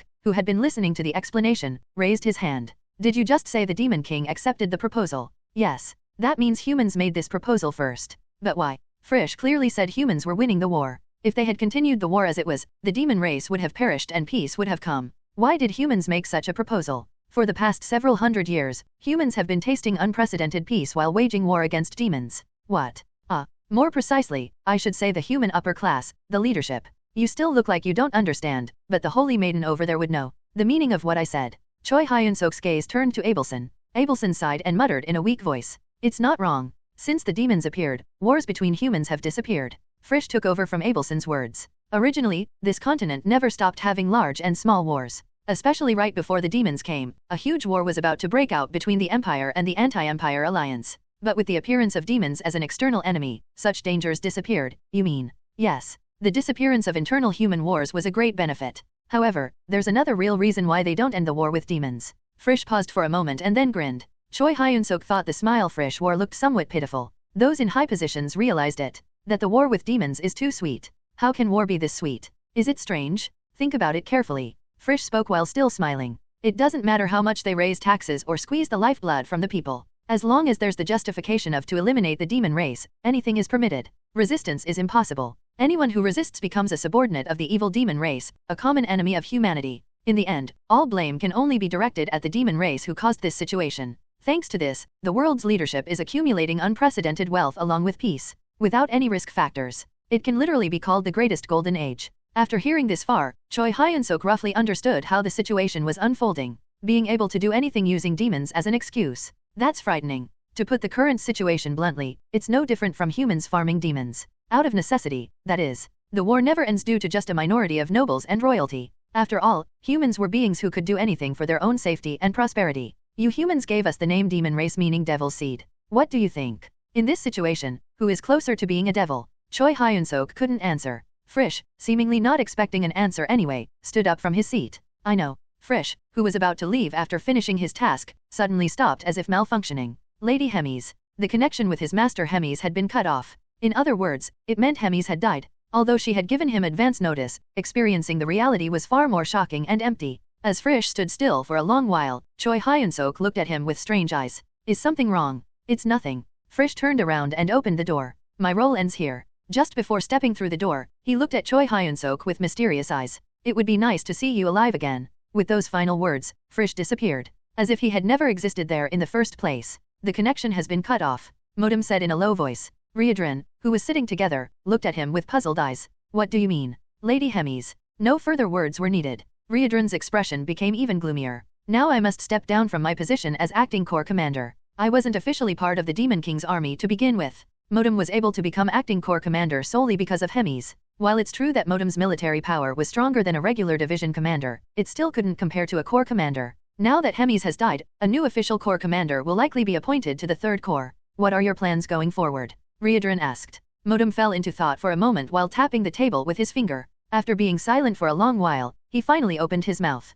We should honor Lady Hemi's wishes. Did Lady Hemis leave any specific instructions? Yes. Reborn wasn't the only one who received a letter from Hemis. Modem also received a final letter from her. I plan to stay with you for a while. Since we need to complete the task Lady Hemis entrusted to us, we have no choice but to work together. As Reborn had already expected this, he nodded. Modem continued speaking. However, my ultimate goal is to become stronger. Become stronger. Yes. Strong enough to change the demon race of this rotten era. Modem's words carried more determination than ever before. The next day, Choi Hyun-seok and Abelson left their room and came out to the inn's hall. They now needed to go out to the streets to find a coachman. Since neither of them knew how to handle horses, they had no choice but to hire a coachman with money for their future travels. Lady Alien, do we have enough money? Alien Krishi. That was Abelson's alias. Choi Hyun-seok deliberately emphasized the name Alien as if practicing. We have enough money. Abelson nodded and held out a rather heavy pouch. Opening it revealed gleaming gold inside. Wow, how much is all this? Though it was his first time seeing the currency of this place, he could tell it was no small amount.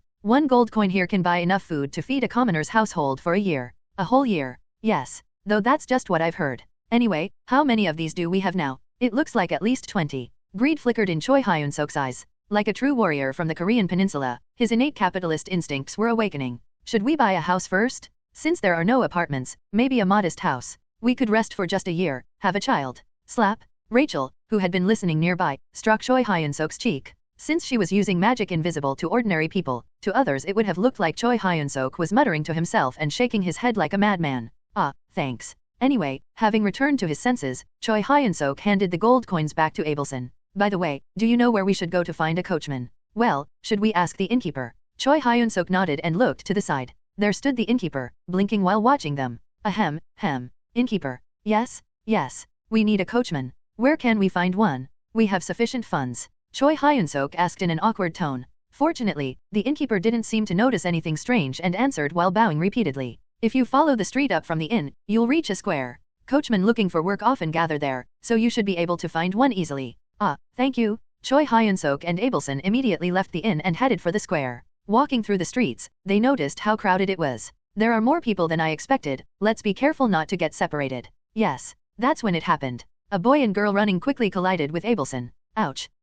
The girl, who looked about 10 years old, fell to the ground, and the boy, who appeared slightly older and startled, helped her up. They were probably siblings. Abelson smiled while looking at the young siblings. Are you all right? Huh? Yes? We're so sorry. Recognizing Abelson as a noble, the siblings kept bowing and apologizing. Abelson continued smiling and said, I'm fine, but be more careful in the future. Yes. After the boy and girl left, Choi Hyun-seok and Abelson watched their retreating figures for a while. Those kids are quite cheerful. Young children are always the hope of the world. I was like that once too. Abelson stared at Choi Hyun-seok.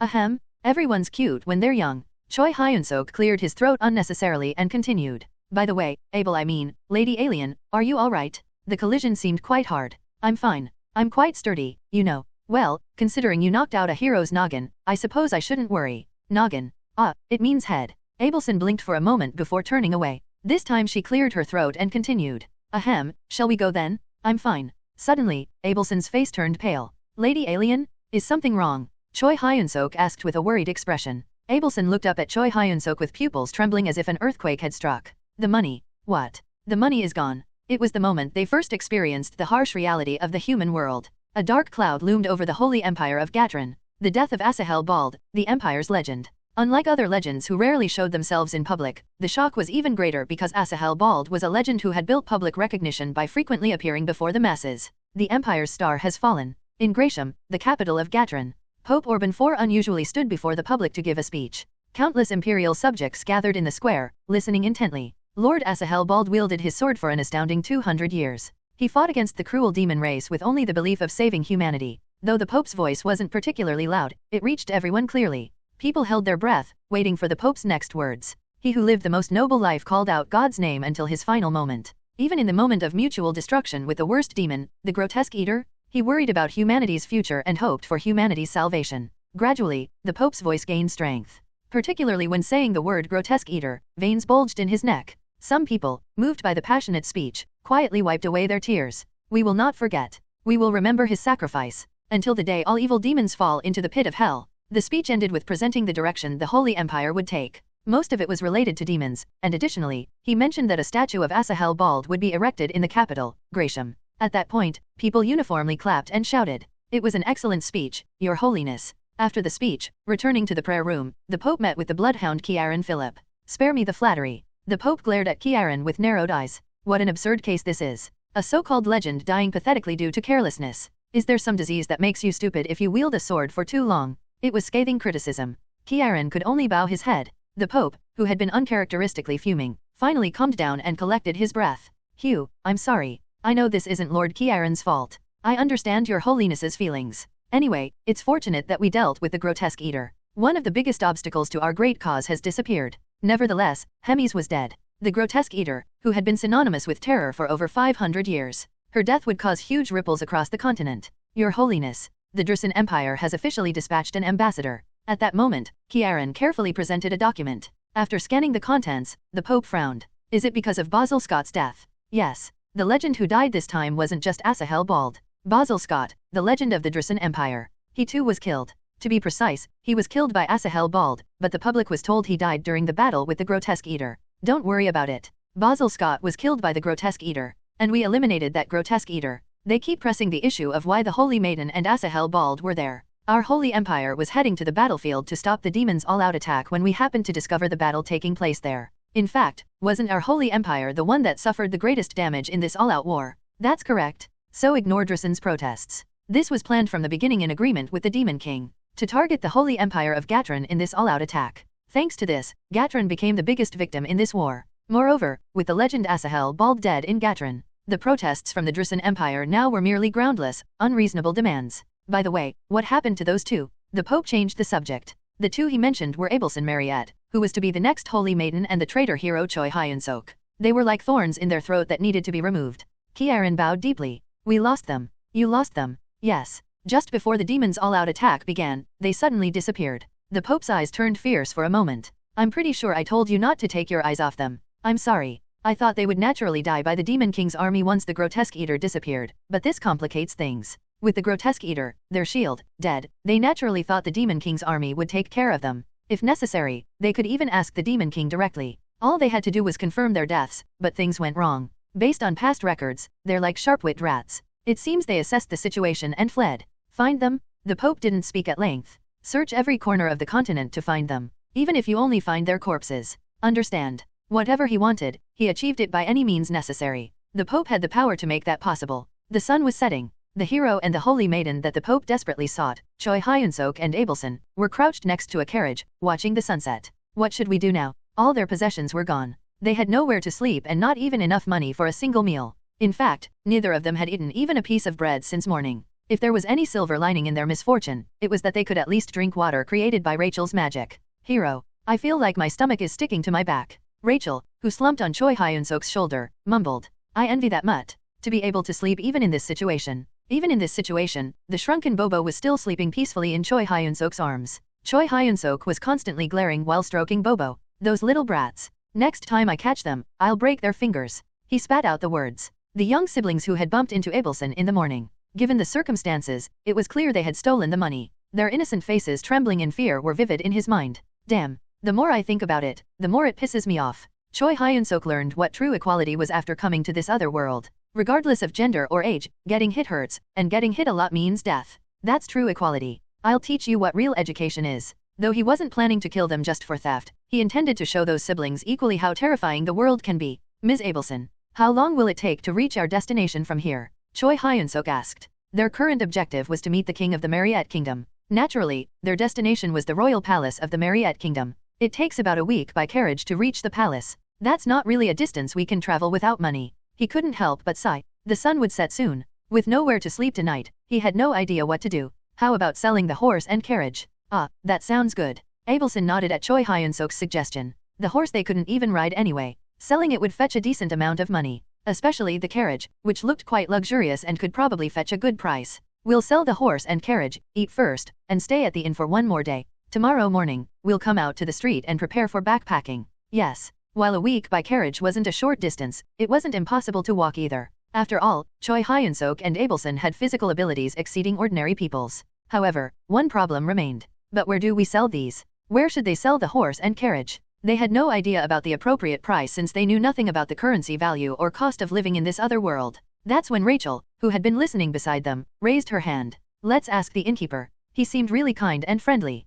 That's a good idea. Choi Hyun-seok immediately entered the inn. Since the horse was tied up in the inn stable, they didn't need to go far. Oh my, if it isn't the knight. The innkeeper greeted Choi Hyun-seok as he recognized him. I see the horse and carriage are still there. Are you planning to stay another day? Ahem, actually, I had a question about that. Choi Hyun-seok asked in his deepest voice, trying to sound as natural as possible. Do you know of any place nearby where we could sell the horse and carriage for a fair price? Or perhaps a merchant? Oh my, are you planning to sell them? We have our reasons. In that case, I know just the place to recommend. The innkeeper smiled kindly. Belle, come here. At the innkeeper's call, a woman from inside came running. The woman, who had just shed her girlish appearance, had kind eyes reminiscent of the innkeeper. What is it? This knight and lady wish to sell their horse and carriage. Please guide them. Yes. The woman called Belle nodded without hesitation. I'll guide you right away. Thank you. Choi Hyun-seok and Abelson left the inn following Belle. Don't we need to bring the horse and carriage? It'll be more convenient in many ways to talk to the merchant first and bring them here.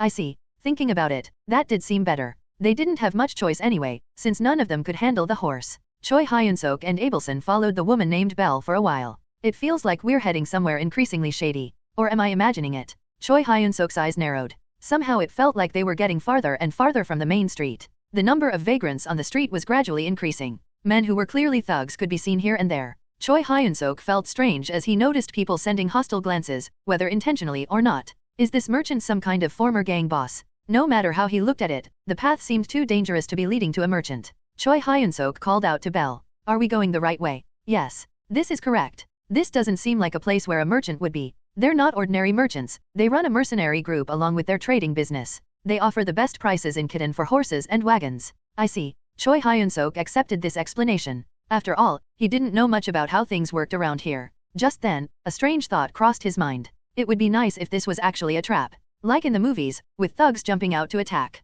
Choi Hyun-seok let his imagination run wild. The innkeeper was actually an evil person, and Belle in front of them was leading him and Abelson into a trap. Maybe even that brother and sister from this morning were the innkeeper's underlings. That would be perfect. How convenient it would be if the story turned out to be everything was the innkeeper's scheme all along. Choi Hyun-seok sincerely prayed. Attack? Come at me, please, anyone. The easiest way to recover stolen money is to steal it back. Of course, Choi Hyun-seok would make sure to collect interest too. We're here. Belle stopped at that moment. Choi Hyun-seok tilted his head with a puzzled expression. This is a dead end. Yes, that's right. Belle turned around. There was an innocent smile on her face. It's the perfect place to scam rich suckers. Huh. Just as Choi Hyun-seok showed a confused expression, a group of men appeared and blocked the alley. Are these the ones? Whew, that blonde one's pretty cute. Hey guys, the woman's mine, don't touch her. The thugs appeared, speaking lines so cliché they were embarrassing even for third-rate villains. That knight guy looks pretty big. Be careful. Heh, worry much? He's the idiot who got robbed of 20 Imperial Drasen gold coins?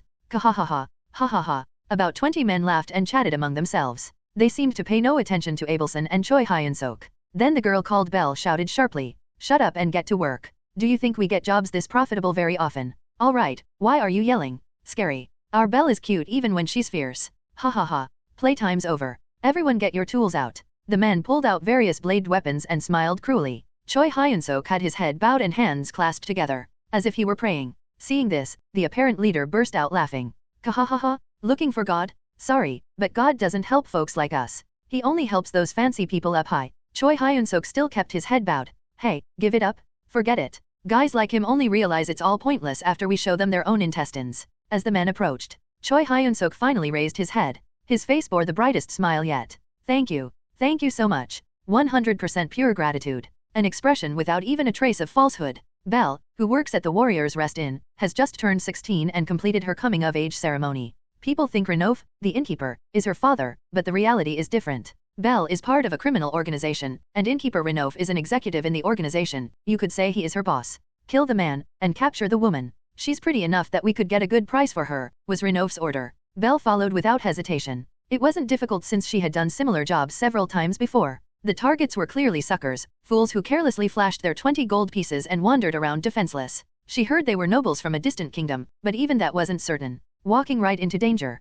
How can they be so stupid? Everything was going smoothly. The guy who looked like a knight was just a big oaf who knew nothing. A knight carrying a puppy in his arms? From the start, it made no sense that a knight wouldn't know how to ride a horse. He was probably just pretending to be a knight. The noble lady walking beside him with her haughty face was no different. Belle could already imagine that proud mask falling away as she would soon be crying and begging for her life. We've arrived. Finally, she succeeded in luring them to a secluded location. Now the organization members just needed to deal with them, and it would be over. Die. One member swung his knife. The man in armor just stood there blankly, not even thinking of fighting back. Goodbye. Just as Belle was forming a victorious smile, everyone's eyes widened. The man had caught the blade. More precisely, he had caught it between his index and middle fingers. This. Why? The organization member trembled helplessly, unable to do anything. It was maddening that his sword was caught by mere fingers and wouldn't budge. At that moment, crash, the member's head went through the wall. Belle and the other members blinked. Even though their eyes were open, they couldn't grasp what had happened. The moment they thought they saw something flash, the member's head was already embedded in the wall.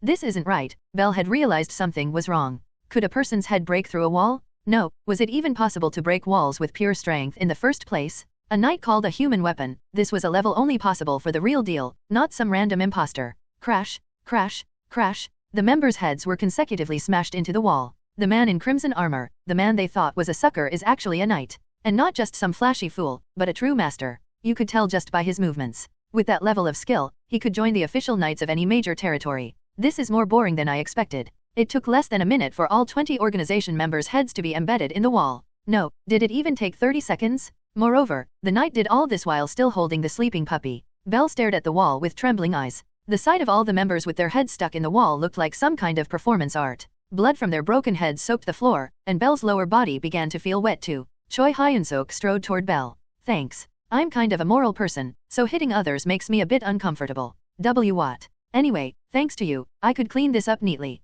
Who are you? Belle asked with a trembling voice. Who am I? Choi Hyun-seok pointed to himself with a grin. The Demon King's army. A massive fist approached, and Belle's consciousness faded. 5 years had passed since Renouf began operating the Warriors' Rest Inn. With his kind appearance and always treating neighbors kindly, he was a well-respected man. His acting was so perfect that in those 5 years, no one had noticed he was an executive in a criminal organization. This time I'll make a big profit. Even Renouf showed his true self when alone. Right now, a smile wouldn't leave his face. It was because of the 2 suckers who suddenly appeared yesterday. At first, he thought they were a traveling knight and noble lady, but as Renouf continued to observe them, he noticed something was off. That man is no knight. Though his attire was certainly that of a knight, his behavior and speech were not at all. His attempt to act dignified was awkwardly forced, and carrying a sleeping puppy around constantly was nothing short of comedy. A knight lacking basic etiquette and manners, and who couldn't even handle a horse. Such a knight doesn't exist in this world. Then what was the true identity of these 2? This was Renouf's conclusion. A foolish noble lady has run away with a commoner. He could tell by how carelessly they displayed their precious gold coins. They probably ran away with the family fortune. In other words, these 2 were ignorant fools. In Kitten, where public safety is poor, displaying gold coins like that was practically begging for them to be stolen. If they're asking for help, it's only human nature to assist. Renouf first had young gang members steal the gold coins. Though still young, these children who had lived as pickpockets on the streets for years were as skilled as most adults. Moreover, considering how children tend to lower people's guard, they were actually better than adults for this purpose. After securing 20 gold coins that way, next was the turn for the horse and carriage. With no money, they won't be able to leave. I should subtly lead them to sell the horse and carriage. Renouf made a simple but sure plan. All that remained was to lure them into the trap. But things went even more smoothly than expected. Before Renouf could make his move, the foolish knight came to him. When the man said he wanted to sell the horse and carriage, Renouf held back his laughter and called for Belle. You can handle this well, right? Don't worry. They exchanged glances. Belle left the inn with the 2. The job should be finishing up about now. Renouf checked his watch and grinned. By now, the man pretending to be a knight would have departed for the afterlife, and the noble lady playing at being haughty would be in tears. For a moment, dark desire flickered in Renouf's eyes. She had quite a pretty face. What a shame. Such a shame. Having to act as a kind innkeeper and watch his behavior was truly regrettable at times like this. Still, the earnings are good, so I'll have to endure. Renouf's earnings had multiplied several times since becoming an innkeeper. Especially with big catches like this one, the profits rivaled those of successful merchants. 20 gold coins of Drasen currency plus 2 strong horses and a luxury carriage. Altogether it should be worth 30 gold coins. 30 gold coins. It was a fortune that ordinary civilians wouldn't see in their lifetime. Enough money to buy a decent house in the capital of most kingdoms or territories. Though after paying tributes upward and distributing shares downward, only a few gold coins would end up in his hands, it was still a significant amount. Renouf kept rubbing his hands together as he waited for Belle to return after finishing the job. At that moment, thud, the inn's door opened, and Belle appeared. Oh, you're back? Did the job go well? Renouf trailed off. Something was wrong with Belle's condition. Belle was leaning against the door with head bowed low. Renouf slowly approached Belle. What's wrong? Are you all right? Yes, I'm fine. Belle answered while still keeping her head lowered. Renov stopped in his tracks. Who are you? Belle's voice was strange. It felt bizarre, like a deep-voiced man forcefully trying to imitate a woman. I'm Belle, aren't I? Stop joking around. What are you playing at? Veins bulged on Renov's forehead. He thought Belle must be playing a prank with other gang members after succeeding with the job. Though he understood the excitement, pulling such a prank on him, an executive, was unacceptable. Planning to teach a harsh lesson, Renov strode forward. He roughly grabbed Belle's hair and lifted it. How dare you play? Renov's eyes shook violently. Belle's lifted face was covered in blood. With eyes completely unfocused, it seemed consciousness had been lost. Belle. Yes, boss. The voice is heard, but Belle's mouth isn't moving. That's when Renov realized. The voice was coming from behind Belle, not from Belle himself. Renov's gaze slowly moved behind Belle, and then met with the grinning Choi Hyun-seok. Hello. Without a moment's hesitation, Renov turned and ran. He planned to escape through the secret passage built when constructing the inn. Something's wrong? Terribly, terribly wrong. Belle and the organization members must have been taken down. The man he thought was pretending to be a knight turned out to be a real knight. Oops. Running, Renov slipped and fell on his bottom. Feeling the cold, he looked down to see the floor had frozen solid. Why is this? Renov scrambled to get up again. He moved his legs desperately to escape, but the floor was so slippery he couldn't maintain his balance properly. His mind was rushing and the floor was slippery. Eventually, Renov couldn't even take 2 steps before falling to the floor again. Ow. While groaning from the impact, a strange laughter was heard. Hee hee, hee hee hee. Renov quickly scanned his surroundings. His eyes caught a woman with pure white wings, about 30 centimeters tall. A fairy. It was definitely the fairy he'd only heard about in rumors. The fairies that occasionally appear near heroes were said to have kind hearts and elegant dignity. Hee hee hee. Stupid. However, the small creature before his eyes is far from being such a fairy by any measure. More like a small demon if anything. Clank, clank. The sound of armor friction came from behind. Renov didn't want to look back but forced himself to turn his head. He saw a man approaching, holding the half-dead Belle in one hand. Sorry about what happened to your daughter. He wanted to say she wasn't actually his daughter, but there seemed no need to. After all, not even a speck of remorse could be felt on the man's face. We still have some accounting to do, right? At Choi Hyun-seok's question, Renov nodded repeatedly. I'll give it. I'll give you everything. Just please spare my life. Renov was a man of quick judgment. Thud, thud, thud. Choi Hyun-seok took out gold coins from Renov's pocket and threw them one by one. Thud, thud. Soon all the gold coins were out. Looking at the now empty pocket, Choi Hyun-seok's expression twisted. Why are there only 10? Originally, Abelson had 20 gold coins. Half had disappeared. Renov frantically waved his hands and shouted. I already paid it up. Paid up? Yes? To do business here, there are many places we need to grease. The higher UPS always take half of the profits. So, you're saying my money is gone? Choi Hyun-seok said with wide eyes. My happy retirement fund. My marriage fund has fallen into the hands of these criminals. That. Just wait a moment. Renov quickly opened the inn safe. Here, there are more gold coins here. This is my personal money, but I'll give you all of it. There were quite a few gold and silver coins piled up there. Counting them revealed 5 gold coins and 40 silver coins. Lady Alien, what's the value of silver coins? It varies by kingdoms, but usually 20 silver coins exchange for 1 gold coin. Then what we have here would be equivalent to 7 gold coins. Abelson nodded. Choi Hyun-seok looked back at the innkeeper, Renov. The money's not enough. I'll somehow manage to get 3 gold coins? Please give me just 1 day.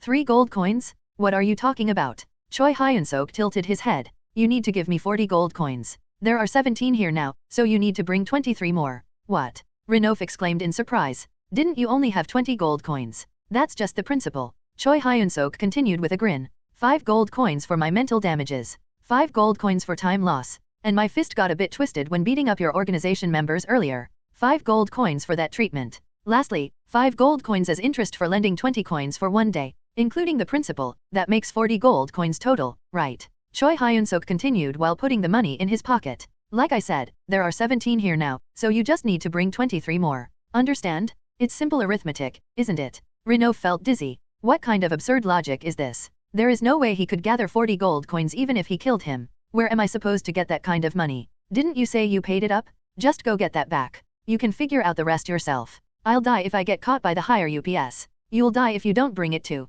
I'm not joking, I'll really die. Just dying would be fortunate. With bad luck, he could be tortured or sold into slavery. Then spill some information. Tell me everything you know about your organization. Then I'll die? No, just kill me now. I'm telling you to kill me. As Renov was screaming desperately. Bang dash! A mace flew from somewhere and struck next to his face. We'll make a good profit this time. What? We can't just leave these vermin-like criminals alone, can we? We can do some cleaning and save up travel money at the same time. Let's sweep them all away. Though Abelson didn't seem too keen on Choi Hyun-seok's proposal, she soon agreed. All right. As Choi Hyun-seok said, these people were parasites eating away at society. Perhaps they were even more harmful to humans than demons. While she didn't intend to catch or kill every criminal in the world, ignoring criminals right in front of her didn't suit her personality. But we can't be too flashy. We're fugitives after all. Of course. Abelson, who had said that, was now glaring at Renouf with fierce intensity. Speak. Renouf's eyes trembled. The mace embedded right next to him had pierced through the wall. He could see old blood and flesh stuck to the inside, dried and sticky. No matter how much you threaten me, I'll never. Abelson picked up the mace. The moment her eyes flashed dangerously. I'll talk. Renouf shouted urgently. She's really going to crack my skull. Her eyes said it all. The woman is seriously planning to bring it down on his head. What kind of a woman is she? Looking at her appearance, she is a pretty, delicate noble lady. Someone who looked like she'd never even seen a blade in her life, yet the power behind her mace is beyond imagination. It was strength comparable to knights who were called human weapons. TCH. Just then, Abelson clicked her tongue softly and turned away. Did she just look disappointed? I saw it. I saw her looking disappointed. Renouf wanted to grab anyone and shout. That noble lady is actually a psychopath? Please believe me? At that moment, Choi Hyun-seok, who had been watching, approached. No, Lady Alien. I'll take it from here. He almost called her Abelson out of shock. That's how shocking her behavior had been. Abelson nodded with an expressionless face and stepped back. Do as you wish. Her voice was so calm it was hard to believe she was the same person who had been destroying walls with a mace just moments ago. Choi Hyun-seok collected himself and stood before Renouf. It was time to begin proper negotiations. Don't worry too much. If you cooperate, there'll be benefits for you too. Really? Of course. What kind of? A hint of expectation appeared on Renouf's face. Choi Hyun-seok smiled and said, I'll let you live. Renouf sensed it. He'd gotten caught by some seriously crazy people. Renouf explained enthusiastically. Once he realized these weren't some naive nobles, he had to desperately prove his usefulness to stay alive. After hearing everything, Choi Hyun-seok nodded. So to summarize, the Lord of Khadin here backs criminal organizations and receives tribute in return. Yes. Your organization is the biggest among them, and if anyone messes with you, the Lord who'd lose his money flow won't stay quiet. That's right. Renouf kept nodding. Choi Hyun-seok turned to Abelson. Lady Alien, what's the military strength like in territories like this? Military size varies greatly between territories. But if I had to guess, soldiers would number from several hundred to over 1,000. Knights would be around 20 to 30. Choi Hyun-seok turned back to Renouf. Is that right? Yes. There are about 800 soldiers and 25 knights in the territory's knight order. How strong are these knights? Well, the level varies greatly between knights. Choi Hyun-seok's eyes narrowed. Sensing the situation wasn't good, Renouf quickly shared different information. But I do know something about Knight Commander Hoekman. Knight Commander? Yes? He's an old man the Lord brought in for a huge sum. They say he made quite a name for himself on battlefields when he was young. Rumor has it he even killed a Demon King Army Battalion commander. Is that so? Though he's old now and not what he used to be, he's still the strongest among the territory's knights. Choi Hyun-seok nodded. This was enough to get a rough estimate. Shouldn't be too difficult. The Knight Commander, the strongest in the territory, is stronger than the battalion commander. He wasn't sure exactly how strong, but from the way it was described, he probably wasn't hero class. Plus, he is old and weakened, so the current Choi Hyun-seok should be able to win.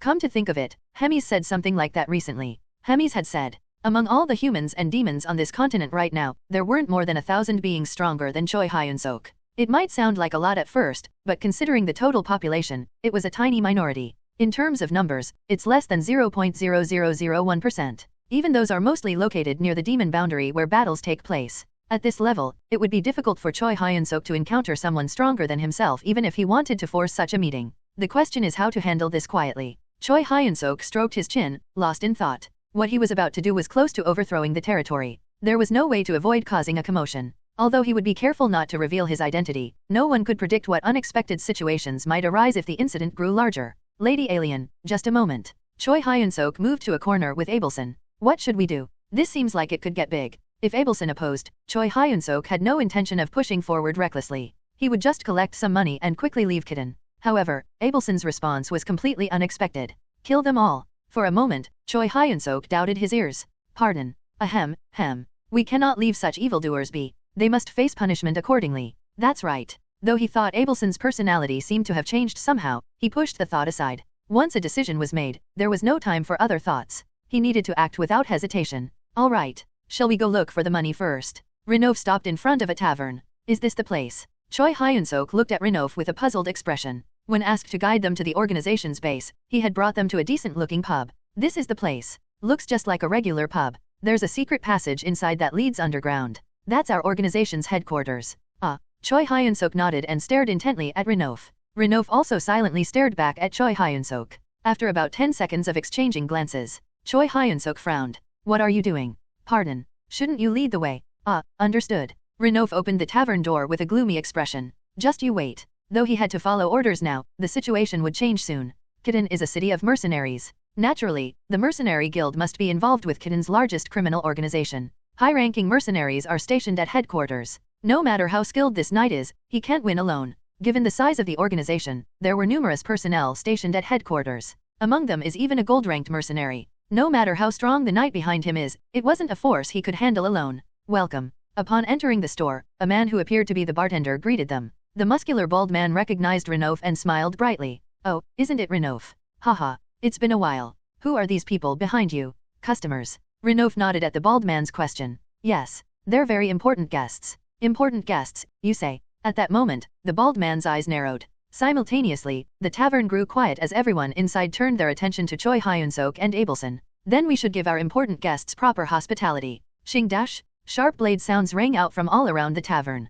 Choi Hyun-seok smirked. Is stabbing how you treat guests here? Kill them. Well, at least we seem to have found the right place. Blades flew in from all directions. Choi Hyun-seok dodged the attacks with casual steps. Honestly, he would have been fine even if hit, but it didn't feel right. Whoosh! While dodging a huge axe, he grabbed the attacker's nape and threw him. Crash! The Throne Organization member smashed through tables and chairs before falling unconscious. Whoosh! Boom! Choi Hyun-seok threw organization members left and right. Though he could have knocked them down with his fists as usual, throwing them like this had its own satisfaction. Please spare. Crack! Deliberately ignoring the brutal sound from behind, Choi Hyun-seok continued throwing the organization members. Even though he threw them lightly, his overwhelming strength meant they couldn't avoid serious injuries. They might even die. Choi Hyun-seok didn't particularly care. His heart wasn't generous enough to worry about the human rights of criminals who killed as easily as eating. Crash! Bang! The sound of things breaking continued. Finally, only the bald muscular man and Renouf remained in the hall. The bald man stepped backward while pointing his sword.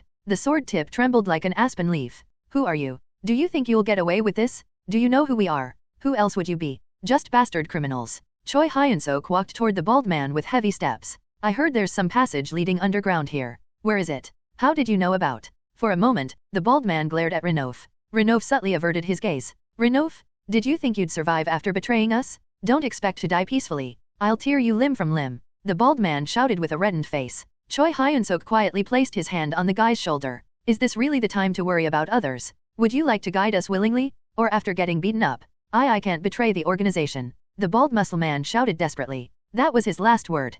Crack dash! Abelson, who had approached silently, crushed the bald man's head with her mace. Lady Alien. We don't have time. There's nothing good about dragging out the commotion. Yes. You're right. Abelson turned her gaze toward Renouf. Guide us. Yes, right away. Renouf ran toward the underground passage while desperately trying to smile. Valen, doesn't it seem a bit noisy today? Leave it be. They're probably just drunk and fighting again. Is that so? Dwarf. You worry too much. Who would be crazy enough to attack this place from Kitten? Well, you're right. Valen and Dorf were mercenaries belonging to the guild. There were 6 ranks of mercenaries in total, in order, Auric Halcon, Mithril, Gold, Silver, Iron, Copper. Among them, Valen and Dorf were Gold rank, putting them in the top 5% of all mercenaries. From Gold rank onwards, they possessed skills comparable to most knights and were treated accordingly. Why would such skilled individuals guard a mere criminal organization? The reason was simple. It was profitable. They received the same money for simply sitting and guarding passages as they would for completing regular requests. Moreover, since this criminal organization was backed by the Lord, there were no complications.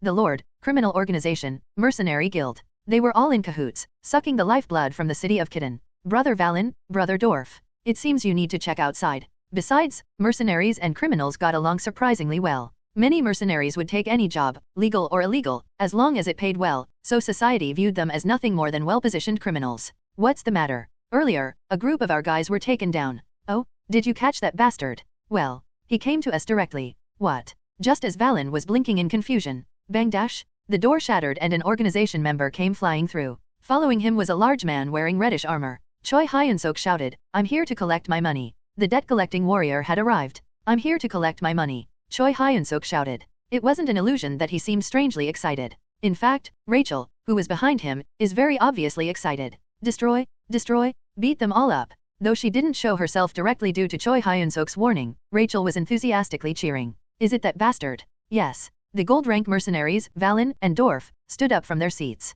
Watching the two mercenaries take their stance, Choi Hyun-seok scratched the back of his head.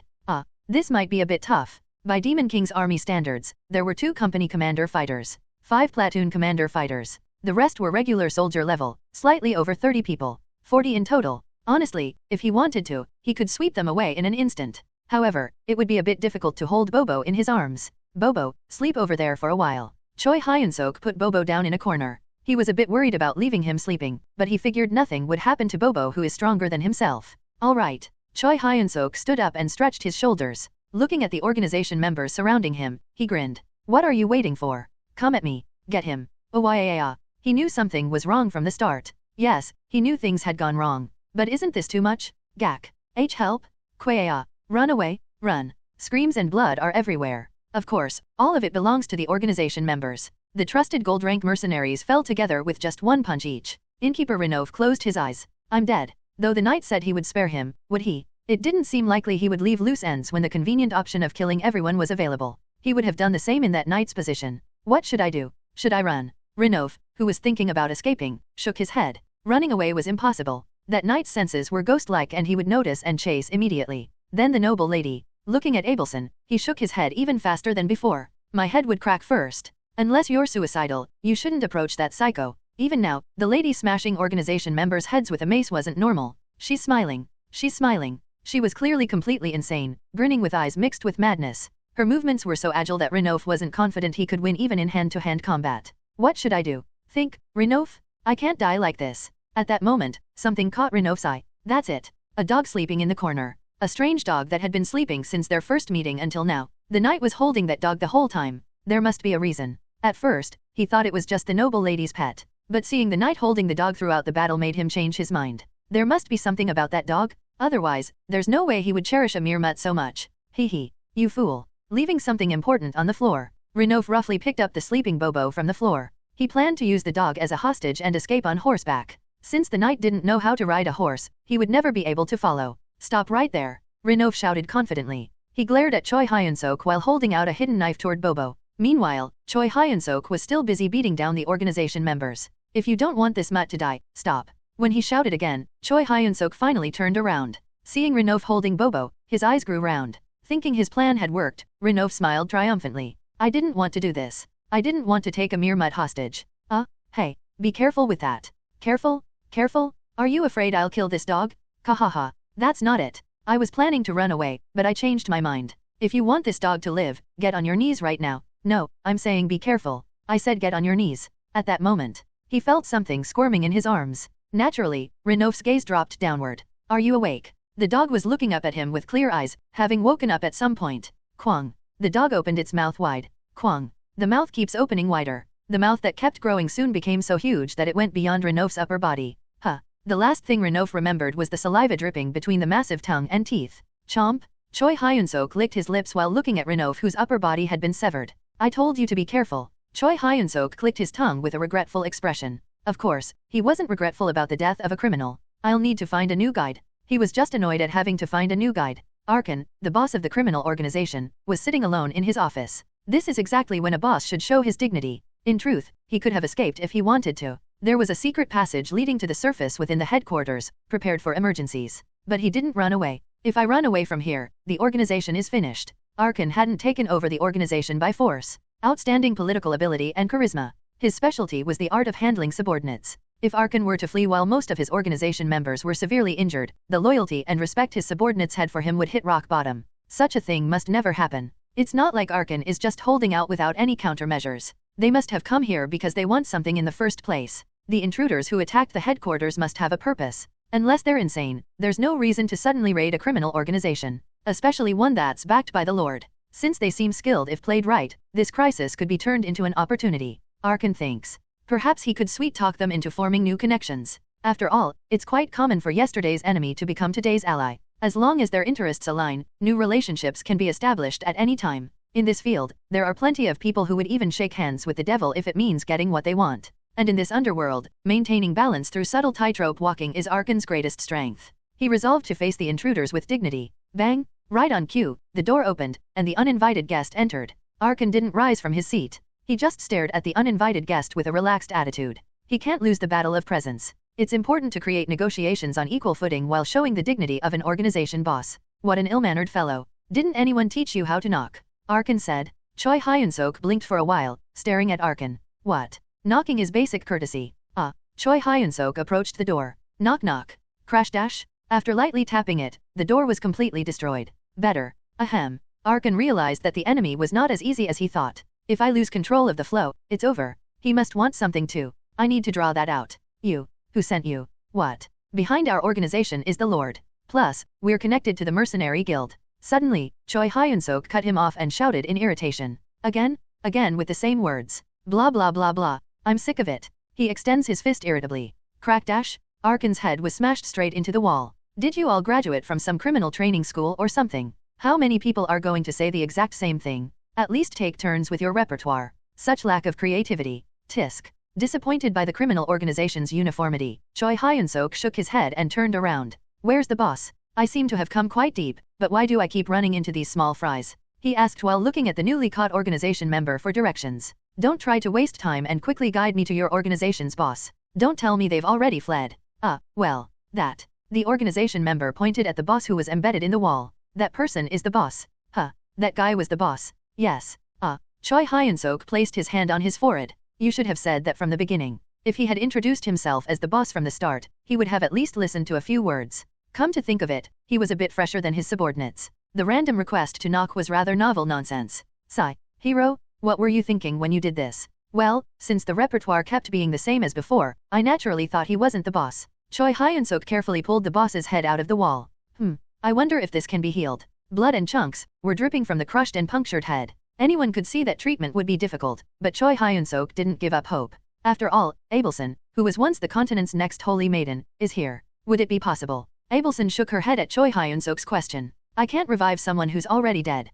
So he's dead. Looking again, he wasn't breathing. Having lived with such tough demons, he had forgotten how fragile human life could be. Choi Hyun-seok sighed and put the boss's head back into the wall. Now what do we do? The original plan was to get information and ledgers from the boss. Being the largest criminal organization, there must have been ledgers recording various corruptions. He had planned to check how corrupt the Lord of Kidden is before deciding on the next course of action. But the boss with his shattered head couldn't speak anymore. Do you perhaps know where the ledgers or such things are? When asked, the organization member shook his head. This is troublesome. It seemed like they would have to struggle quite a bit more. Peros Jalayan, the eldest son of the Jalayan family and the Lord of Kidden territory, was still in deep sleep today. Despite the sun being high in the sky, he showed no signs of waking up. Two naked women were clinging to his side, and they too were in sweet slumber. Lord. Just then, the door to the bedroom burst open and the head servant rushed in. Lord? Something terrible has happened. Lord Peros looked at the head servant while struggling to open his eyes. Head servant. Yes, my lord. You've finally gone mad. You're absolutely dying to die. To dare enter the lord's bedroom without permission. Today would surely be the day to behead that head servant. Just as Peros was making this resolve, the head servant urgently shouted. Please wait a moment. My lord? This is truly an urgent matter. Well, spit it out. The Arkan organization has fallen. What? Peros frowned. Am I not fully awake yet? The Arkan organization has fallen, he says. Arkan is the largest criminal organization in Kidden. How could an organization that was fine just yesterday collapse overnight? Say that again. What did you say? Arkan has fallen. Boss Arkan is already dead, and most of the organization members have been turned into half-cripples. Finally, Peros's eyes went wide. Arkan wasn't just a simple criminal organization. It was an excellent source of funding and an organization that acted as a sort of focal point that mediated various forces in Kidden and unified their power. For such an important organization to disappear overnight? At that moment, the woman in the Lord's embrace woke up from the commotion. My lord, why is it so noisy in the morning? Get off. Peros roughly pushed away the clinging woman and got up. He was completely naked, but neither Peros nor the head servant seemed to care as they were already used to it. Tell me in detail what happened. Yes. Well, as the head servant continued speaking, Peros' face turned ashen. Hero, we're rich now. Rich. Oh my, how much is all this? Rachel jumped around excitedly. Choi Hyun-seok was equally excited, with a grin stretching from ear to ear. At their feet lay hundreds of silver coins and quite a few gold coins. Hero, please buy me just one macaron. Macaron? I'll buy you a whole box. Kaya, I'm so happy. The hero and his dedicated fairy seemed close after a long time. Abelson, who was watching them, let out a small sigh. This doesn't seem like the right time. Currently, the group had returned to the inn after gathering everything they needed from the criminal organization Arkan. The reason they returned to the inn was simply because they had nowhere else to go. They needed a place to carefully examine the ledgers and store the money they'd taken. Ugh, Just then, a groan was heard from beside them. It was Belle, the woman who had disguised as the innkeeper's daughter. Opening her eyes with difficulty, she trembled as she stretched out her arm. I want macaron too. No. Rachel struck Belle's head with magic. Kahuk. Belle collapsed to the floor, unconscious with a groan. There are no macarons to share with criminals. Well done, Rachel. Hehe. Just as Choi Hyun-seok was patting Rachel's head with a smile. Knock knock. Renouf. Are you in there? A middle-aged man's voice was heard from outside the door along with knocking. Knock knock knock. Hey, the sun is already high. What are you doing not opening the door? Choi Hyun-seok and Rachel's eyes grew wide. They ran around in panic, not knowing what to do. Hero? Renouf is the innkeeper's name, right? Let's move this unconscious woman first? No, should I change my armor first? It's covered in blood. Hero? The money first. Right? Let's just grab the money and run. Choi Hyun-seok and Rachel frantically scooped up the money. Watching them, Abelson's head started to throb. Who would call them a hero and a fairy? They looked more like petty thieves caught robbing an inn. That's enough, go inside. I'll handle this. What? Hurry. After speaking, Abelson quickly ran to the door. I need to take charge here. Choi Hyun-seok was conspicuous with his large build and armor. In contrast, Abelson had changed into casual clothes after her dress got splattered with blood. There was nothing to worry about if they were dealing with ordinary people. I'm coming in. Just then, the door opened and a middle-aged man appeared. He was a man with a plump build and a gentle impression. Abelson blocked the door to prevent him from entering. Hero, hurry. I got it, you hurry too. In the back, Rachel and Choi Hyun-seok were busily gathering money and moving the collapsed Belle inside. Since they couldn't let him see this scene, Abelson desperately blocked the man's view. There should have been a sign saying we're closed. Oh yes, I saw it, but usually the door is open at this time. When the man tried to peek inside by stretching his neck, Abelson quickly blocked him. Ahem, what brings you here? I came to see Renouf. He's not here. What about Belle? If you mean Renouf's daughter, she's not here either. Where did they go? On a trip. They left yesterday. Aha, I see. Just then, a strange noise came from inside. Help. Thud. Though the sound disappeared quickly, the man seemed to notice something was off. The man frowned. Didn't I just hear something? I wonder. No, I heard it. It sounded like someone asking for help. You must have mistaken a cat's meow. Right on cue, a cat's meow was heard from inside. New York Naeong. So it was a cat. Though it was too awkward to be a real cat's meow, the man easily accepted it. However, this didn't mean he was giving up.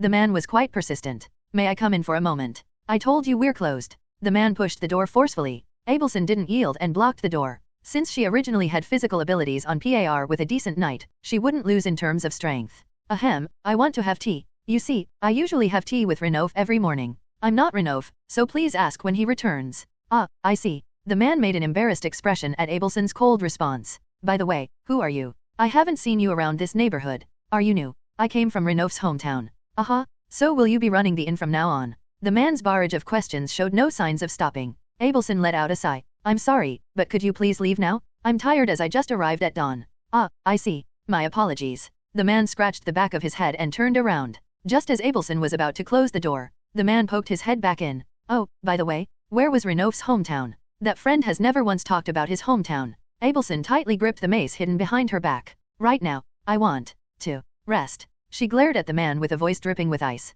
She is ready to strike the man's head with the mace if he doesn't leave immediately. The man, either oblivious or uncaring, continued talking. Renouf's hometown? Huh. It's been over 5 years since we met, but I still haven't heard about his hometown. Ah, speaking of hometown, mine is a place called Reborn, not far from here in Kitten, and compared to other kingdoms. Alright, stop. Huh, I'll let you meet Renouf. Didn't you say Renouf went on a journey? Actually, Renouf. Swallowing the words that he had journeyed to the afterlife, just as Abelson was about to swing the mace. Ha ha ha, who do we have here? Choi Hyun-seok appeared and grabbed Abelson's hand. He had changed out of his armor into casual clothes in that short time. Who might you be? The man looked at Choi Hyun-seok with curious eyes, seemingly unaware that he had nearly followed Renouf on a journey to the afterlife. I'm Renouf's friend from his hometown. Ah, you too. I'm sorry, but could you come back another time? We just arrived in Kitten and things are quite hectic. Well, just a moment. Please come back later. Later. As Choi Hyun-seok pushed with his bulk, the man had no choice but to be forced out. Alright, then I'll see you next time.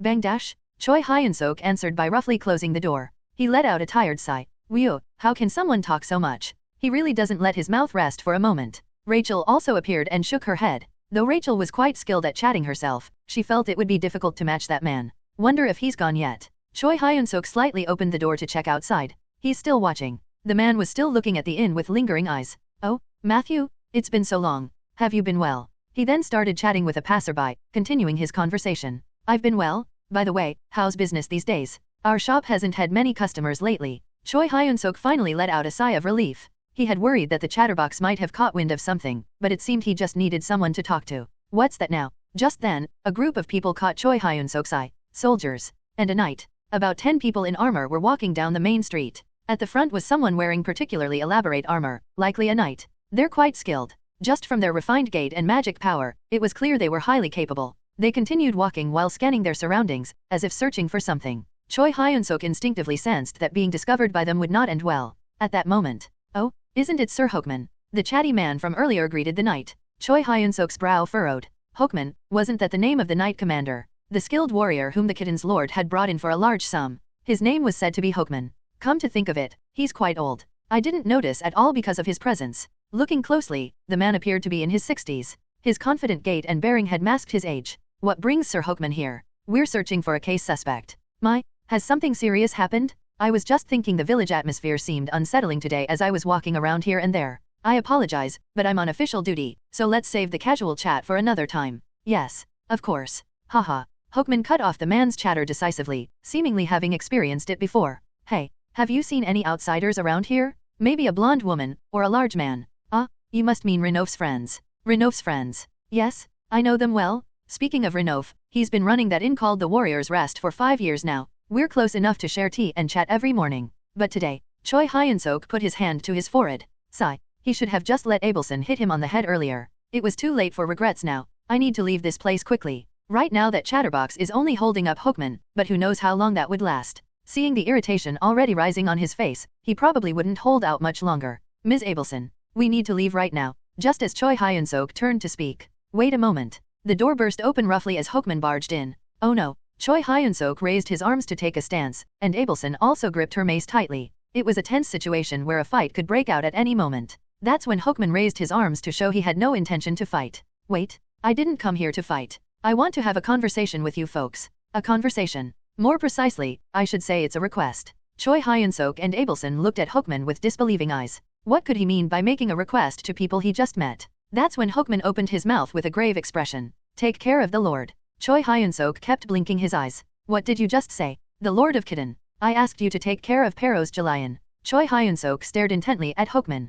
Hokman also met his gaze with serious eyes, refusing to back down. Are you serious? I am serious. So would you at least hear me out? Choi Hyun-seok and Abelson looked at each other. As if by agreement, they nodded and sat down. Thank you. Hokman also sat down, and the story began. As you probably know, this city is rotten. So rotten that the stench reverberates throughout the entire city. The story that followed wasn't anything special. The criminal organization operating in Kidden. The lord who protects them. Even the guild that knowingly and unknowingly aids in crimes. Since they had already heard it from Renof, there wasn't anything particularly new. Even with such a lord, he is my master. I am a knight who has sworn loyalty. I cannot commit the act of betraying the master I serve. Hokman continued with a miserable expression. But I can't just stand by and watch the citizens of the city be in despair. That's not a knight's way either. So you want us to take care of the lord instead? Exactly. Choi Hyun-seok wore a puzzled expression. Isn't that still essentially betraying your master? From what you're saying, you seem to value a knight's oath and duties. It's fine since it won't look like betrayal from the outside. What? I may have been incompetent in protecting my master, but I haven't betrayed him, have I? Only we will know about this conversation? Ha ha ha. Hokman laughed as if there was nothing to worry about. Choi Hyun-seok narrowed his eyes at the strange sense of déjà vu. This old man seems to have a few screws loose. Anyway, this wasn't a bad proposal for Choi Hyun-seok right now. It was worth considering. When you say take care of him, what exactly do you mean? Kill him. That's right. The method doesn't matter, just kill the lord as quickly as possible. Then I'll quietly cover up what you've done in this city too.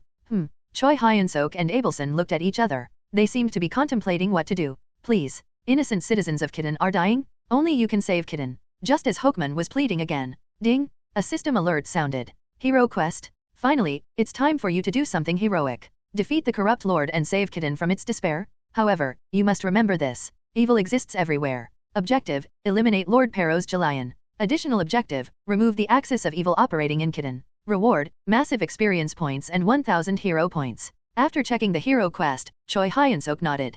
Alright, I'll accept. Come to think of it, this was something he was going to do anyway. Until now, he had been wondering if there might be a gentler method, but since it had come to this, it wouldn't be bad to tie things up decisively. Let's go see what this so-called lord looks like. It wouldn't be bad to be an ice guy warrior for about a day. Like a true hero, that is. Peros Jalion. As the Lord of Kitten, he was drinking alcohol with a lavish feast today as well. Beautiful women wearing barely anything poured drinks beside him. My lord, please have a drink here. Humph. Peros raised his glass with a sour expression. Usually, he would have been drinking heartily with loud laughter, but today he couldn't do that. He couldn't shake off the unsettling feeling, as if something was stuck in his throat. This food is garbage. Hey. Yes, my lord. Clear away this trash and bring something else. Hurry. Understood. Lord Peros threw the food down irritably. Usually, leftover food would go to the servants working in the mansion. Even though Peros knew this fact, his behavior was purely to vent his anger. However, what he didn't know was that the servants would desperately rush to eat even food that had fallen on the floor. Head butler? Where is Butler Gibson? You called for me. Gibson, the head butler who had been waiting, came running. Has there been any contact from Lord Hokeman? We are still searching for them. Still. Yes. I will report to you as soon as Lord Hokeman returns. TCH. Tisk tisk. Peros clicked his tongue in disapproval. I had high hopes since Lord Hokeman personally took charge, yet there are still no results. If you wait a little longer, there will be good news, my lord. Good news? Do you know how much money that bastard Arkan was bribing left and right? The assets under management. He was essential for my return to the capital. And such a man had his head blown up overnight. Peros' cheeks trembled as he spoke in great agitation. There was a reason for his intense anger. It was because Arkan wasn't just a collector, but also handled money laundering and lobbying. How long must I remain in this backwater? Although Kitten is called the frontier due to its proximity to the demon boundary, it was quite a large city. Known as the city of mercenaries, money flowed actively, and the quality of forces available to command was high. It could be considered a kind of marquee of the frontier. However, Peros was not satisfied. Having originally lived in the capital, he had not the slightest desire to spend the rest of his life in such a frontier. Sigh. Father is so heartless. To dump me, the eldest son of the family, in such a stinking place. Peros Jalion. There was a reason why he, the eldest son of the prestigious Jalion family in the Domi's kingdom, became the Lord of Kitten. Useless piece of trash. He had been demoted by the head of the Jalion family. Yet Peros hadn't come to his senses and was using Arkan's organization to bribe various people in an attempt to return to the capital. At the very least, we must recover the funds and ledgers they possessed. No matter what. Just then, as Peros was shouting, the awaited report arrived. Lord Hokeman has returned. Oh, tell him to enter at once. Although it was already late at night, Peros had no patience to wait. Shortly after, Hokeman entered the dining hall. He glanced around the dining hall and frowned, but it was so brief that no one noticed. I pay my respects, my lord. Forget the formalities? Lord Hokeman, how did the matter you took charge of go? We are still searching. What? As Peros' face crumpled, Hokeman hurriedly continued. It won't be much longer. We've confirmed they haven't escaped from Kitten, and we've mostly finished searching the territory with only a few places remaining. We're gradually tightening the net around them, so you can rest assured. Listen here, Lord Hokeman. Peros said with a sigh. Do you know how much money you receive monthly? Do you know where that money comes from? Why aren't you answering? I know. If you know this, then why are you acting this way? Peros jumped to his feet. With his face flushed red, his shouting appearance was so agitated that it wouldn't have been surprising if he had grabbed his neck from high blood pressure. Right now? Bring those bastards before me right now. Yes. Hokeman bowed his head and quickly left the dining room. Peros sat back down and gulped down his drink. Ugh. Appointing an old commoner as the knight commander. I must have been crazy too. This is why you shouldn't associate with low-class old folks? No sense of responsibility. No dignity? No ability? Nothing at all. Isn't that right? Butler. Yes, my lord. Butler Gibson bowed his head while continuously rubbing his palms. That was the most important part of his duties as the head butler. At the same time, Choi Hyun-seok and Abelson were having a strategy meeting in a civilian house. Since staying at the inn drew too much attention, they moved to a safe house arranged by Hokeman. We should kill the lord, right? Choi Hyun-seok opened the conversation. Rachel and Abelson, who were listening, nodded. We have no choice. Someone like that can't be rehabilitated. Hero, didn't you see the list earlier? Even the gods would be angry if we let such a despicable person live. Hokeman had handed over documents summarizing the atrocities committed by Lord Peros. It contained so many evil deeds that one would doubt whether a single person could commit such numerous atrocities. No, it's obvious the Lord deserves to die. I'm worried about something else. What is it? After the Lord dies, who will manage this place? Abelson answered Choi Hyun-seok's question. Usually, the Lord's child would succeed him, but I haven't heard anything about this Lord having children. Yes, same here. Then it's one of two possibilities. Either the Jalion family sends someone else to manage it, or the royal family of the Domi's kingdom appoints a new lord. I think the latter is more likely. Either way, another noble will come down to act as the boss. Abelson nodded. Choi Hyun-seok's question was perfectly natural. It didn't make sense for a city of this size to be without a noble administrator. Choi Hyun-seok fell into thought, holding his chin as if considering something. Hero. Is there a problem? Remember the hero quest content I told you about? Of course. There was an additional objective. Choi Hyun-seok checked the hero quest again. Defeat the corrupt lord and save the grief-stricken kitten? However, you must remember this. Evil exists everywhere. Objective, eliminate Lord Peros Jalion. Additional objective, remove the axis of evil operating in kitten. Evil exists everywhere. Remove the axis of evil operating in kitten. Isn't that meaningful? It certainly is. While eliminating Lord Peros Jalion was the main objective, something else was needed to achieve the additional objective. After contemplating, Choi Hyun-seok made a decision. I need to meet that old man Hokman again tomorrow. The next day, Choi Hyun-seok didn't need to go looking for Hokman. Hokman came first, at the crack of dawn. Choi Hyun-seok was sleeping peacefully while hugging Bobo, and seeing this, Hokman shouted angrily. What are you doing? What's the matter? We need to cut off that lord's head right now? Are you planning to stay here forever? Choi Hyun-seok sat up while yawning. Yawn, I need to make a plan too, don't I? What plan? Didn't I tell you? I'll get the knights out of the mansion, so you just need to go into the empty house and take the lord's neck. With your skills, it should be as easy as eating porridge while lying down. It's not as easy as you say. There may be no knights, but there are quite a few soldiers. And we need to be careful not to reveal our identity. Anyway, there's a lot to consider. Choi Hyun-seok said with a sly smile. Hokman closed his eyes and took a deep breath. If he hadn't, he felt like he would have smashed the head of the man in front of him right then. After barely containing his anger, he asked. Then when do you plan to do it? I'll handle it within 2 days at the latest, so don't worry. Yes, I understand. As Hokman was about to leave the house, Choi Hyun-seok called out to him again. I have a question. What is it? Is the Lord really the most influential person in this city? You're asking the obvious. Then who's second? Second. Yes. Who's the next most influential person after the Lord? Hokman fell into thought for a moment. Probably the guild master of the mercenary guild. And third. At the continued questioning, Hokman scratched his head irritably. How long do you plan to keep asking? Third is the last one. Sigh, probably Arkan, the boss of the Arkan organization that you killed. We should exclude those who are already dead. Who's next after him? There isn't really anyone after that. They're all about the same level. Those 3 were the real power holders who controlled Kitten. I see. Choi Hyun-seok nodded with a strange smile. Seeing this, Hokman narrowed his eyes. You, don't tell me you're planning to deal with the mercenary guild master too. Is there a problem with that? Don't make unnecessary trouble. Targeting the mercenary guild master is completely different from dealing with a disowned noble fool. If you're not careful, you could provoke the entire mercenary guild. For someone who was talking about a knight's duty, that's quite a practical answer. I'm not a romantic. Plans without practicality are just empty ideals. Yes, I understand. Hokman wore an expression of disapproval, but he was the one who needed help now. Having no choice, Hokman said as he left the house. Get it done as quickly as possible, before the Lord becomes suspicious from too much delay. With those final words, Hokman departed. Choi Hyun-seok watched the door he left through while resting his chin on his hand. That old man. No matter how I look at him, he's suspicious. What do you mean? I can't explain it precisely, but he's strangely unpleasant. That's quite a hero-like statement. Anyway, I don't like it. My instincts are telling me. That old man is also fishy. You can't kill someone just because you have a bad feeling about them.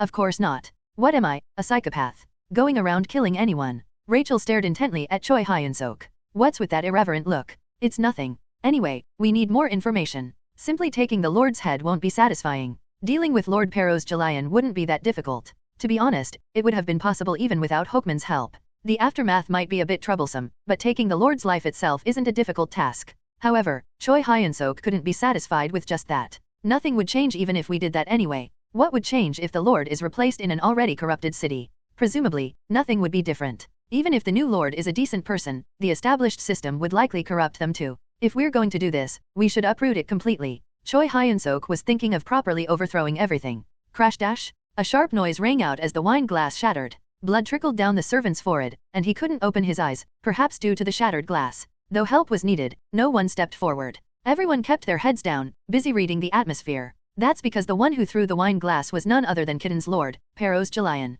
What the hell is going on here? What exactly is happening? There was a reason for Peros's outburst. An unbelievable incident that occurred in his territory. It was something so absurd it made him feel dumbfounded beyond anger. Half of our funding sources disappeared overnight. How is that even possible? If you have a mouth, then speak. Funding sources was a euphemism for criminal organizations. As Peros said, Kitten is suffering from an unexpected war on crime. Just one day, in a single night, 1/3 of Kitten's criminal organizations had vanished. And these weren't just ordinary criminal groups, but rather funding sources that had direct and indirect ties to the Lord. With the situation already tense after the collapse of Arkan, the largest organization, this incident drove Peros to the brink of madness. You're saying just 2 guys did all this? Does that make any sense? It seems there must be other forces supporting them, Head Butler Gibson cautiously replied. Who is it? Which bastards are making moves? Nefolt? Blower? Adenata? Or is it an invasion from another kingdom? It's unlikely to be other territories or foreign kingdoms. They would gain nothing from eliminating criminal organizations. Then what? The only ones left are demons. Are you saying some bored demon is playing hero? If you have a mouth, speak. Head butler Gibson bowed his head deeply. What could he possibly say in this situation? Perros, who had been glaring at the head butler, turned his head irritably. Hokeman? Where is Knight Commander Hokeman? He's waiting, sir. Waiting? Waiting? What's he doing holed up at a time like this? Tell him to come in immediately. Just minutes after Perros's order, Hokeman entered. Sir Hokeman, what exactly is going on here? How are these guys you said you found still running around like this? If you could give me a little more time. Time? What were you doing while they were raiding funding sources all night? Where exactly did you spend that precious time? Veins bulged on Perros's neck and his face turned red. It seemed like he might collapse from high blood pressure before Choi Hyun-seok could even make his move. Does staying silent solve anything? Speak. Say something. I apologize. All Hokeman could do was bow his head. In truth, he was the most bewildered person here. What on earth are they doing after copying the Lord's seal? To wake up and find 1/3 of the territory's criminal organizations gone. This wasn't what Hokeman wanted. From the beginning, he had no interest in eliminating criminal organizations. No, rather, he wanted to preserve them. Underground organizations are essential if I want to install a puppet lord later and make money. What are they thinking? Destroying them. How could he not be frustrated when these precious future sources of income were being eliminated? Go out right now and catch them. Yes, that time you mentioned. I'll give you one more day. I understand. Watching Hokeman's retreating back as he hurried away, Perros ground his teeth. After all the money I invested. Useless old man. Perros vowed to finish Hokeman after this incident was over. He would bring in someone younger and more capable to serve as Knight Commander. Sigh, this isn't the time. After composing himself, Perros turned to the head butler. Gibson. Contact the Mercenary Guild right away. The Mercenary Guild, sir. Yes. I need to meet with the Guild Master. He couldn't just wait idly relying on the incompetent Hokeman. He needed to find another solution. It'll cost money. But mercenaries would be more reliable. The Mercenary Guild, Kidden Territory's greatest fighting force. If they got involved, they would catch those guys much faster than an old man like Hokeman. Though it would cost quite a bit, that didn't matter. He could always gather more money.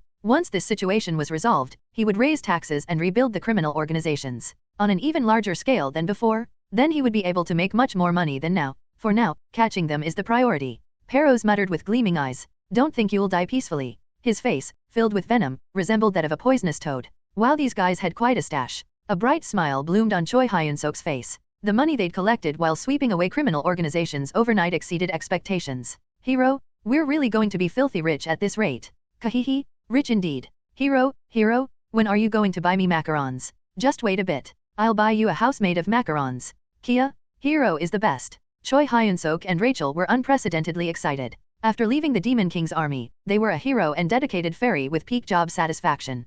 Quahawk. Bobo, eat slowly. You'll get sick that way. Kwang. Bobo is just as excited. Thanks to eating his fill while raiding criminal organizations, his belly had become round and bloated in just one day. Burp. When he burped, a pure white skull popped out. Roll. The skull rolling on the floor stopped at a woman's feet. The woman's eyes looking down at the skull were trembling uncontrollably. This isn't right. Her identity was Belle. She was the woman who had disguised herself as the innkeeper's daughter at the Warrior's Rest Inn. After being beaten by Choi Hyun-seok and falling into a near-death state, she was restored to normal by Abelson's healing. Of course, being healed was only on the surface. Belle's mind was more devastated than ever before. See, crazy bastards. These guys are crazy. They're insane. Belle muttered in a terrified voice. The scenes she had witnessed during the past night were that shocking. Please. Save me. Did you save those who begged you for their lives?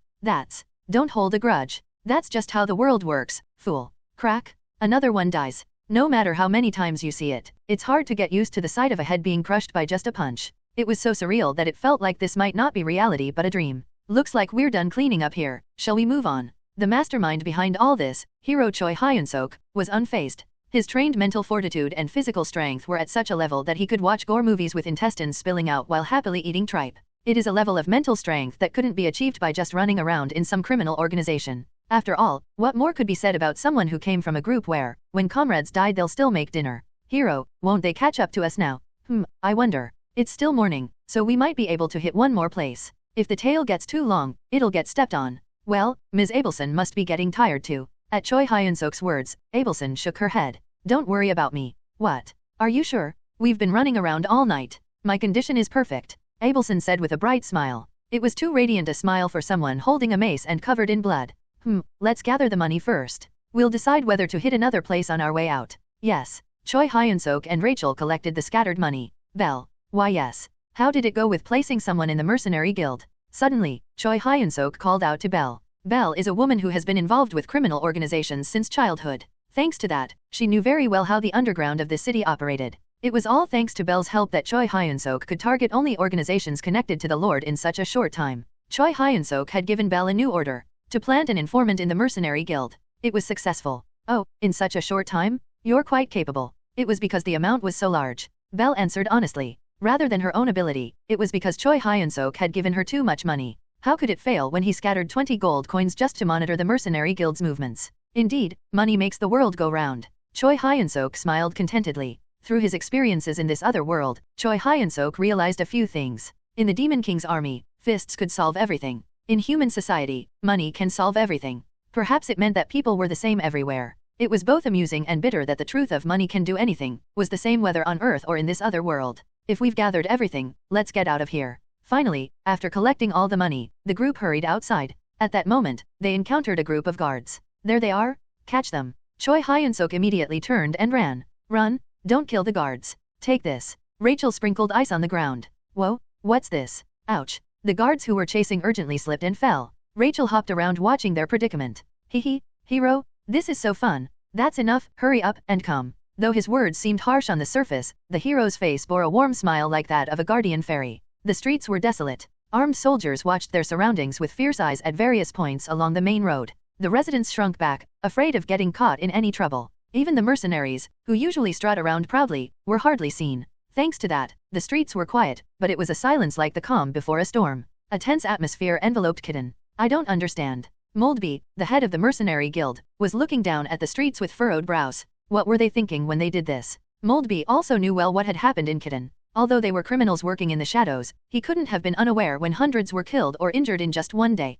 Moreover, many guild-affiliated mercenaries were among the victims. How many guild members were affected? A total of 28. 3 golds, 7 silvers, 18 irons. Sigh. Moldby let out a deep sigh. Though it didn't matter how many iron rank died, losing gold rank and silver rank was an extremely painful loss. One of the criteria for becoming silver rank was being able to handle magical power. In other words, it was the same condition as becoming a knight. If silver rank was on the threshold of knighthood, gold rank possessed military power no different from a full-fledged knight. Such valuable resources, 10 of them, had died. Lord, what are you thinking? Moldby thought Lord Perros was behind this incident. It was an extremely rational and natural deduction. In this territory, no one else could carry out something of this scale. The city guards are intact. Yes. Some seem to be injured, but no one died, I hear. The fact that not a single city guard had died in this chaos increased suspicions. The Lord is using outside forces to clean up Kitten. He's now trying to cut out the criminal organizations that grew as one with Kitten, calling them rotting parts. And he's doing it by hiring outside assassins.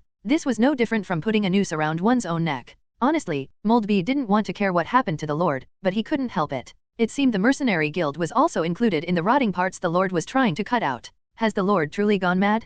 How could anyone do this unless they're insane? What could he be thinking? To dare touch the mercenary guild. Even major noble families and lords of great territories don't touch the mercenary guild. That's because the mercenary guilds in each city are organically connected and form a massive union. Their scale extends beyond national boundaries to other kingdoms, so not touching the mercenary guild is an unwritten rule. Yet a mere lord of Kitten was trying to break that rule. Guildmaster, the Lord has sent someone. What? They say he wants to speak with the guildmaster directly. Moldby smirked. Of course. There must have been some misunderstanding. Or perhaps he's seeking forgiveness now. Either way, Moldby made up his mind. He would make sure to get a hefty compensation from Lord Perros this time. This afternoon, the Lord and the Guildmaster are going to meet. Oh, that's great. Choi Hyun-seok brightened at Belle's words. Honestly, I was just testing the waters, but it actually worked. Although he had aimed for this, he hadn't really expected their meeting to actually happen. In terms of probability, it was about 50-50. It was just something that would be nice if it worked, and no big deal if it didn't. It would be troublesome to handle them separately, and variables could arise.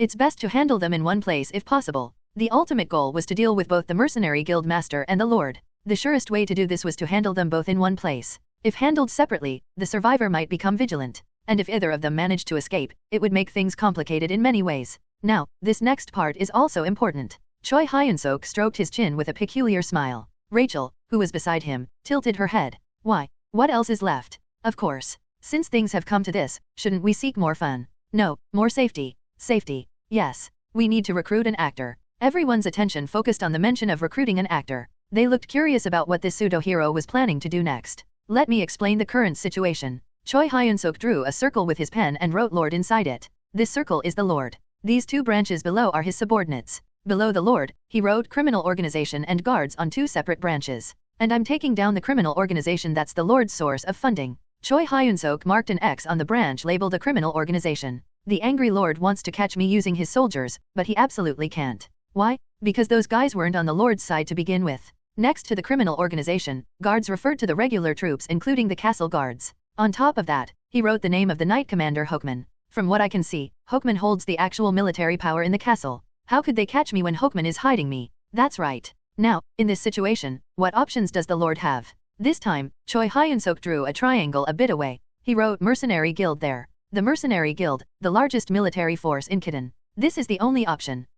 So that's why they agreed to meet. Yes, but there's something else that's important. Choi Hyun-seok drew a line from the triangle labeled Mercenary Guild. That line connected to the criminal organization that had been marked with an X. Let's look at the Mercenary Guild's perspective. How do you think they're viewing the current situation? The criminal organization suddenly collapsed. And the Lord is asking for help. No, before that, Choi Hyun-seok wrote money between the Mercenary Guild and the criminal organization. This criminal organization was also providing money to the Mercenary Guild. That's right. And the Mercenary Guild doesn't know about my existence. From their perspective, their source of funding suddenly got cut off. That makes sense. Then from the Mercenary Guild's perspective, who is the most suspicious person right now? The Lord. Correct. Choi Hyun-seok nodded and continued speaking. That's why I deliberately only dealt with the mercenaries, leaving the soldiers alive. Besides this, Choi Hyun-seok had laid various traps to subtly provoke conflict between the Lord and the Guildmaster. Those things must have come together to create the current situation. Hero, you're so smart. This much is basic. As expected, when it comes to scheming, no one can match a hero's intellect. Choi Hyun-seok looked at Rachel with narrowed eyes. That's a compliment, right? Of course. Ahem. Anyway, this worked out well. Choi Hyun-seok drew a new line between the Lord and the Mercenary Guild. Actually, there were so many variables that this could have gone differently. Honestly, it was a whatever happens situation, but fortunately, it seems to have succeeded. So, what did you mean earlier about recruiting an actor? I didn't explain that part. Choi Hyun-seok grinned as if he'd thought of something interesting. Now, we've planted seeds of suspicion in the Mercenary Guild. Yes. The next step is to pour oil on those sparks.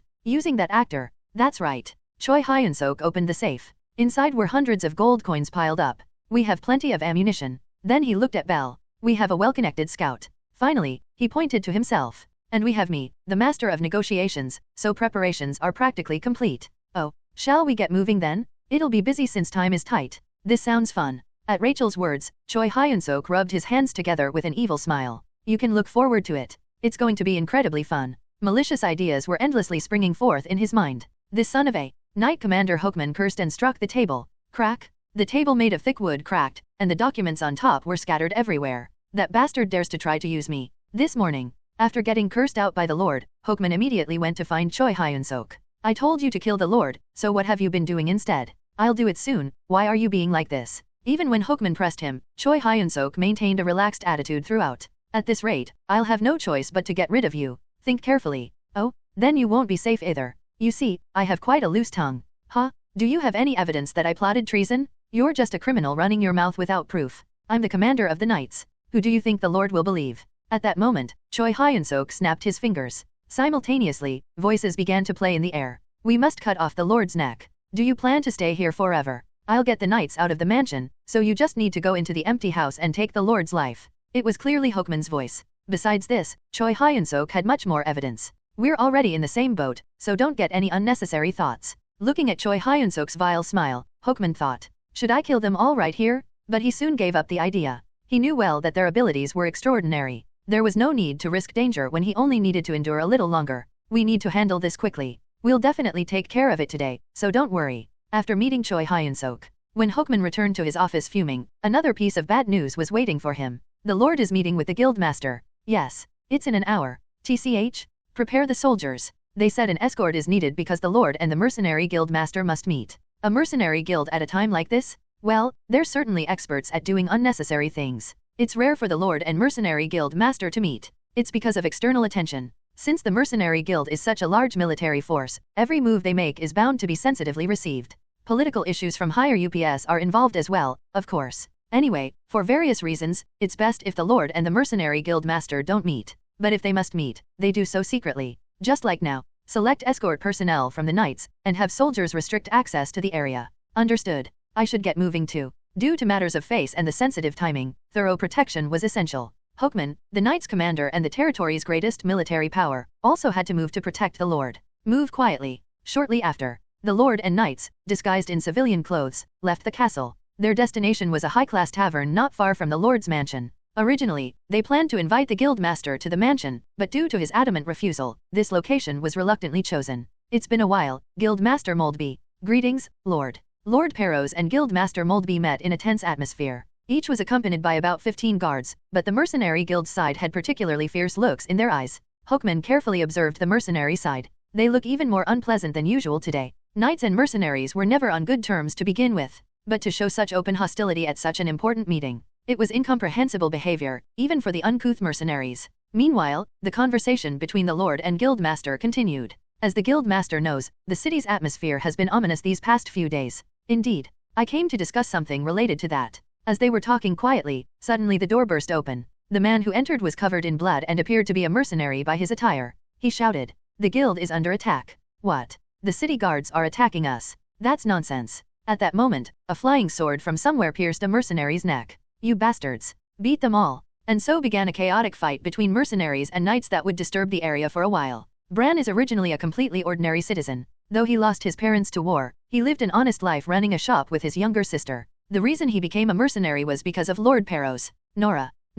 Bran's younger sister Nora. She was the one who made the city's young men flutter with her mature beauty since she was young. His sister was so kind-hearted that it seemed she wouldn't hurt even if you put her in your eye. Such a younger sister suddenly disappeared one day. No one around had seen her when asked. Nobody knew where the sister had gone. After wandering around for a while, Bran finally understood what had happened. Have you heard the rumors? They say the Lord is taking advantage of the city's young women. What he had only heard as rumors had happened to his own sister. It was a whole month later when Bran found his sister Nora. In a river not far from the city, a woman doing laundry discovered Nora's body floating downstream. No, Nora? From then on, Bran wandered around like a half-mad person. He not only worked as a mercenary but didn't hesitate to get involved in illegal activities. He did anything that would earn him money, dreaming of the day he would get revenge on the Lord. What I need you to do is simple. A man came to see Bran. He was a large man with purple hair and exotic features. Just wear the clothes I've prepared, go to the prepared location, and deliver the prepared lines. That's it. How about it? Very easy, right? Who makes requests like this? Bran said with his swollen face. Choi Hyun-seok scratched the back of his head with an awkward smile. Well, I wish you had greeted me more nicely. Haha. Bran felt wronged. All he had done was shout, "Who are you?" Isn't that much allowed when someone suddenly breaks into your house? But this uninvited guest threw punches first, and now he's asking for a favor. However, Bran had no choice but to listen to this shameless person's request. Don't you want revenge on the Lord? The fruit seemed too sweet to refuse. I'll give you as much money as you want. Just name it. I don't need money. Can I really get revenge on the Lord? Of course. There was no need to think further. Let me say it again, you just need to shout desperately. Like this? Choi Hyun-seok stood up and cleared his throat. The Lord has betrayed us. The Lord's soldiers are attacking our guild. He shouted in an exaggerated tone and turned to Bran with a grin. Then everything else will fall into place. Bran's eyes went wide. It's real. A real fight has broken out. It was just as that man had said. All he did was say that the mercenaries were being attacked. Although it was impossible by common sense, somehow the mercenaries took the situation at face value. The dagger that flew in from somewhere must have helped things escalate. These crazy bastards. Get the Lord to safety. Don't let them escape. Kill them all here. Knights and mercenaries engaged in combat. The ones Guild Master Moldby brought were all gold rank and silver rank mercenaries. They were forces that wouldn't lose even to knights. Crack. Boom dash. The not-so-spacious tavern quickly became destroyed and chaotic. In the fierce battle, Bran's eyes were fixed only on Lord Perros. I'll kill him. I'll kill him. The enemy who killed his younger sister Nora. Finally, the moment for revenge had come. Just as Bran drew his sword and was about to move. Ah, stop right there. A large knight appeared in front, blocking his way. When the knight lifted his visor, a familiar face was revealed. Your SHH. Choi Hyun-seok, disguised as a knight, grinned. You want to die a dog's death after coming this far? Choi Hyun-seok lowered his visor again and turned around. You should watch carefully how our lord leaves. That way, you'll have something to tell your sister later, won't you? The man's back looked especially broad. Behind it, Bran could only nod his head. When the man opened the door and appeared, Hoekman thought. Is it an intruder? No, that can't be. Traffic in the vicinity must have already been prohibited. There are even soldiers guarding right in front of the tavern. Then how did that man get in? For better or worse, he couldn't continue his contemplation any further. The guild is under attack. What? The city guards are attacking the guild. Along with the man's shout, a knife flew from somewhere and stabbed the mercenary's neck. The situation spiraled out of control. Kill them, you bastards! You're trying to rip us off now, filthy mercenaries? How dare you plot treason? The mercenary side swung their swords claiming the Lord had betrayed them. The Lord's side swung their swords claiming the mercenaries had committed treason. Clang dash, crash, the not-so-spacious tavern quickly turned into chaos. Since everyone gathered here were powerful individuals who could handle magic, the flames of battle only grew fiercer. Damn it! Hoekman cursed while gripping his sword. Though he didn't know what was going on, what he had to do is clear. He must protect the Lord. Hoekman shouted while blocking the approaching mercenaries. My lord? Protect the Lord. Bang! At that moment, a small explosion occurred behind Hoekman. When he urgently turned his head, he saw the Lord flying through the air. Perhaps because he was too shocked. For a moment, time seemed to flow slowly. Everything appears in slow motion. The Lord slowly flew through the air. Coincidentally, mercenaries were waiting where he was flying toward. Yaa dash. It's the Lord dash. Kill him dash. The mercenaries swung their swords and axes as if they had been waiting. The Lord was instantly cut into dozens of pieces. Blood and flesh scatter on the floor. Kahahaha dash. Serves him right? Kahihi. Along with the mercenaries' laughter, the slowed time returned to normal. My lord. Those damn bastards. The knights who lost their lord in an instant were greatly shocked. Now neither group had any choice. With the lord dead, they had to kill everyone on the other side somehow. In such a situation, Hoekman calmly steadied his breathing. I don't know what's going on. He gripped his sword tightly. But you all need to die. He won't let anyone here leave alive. Kahak, Hyuk. Hoekman breathed heavily. The surroundings were devastated, and the floor was sticky with pooled blood. The sight of meat chunks that were once people strewn about reminded him of the past war with demonkind. Who are you? Hoekman turned his head to look beside him. There stood a knight with a sturdy build. Including Hoekman, they were the only survivors here. Among both knights and mercenaries, only these two remained alive. You're quite skilled. You think so? The voice coming from inside the armor was strangely familiar. Who are you? I don't remember having such a talented person in our knight order. Suddenly Hoekman's eyes widened. And no way. Oh, you figured it out. As the visor of the helmet lifted, the face was revealed. You old man wasn't bad either. Why are you here? Upon seeing Choi Hyun-seok, Hoekman finally realized. Everything was your doing. Though he didn't know how it was done, it was clear that Choi Hyun-seok had created this situation. Realizing this, anger welled up inside him. You? How dare you? Looking at the extremely agitated Hoekman, Choi Hyun-seok shrugged his shoulders. Calm down. I took care of the Lord as requested. What are you unhappy about? Don't run your mouth as you please. What good is it that the Lord died? Kitten is finished. With such a massive tragedy occurring, all sorts of people from both the royal court and the mercenary guild union would come. Who would be the first person that those crying out for truth to be revealed would question? It would be Hoekman. Taking over the territory was now impossible, and now Hoekman had to worry about his own life. You ruined everything. You. Hoekman muttered like a madman, as he was about to swing his sword. Crack. Choi Hyun-seok, who had suddenly rushed over, grabbed Hoekman's head and slammed it against the wall. Kahuk. Even while groaning from the heavy impact, Hoekman was puzzled. When. He was so swift that Hoekman couldn't even track his movements. The difference in skill was dizzying. At this point, even Hoekman had to realize that he had been played by Choi Hyun-seok from the start. You thought I wouldn't know your intentions. Kahok. If you're old, you should keep your heart pure. The grip strength of his hand gradually increases. In the pain that felt like his head would be crushed, Hoekman squeezed out his last strength to open his mouth. Why? Like this? Why go this far? Hoekman's fading eyes were asking. Why? Why did he come to Kitten, where he had no connection, and do such things? Choi Hyun-seok's answer to that was simple. Because I'm a hero. Magic power and demonic energy collide in Choi Hyun-seok's hand. Kwajijik dash? As the magic explosion was used, Hoekman's head burst. Hero quest completed.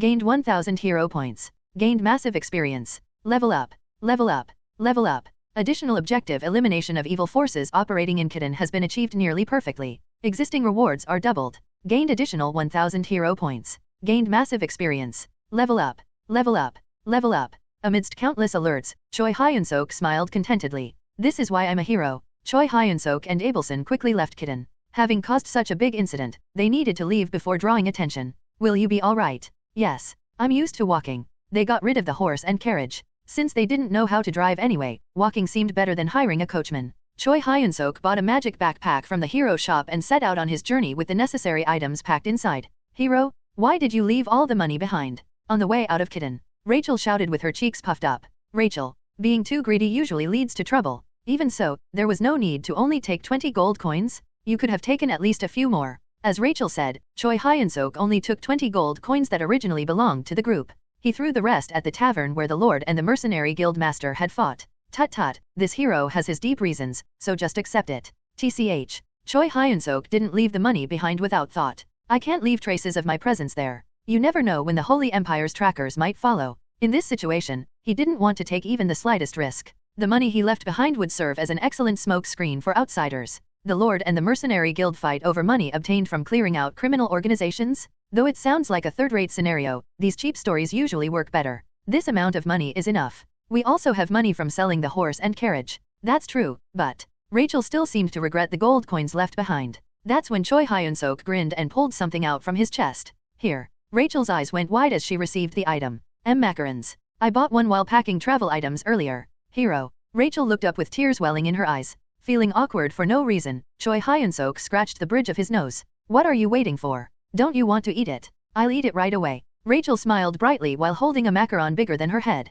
Aang. She takes a big bite. The first thing she feels is the chewy yet soft texture. The sweet fragrance pierces her nose. Soon, the ultimate sweetness spreads throughout her mouth. The happiness is brief. The soft macaron disappears like a mirage, leaving only a slight sweetness lingering on the tip of her tongue. Rachel swallowed and took another big bite. Delicious. So delicious. Before she knew it, Rachel was devouring the macaron with her face buried in it. Watching from the side, Choi Hyun-seok couldn't understand at all. Is it really that delicious? I thought it was too sweet and not that great. He wasn't particularly fond of sweet things to begin with. That's why he had only tried macarons once on Earth out of curiosity. It was somewhat edible though. Actually, the macarons came in a box of 8. Choi Hyun-seok had eaten 7 of them and given Rachel the last one. They disappeared as I ate them one by one. Well, Rachel is small, so one should be enough. There was no need to tell her this fact. She was already happy enough with just one macaron anyway.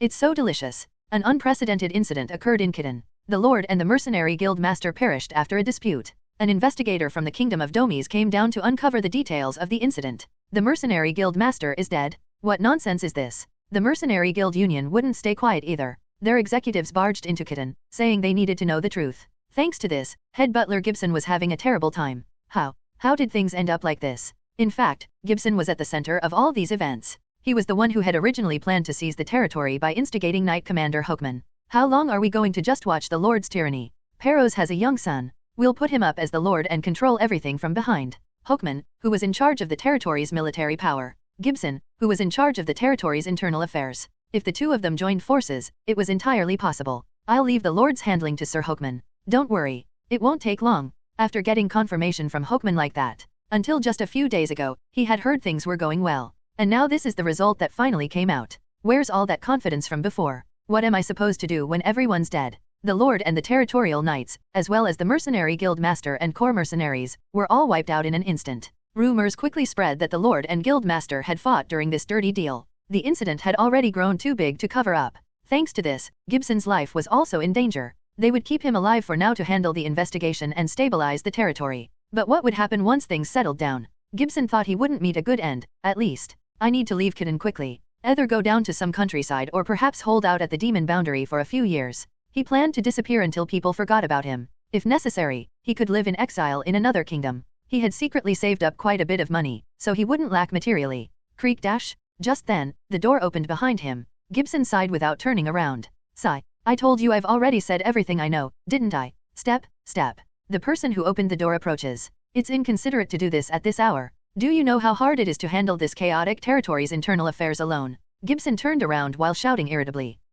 There was no one there. Though the door had clearly opened and footsteps were heard, there was no one in the room. A cold sweat ran down Gibson's back. What's going on? At that moment, someone covered Gibson's mouth. MPH. Though he struggled violently, the arm holding Gibson didn't budge at all. It felt like a huge piece of iron was choking his neck. SHHHH. A man leaned his head next to Gibson's. The uninvited guest with cold eyes put his index finger to his nose. Shut up. If you don't want to die. Gibson quickly nodded. I'll do as he says for now. Gibson wasn't a fool. By this point, he had to realize something was wrong. This man wasn't an investigator sent from the capital. He definitely wasn't an executive from the Mercenary Guild either. What do you want? In this incident, weren't there perhaps a man and a woman involved? What are you? Think carefully before you answer. Gibson immediately realized who this intruder was talking about.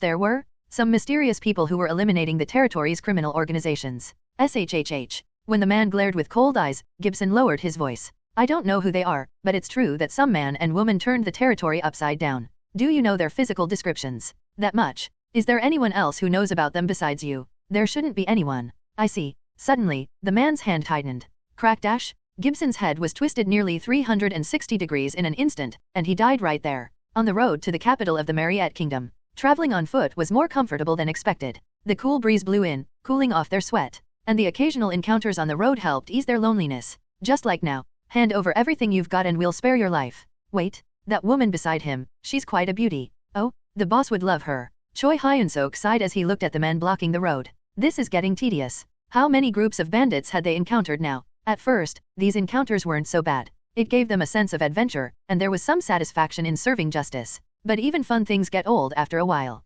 Meeting a new group every other day had become nothing but annoying. Why do these flies keep swarming around us? Choi Hyun-seok was worried. Just how bad had public safety become in the human world? Maybe it was even worse than the demon realm. While that was somewhat true, there was actually a reason why so many bandits were drawn to their group. They looked like such an appetizing target. Villains aren't stupid. If anything, these types live by the motto of preying on the weak and avoiding the strong, practicing it more diligently than anyone else. They strike first if they think they can win, and if the enemy seems even slightly stronger, they don't show their faces at all. This is their way of life and survival strategy. The fact that these cunning villains kept targeting them was entirely the group's fault. The group always kept their magical power, demonic energy, and holy power concealed. Even Bobo didn't leak any demonic energy normally. As a result, to ordinary people's eyes, Choi Hyun-seok and Abelson looked like a crazy couple hiking without any guards. From a bandit's perspective, they were such perfect prey that it was first come, first served, and we'd be fools not to attack them. Hey you, what are you thinking about? Don't you understand the situation?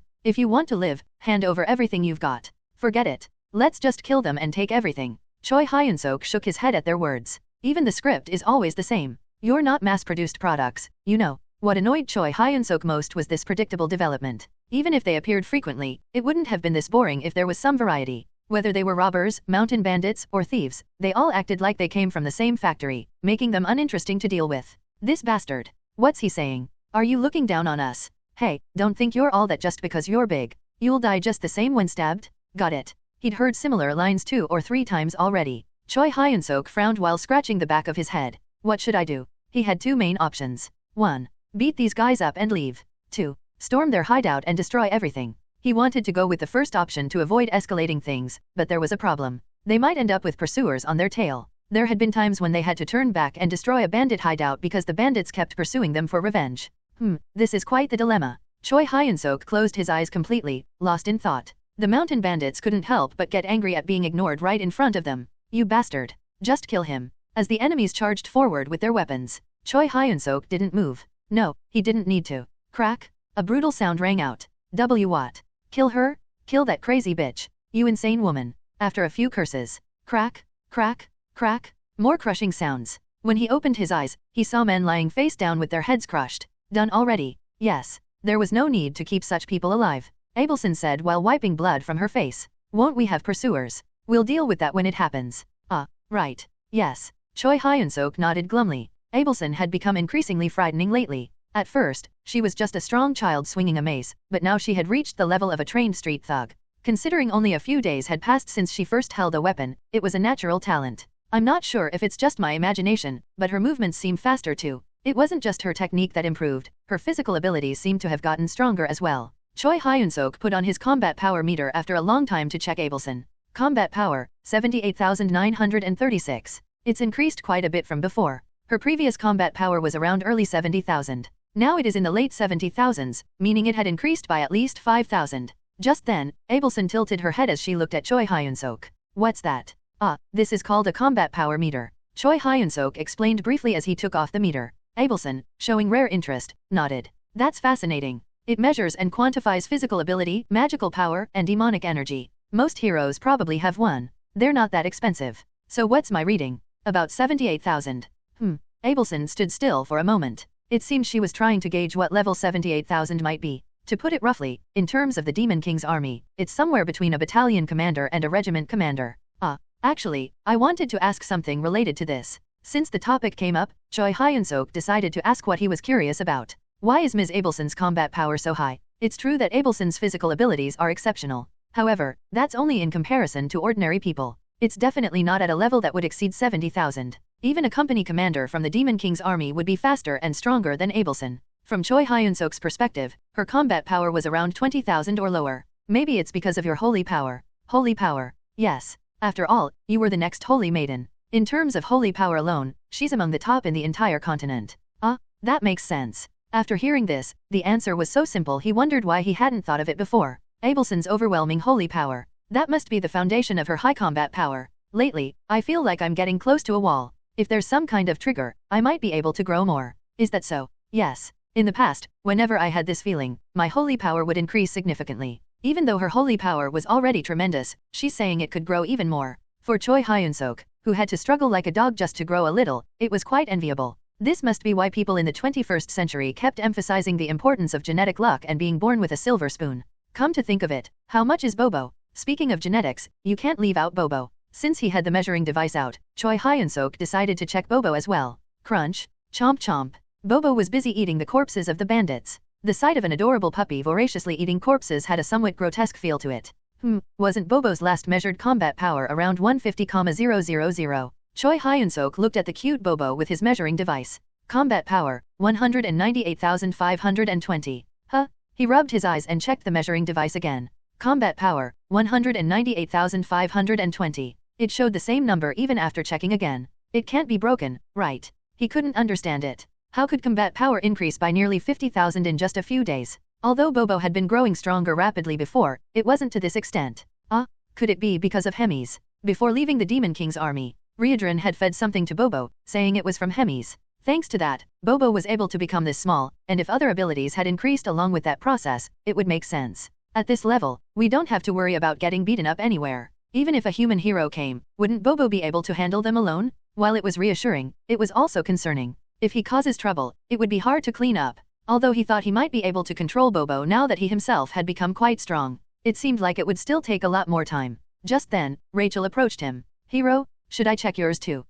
Why not? Choi Hyun-seok nodded. Come to think of it, my level did increase quite a bit recently. His level had increased significantly after successfully completing the hero quest in Kitten earlier. Choi Hyun-seok took the opportunity to check his status window again. White small square name, Choi Hyun-seok. White small square title, regular hero. White small square level, 697. Strength, 235. Agility, 232. Stamina, 236. Magic, 280. Demonic energy, 265. Charisma, 92. Fighting spirit, 37. Bonus points. White small square hero points, 5,200. White small square abilities, pickaxe usage, C. Leadership, C. Cooking, D. Magical power control, B. Demonic energy control, B. Magic explosion formula, E. White small square skills, Reborn style fighting technique, modified Reborn style fighting technique, Plomod, Nobile race, Fulminium mode, Crepitus mode. His level had approached nearly 700. Hero points had also reached 5,200. It was originally 5,700, but he spent 500 on buying a magic backpack before leaving Kitten. Let's see. Rachel looked at the meter with a serious expression. Curious about the results, Abelson also poked her head out to focus on it. Beep. Finally, the measurement was complete. Rachel jumped up. Hoo, this is amazing. Where did you learn that weird exclamation? That's not what's important right now, the combat power. Why? How high is it? Rachel checked the number on the meter again. Combat power, 100,062. It's over 100,000. Really? Choi Hyun-seok's eyes grew so wide they looked like they might pop out. Combat power of 100,000. Although he had expected to achieve it soon, actually reaching it felt surreal. It felt like they should hang a banner in the neighborhood to widely promote it. To use a cliché expression, he was truly overwhelmed with emotion. I can't believe this day has come for me. Hero, congratulations. Thanks. Should we have a party? Party? What party? We should grill some meat. Choi Hyun-seok frowned at the suggestion of grilling meat. I'll have to do all the grilling. At a party that's supposed to be for me, I'll end up doing the most work.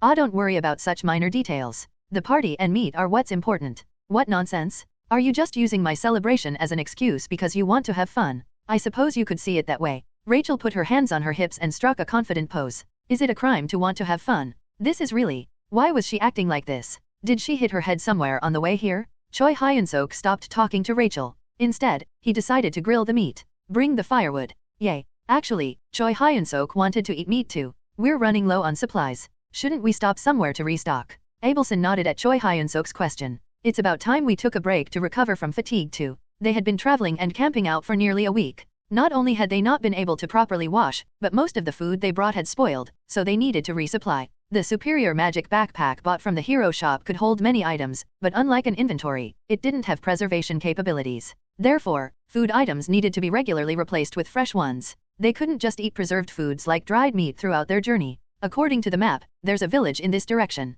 However, it's a bit of a detour from our destination. Is that okay? Yes. We're not in any particular hurry anyway. Abelson readily agreed. Going to the capital of the Mariette Kingdom wasn't urgent to begin with. They were only heading there because they needed a place to hide from the Holy Empire and seek refuge. There was no reason for concern if their journey was slightly delayed. Let's go right away. After walking for several hours, the group arrived at a small village. It was a modest village that could be taken in at a glance from a slightly elevated hill. It seemed there weren't even 500 households in total. Even though Kitten wasn't that big, this place is really the countryside. Hero, do you think we'll find anything to eat here? There should be something. Abelson cut in on Choi Hyun-seok and Rachel's complaints. Actually, a small village like this is better. Cities might have Deus's faith temples. Temples. Yes. If there's a temple, the chances of our identities being discovered are higher.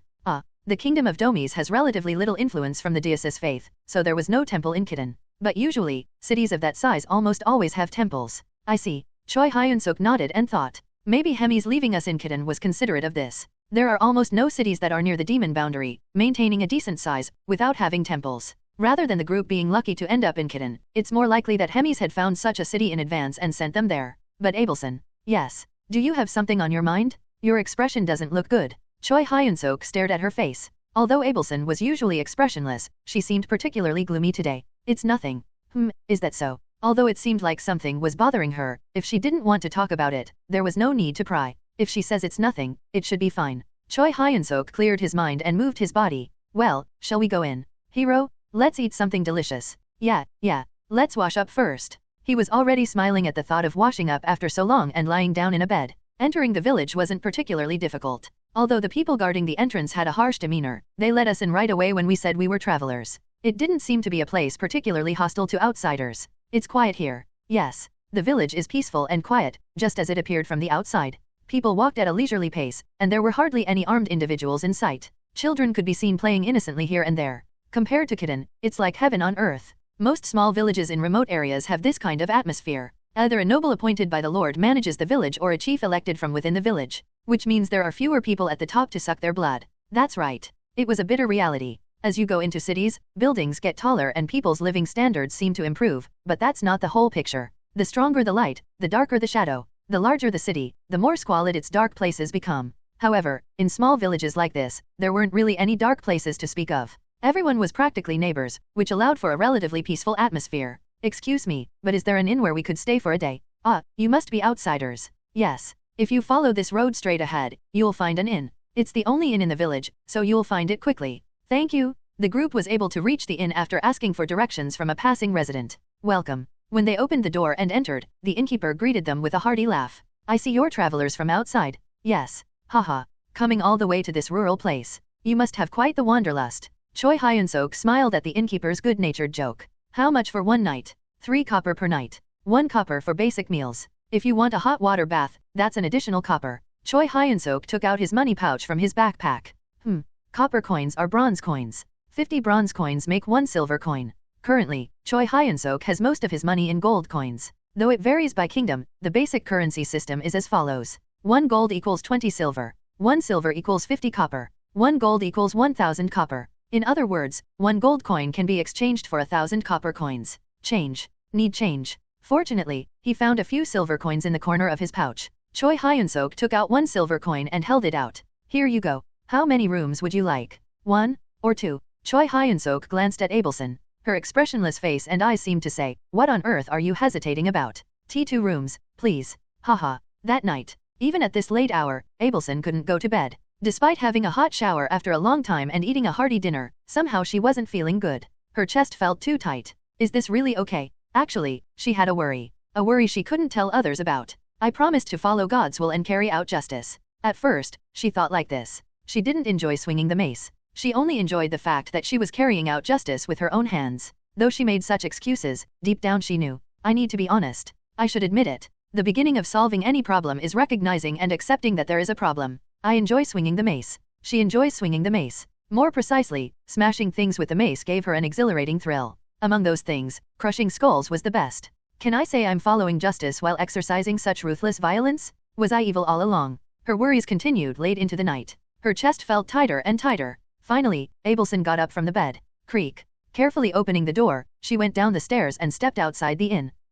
The cool night air made her mind feel a bit clearer. Should I give up the mace? She looked at the mace in her hand. Following Choi Hyun-seok's advice, she cleaned off the dried blood and flesh completely. Yet the essence of this object remains unchanged. A tool for destruction. An object meant solely for cruel destruction. Sigh. Her sighs grow deeper. She didn't want to be hypocritical at this point. But she also didn't want to give up everything she had lived for. Helping people and implementing justice was the path Abelson had pursued until now. Is it okay to use such tools on this noble path, even if one's ugly desires are involved? Her chest felt heavy again.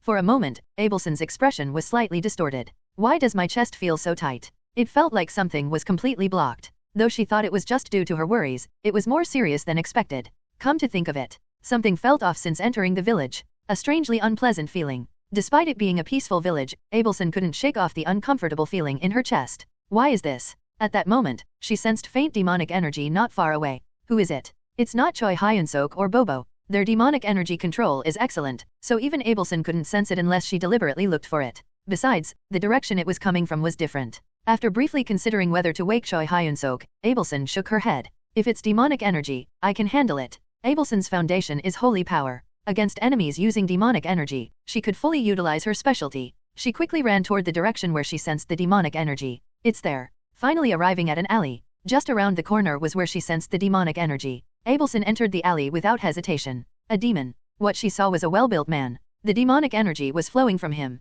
At the demon's feet, a woman lay bleeding. Whoosh! Upon seeing Abelson, the demon quickly began to flee. Abelson urgently tried to chase after him, but the speed difference was too extreme. His movements were almost as agile as Choi Hyun-seok's. Huff. Abelson had no choice but to give up the pursuit. She approached the woman lying on the ground. No pulse could be felt. The woman's heart had already stopped. Why would a demon be here? Just as Abelson was pondering this. Stop right there. Villagers appeared and surrounded her. Hera is dead. Hera. The name of the woman lying on the ground is Hera. The people, who seemed to be part of a vigilante group, confronted Abelson in an extremely agitated state. Who are you? Never seen this woman before. She's an outsider who came today. Did the outsider kill Hera? The way they were whispering among themselves, she was about to be branded as the culprit. Abelson raised her hands. Don't misunderstand. I only discovered this by chance while taking a walk. A walk? Don't lie. Then what's that in your hand? Abelson looked at her hand. This is. In her hand was a grotesque mace. You killed Hera. Arrest her? Let's take her in for questioning. The next day, when Choi Hyun-seok woke up, he realized Abelson was gone. Rachel? Abelson is gone. Do you know where she went? How would I know? Rachel said while rubbing her sleepy eyes, still not fully awake. I'm saying Abelson is missing? She's not the type to leave without saying anything. Maybe she got tired of you, hero. Shut up. Choi Hyun-seok grabbed Rachel by the scruff of her neck and quickly went downstairs. The innkeeper, who happened to be in the hall, greeted him. Oh, you're awake. Have you seen my companion? Choi Hyun-seok asked in an urgent voice. Companion? If you mean that beautiful lady, I haven't seen her. Damn it. Why don't you wait while you have breakfast? She might have just gone for a walk. This isn't the time for. We specially prepared lamb soup for breakfast today. A contemplative look crossed Choi Hyun-seok's face. Rachel, who was beside him, made an exasperated expression. How can you be like this, hero? What are you saying? I wasn't considering it at all. The thief's feet are burning. Just then, the inn's door opened and a group of people burst in. Ravi? Is there someone here named Ravi Bahat? Ravi Bahat was the alias Choi Hyun-seok used. I'm Ravi. Come with us immediately. What? That person is looking for you. The place they arrived at following the villagers was the hall located in the center of the village. There, Abelson was enjoying a luxurious breakfast. Lady Alien? What's going on here? Lord Ravi, please eat first. You haven't had breakfast yet, have you? All right. He was feeling hungry anyway. Choi Hyun-seok sat at the table and started eating. It was an excellent breakfast worth giving up the lamb soup for. I met a demon last night. A demon? Choi Hyun-seok asked in surprise. Yes. After that, Abelson explained everything that had happened during the previous night. So, you showed your holy power and proved that you are a false. Choi Hyun-seok was about to say false, but changed his words upon seeing Abelson's cold gaze. You proved to them that you're a true priest. Yes. Last night. Upon seeing Abelson's holy power, people immediately prostrate themselves. Finally, you've come. God has sent an emissary to save us. Since then, Abelson had been receiving treatment fit for nobility and enjoying luxurious rest. So what happened to that demon? The village chief will explain about that. Just as the meal ended, after the table was cleared, an old man came in with tea. Hello, I am Preston, who serves as the village chief. Choi Hyun-seok nodded slightly. Chief Preston carefully began his story. It first happened half a year ago. Half a year ago, a murder occurred in the village. It was a brutal case where a man was found decapitated by the river. Unlike the expectation that they would quickly find the culprit in such a small village, people couldn't even find a single clue. Just as the case was becoming a mystery, a second murder occurs. The second victim was a child, whose body parts appeared to be violently severed as if they had been torn away. Only then did people realize this wasn't just a simple murder case. At first, we requested help from the Lord. However, the Lord sent a group of 10 soldiers after an entire month had passed. 2 more victims appeared during that time, but the villagers were relieved. Things would be fine now. The Lord's soldiers would catch the culprit. And the next day, all 10 soldiers who had been searching the village until late were found as cold corpses. After that, the Lord's knight visited the village, but one didn't need to hear the rest of the story to know what happened. The knight died too, didn't he? Yes. After that, the Lord stopped sending anyone. Choi Hyun-seok sighed at the village chief's words. He gave up. Knights were valuable resources. The Lord probably didn't want to waste such resources on a rural village like this. The Lord suggested we settle somewhere else, but we didn't want to leave our hometown. So things have remained like this ever since. Yes. We pooled the villagers' money and even requested help from the mercenary guild. All attempts failed. They're asking for more money. They say we need at least an upper gold rank or mithril rank mercenary to solve this problem. Is it that expensive? We've already spent 10 gold coins on requests. But to meet the guild's requirements, we need at least 20 more gold coins. Where would we find that much gold in this mountain village? We can barely manage to pay our taxes to the Lord. The village chief looked at Abelson with an agitated expression. That's when you came here, priest. Surely you must have sensed our village's danger. Choi Hyun-seok interrupted the village chief. I understand the situation, but I haven't confirmed whether I'll accept the request yet. Pardon. The village chief's eyes widened. Abelson also gave him a look that seemed to ask what he meant. Ahem, while Priest Alien here is an excellent person, many seek her help. We cannot waste time carelessly. Choi Hyun-seok delayed accepting the request. It should be about time for it to appear. There was a reason he was stalling for time. Ding! A familiar alarm sounded, and a hero quest appeared before Choi Hyun-seok. Hero quest? Helping those in need is the true virtue of a hero? Even a materialistic person like you is now a proper official hero. Accept the village chief's request and solve the mysterious murder case in the village. Objective: eliminate the murderer. Reward: experience points and 500 hero points. Upon seeing the quest, Choi Hyun-seok rejoiced. That's right. Abelson stared at Choi Hyun-seok intently, an expression wondering what on earth he was doing. Ahem.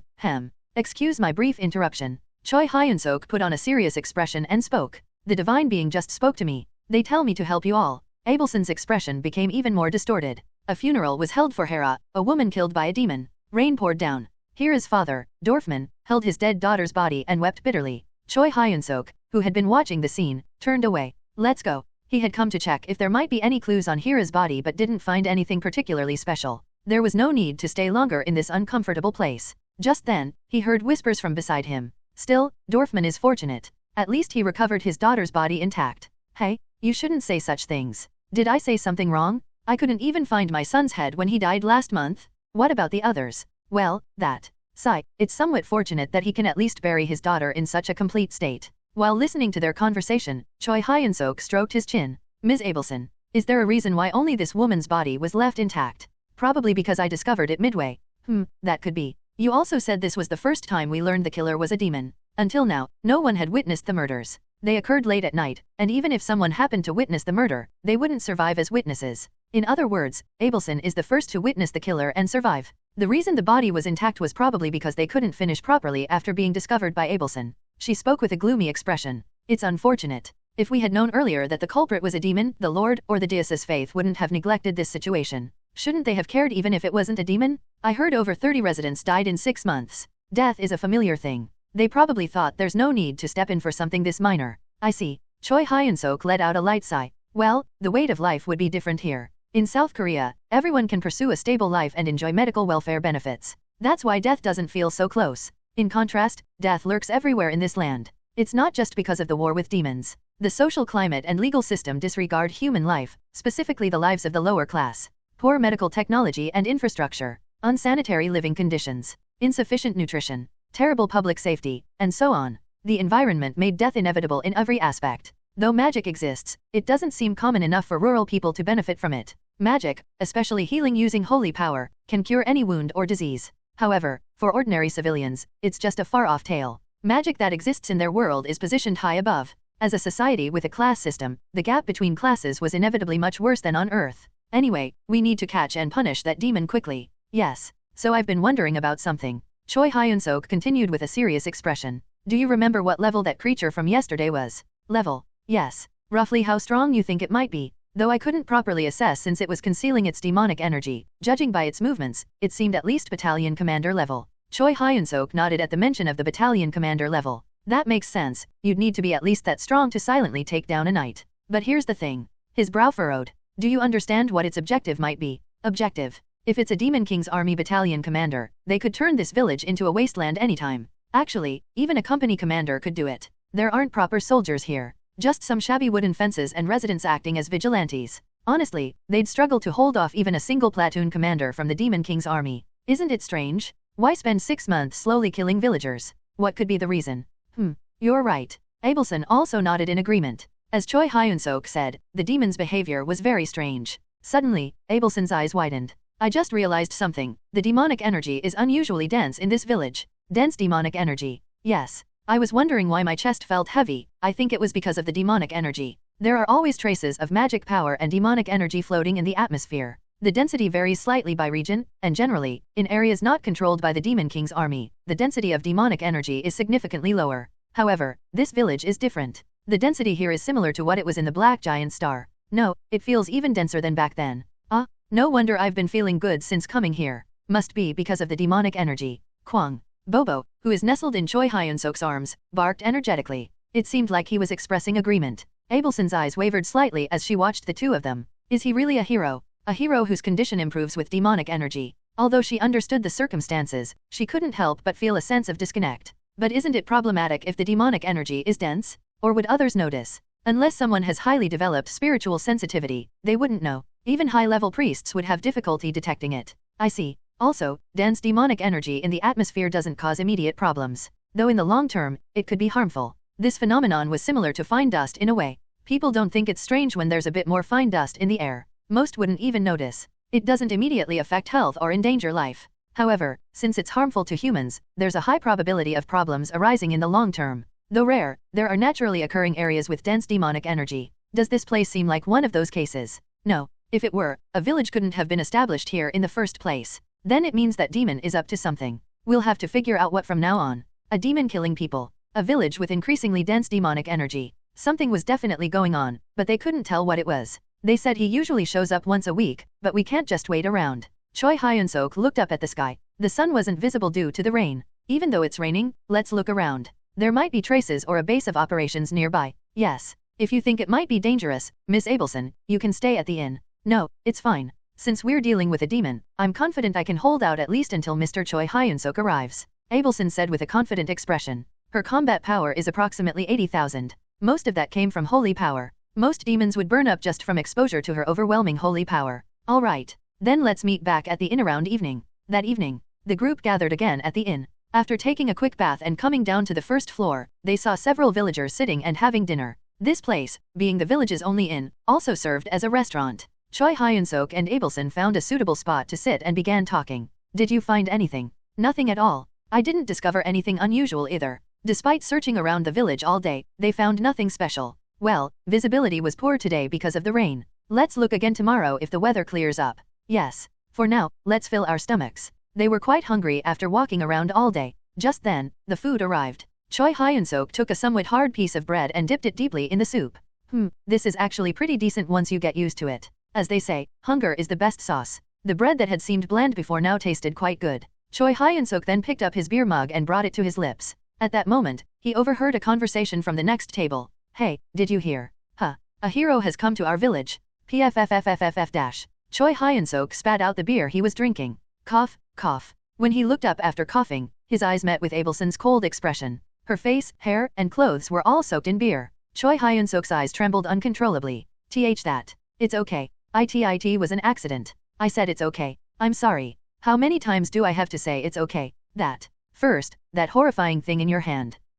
Abelson lowered her hand with a surprised expression. She must have instinctively raised her mace without realizing it. Anyway, about being a hero. Has our identity been discovered? Choi Hyun-seok whispered quietly while checking their surroundings. Abelson shook her head. I don't know. For now, we'll have to play dumb. They continued listening to the conversation at the next table. They say there are 5 of them. 5. Yeah, I saw them earlier, and they all had an amazing presence. Every single one of them looked so majestic riding their horses. Oh, after hearing the village chief's story, they immediately stepped up saying they'd solve it. Choi Hyun-seok let out a sigh of relief. If it was 5 people, they couldn't be talking about him and Abelson. Did other heroes come to the village? Why? A mixture of curiosity and doubt arose. Just then, the inn's door opened and a group of people entered. Hey guys, this seems to be the inn. Ugh, why is everything so small and dirty? Ellis, you should be used to it by now. How can someone who lived in New York get used to this? The cities are okay, but I just can't get used to these backwater places. 5 men and women entered while chattering noisily. Choi Hyun-seok immediately recognized them as heroes.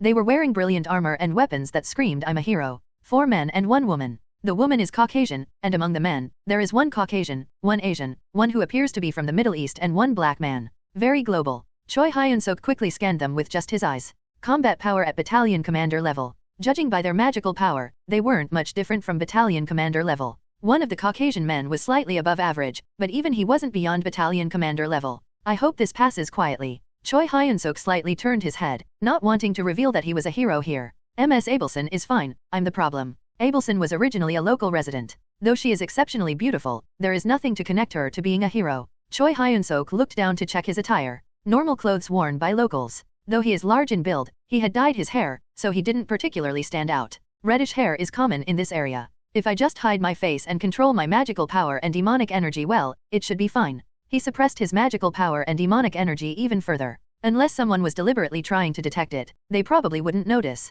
If he could just avoid showing his face in this state, they probably wouldn't know. I need to be careful of the combat power meter too. Being heroes, they likely had combat power meters. He had to be especially careful of Bobo. If he was discovered, he couldn't even think of how to explain it. Let's get rooms first. Nicolo, will there be rooms suitable for all 5 of us in this small inn? Just rest anywhere. We need to search the area tomorrow morning after breakfast. Their conversation continued even as they paid the innkeeper. But you know, doesn't this hero quest content seem a bit strange? What do you mean? It doesn't make sense for demons to stay in this countryside for 6 months. It's quite far from the demon boundary.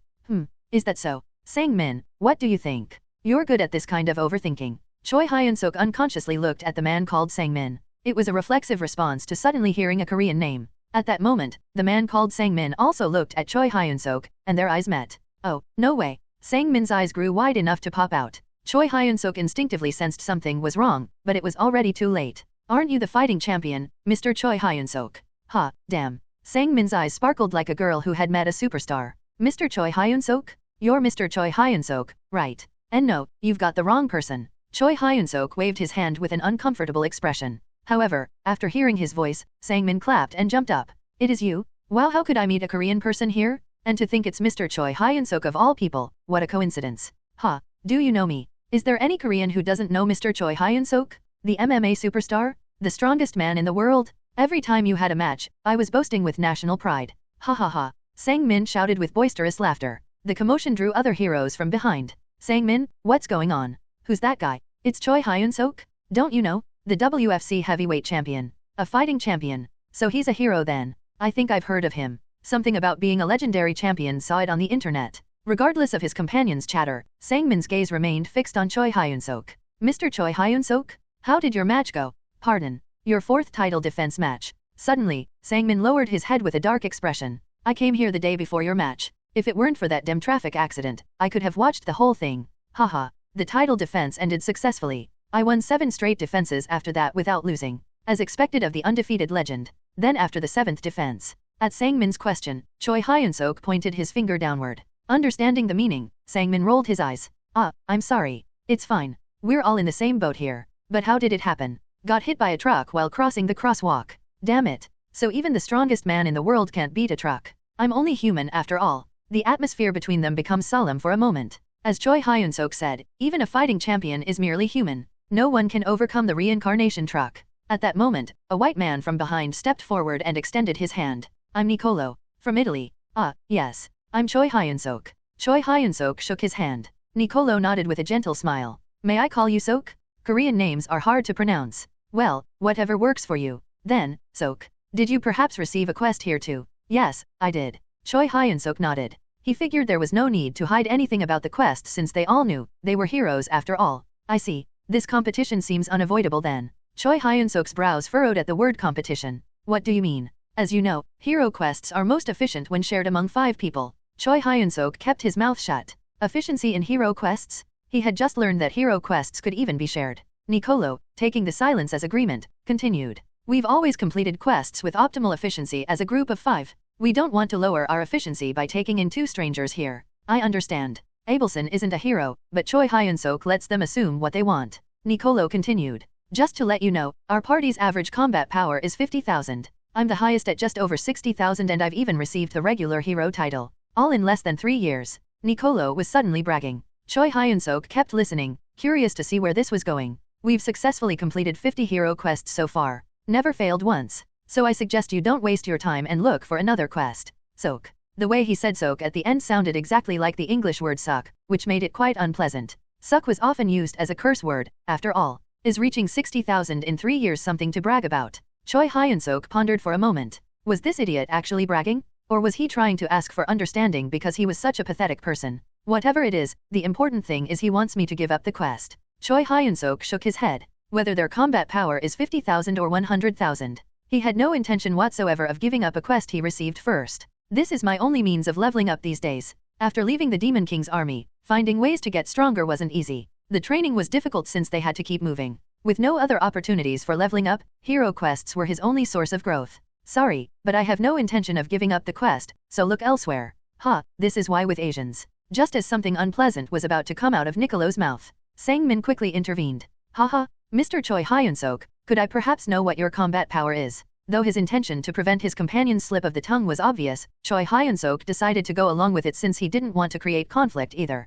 My combat power? Yes. I know it's rude to ask about combat power among heroes, but since you're known as the strongest man in the world, I'm just too curious. Choi Hyun-seok decided to be honest. There was no point in hiding it since they could check with a combat power meter anyway. 100,000. Pardon. 100,000. How long have you been here? Since you had 7 title defenses, you must have arrived much later than me. I haven't kept count, but it's been less than a year. At Choi Hyun-seok's words, the heroes in the back snorted. Lies? The combat power of 100,000 in less than a year. Such exaggeration. Why tell a lie that will be exposed anyway? This won't do. We need to check with the meter right now. Enough. Nicolo from Italy shouted. Don't do something so rude. But Nicolo? He's telling such outrageous lies in front of us. It's offensive. I said enough. Nicolo put on a stern expression. His companions clicked their tongues and averted their gazes. I'm sorry. I shouldn't have asked and made the atmosphere. Sang-min scratched the back of his head with an awkward smile. It's fine. Soak. We'll be going now.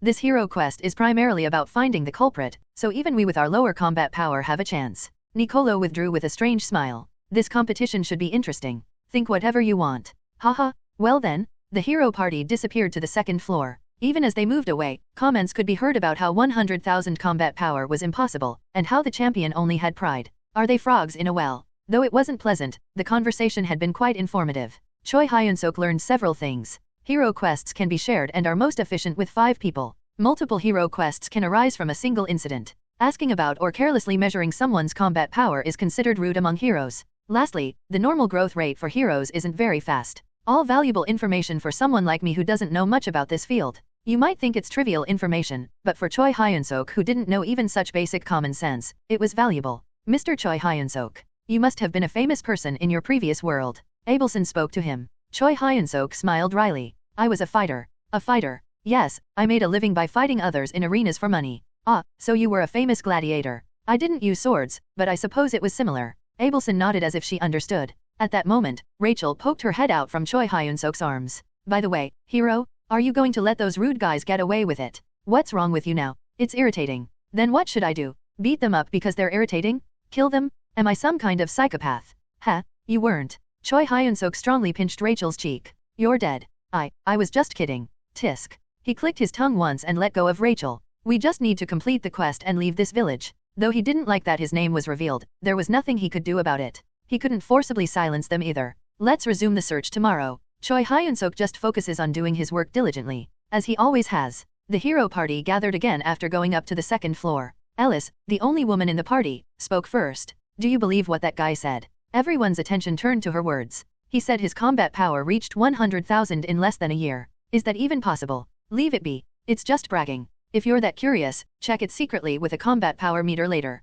Forget it. Did you see what they were wearing? No different from rural farmers. Guys without proper armor or weapons, how could they? Ha ha ha. They each took turns making comments. The atmosphere suggested no one believed Choi Hyun-seok's words. Although Sang-min didn't like his colleagues' reactions, there was nothing he could do. He was subtly being disregarded in this party. So what are you going to do, Nicolo? About what? Are you going to leave those bastards alone? Nicolo frowned at Ellis's words. What do you mean? They could interfere with us. Leave them alone. What could guys like them possibly do to interfere? Still, Ellis seemed to remain uncomfortable about something. That's when Yakubu, from Nigeria, smiled maliciously. Could it be because of that woman? What are you talking about? You saw the blonde woman next to that champ earlier, right? All the men smiled at Yakubu's words. Whew, she was really something. Even prettier than movie actresses. She must be a hero too. That's probably why they're traveling together. Ha, that champ is lucky. Where did he find such a woman? Then if Ron, from India, spoke up. That woman. Couldn't we have her join our party? What are you saying?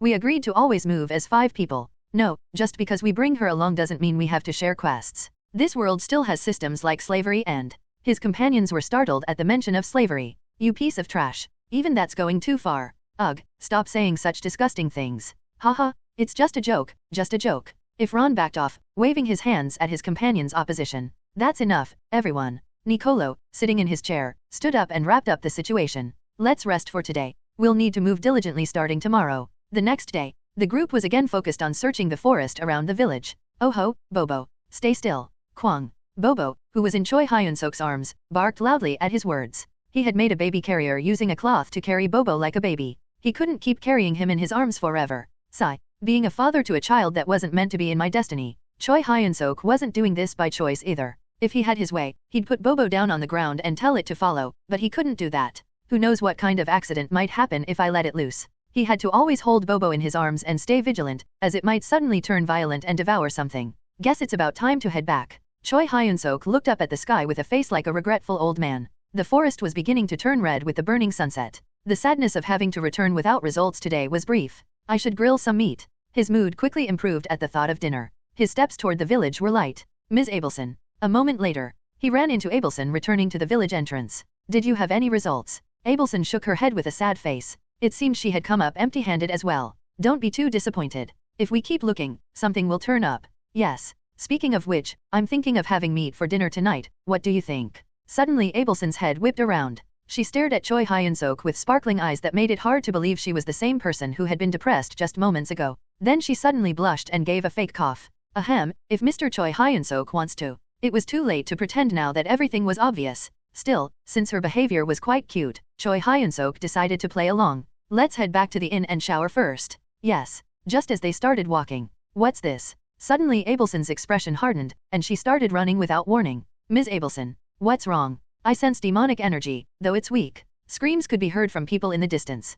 Kaeok? Hera has come back to life. Dorfman is in danger. Choi Hyun-seok's speed increased even more. Now he too could start sensing the demonic energy. Something finally came into his view as he ran past Abelson and others at tremendous speed. Is that really human? Hera, the woman who had died and whose funeral he had attended just days ago. She was holding her father Dorfman. Keek. Hera. How? Instead of answering, Hera bit into Dorfman's neck. A chunk of flesh was torn away. Blood gushed from the torn artery. Kaeaa. Oyaa. Monster. Breaking through the fleeing villagers, Choi Hyun-seok grabbed Hera's head and pushed. Cryik. Hera struggled with her blood-covered face. An indescribably foul odor emanated from her body and mouth. Ah, the smell is really awful. Choi Hyun-seok suppressed the urge to blow her head off and held on to Hera. While doing so, he glanced over to check on her father Dorfman. Is he dead? Dorfman lay motionless with his eyes rolled back. He seemed to no longer be of this world. To be killed by his daughter who had died days ago. What a tragic death. That's when Abelson, who had arrived late, joined him.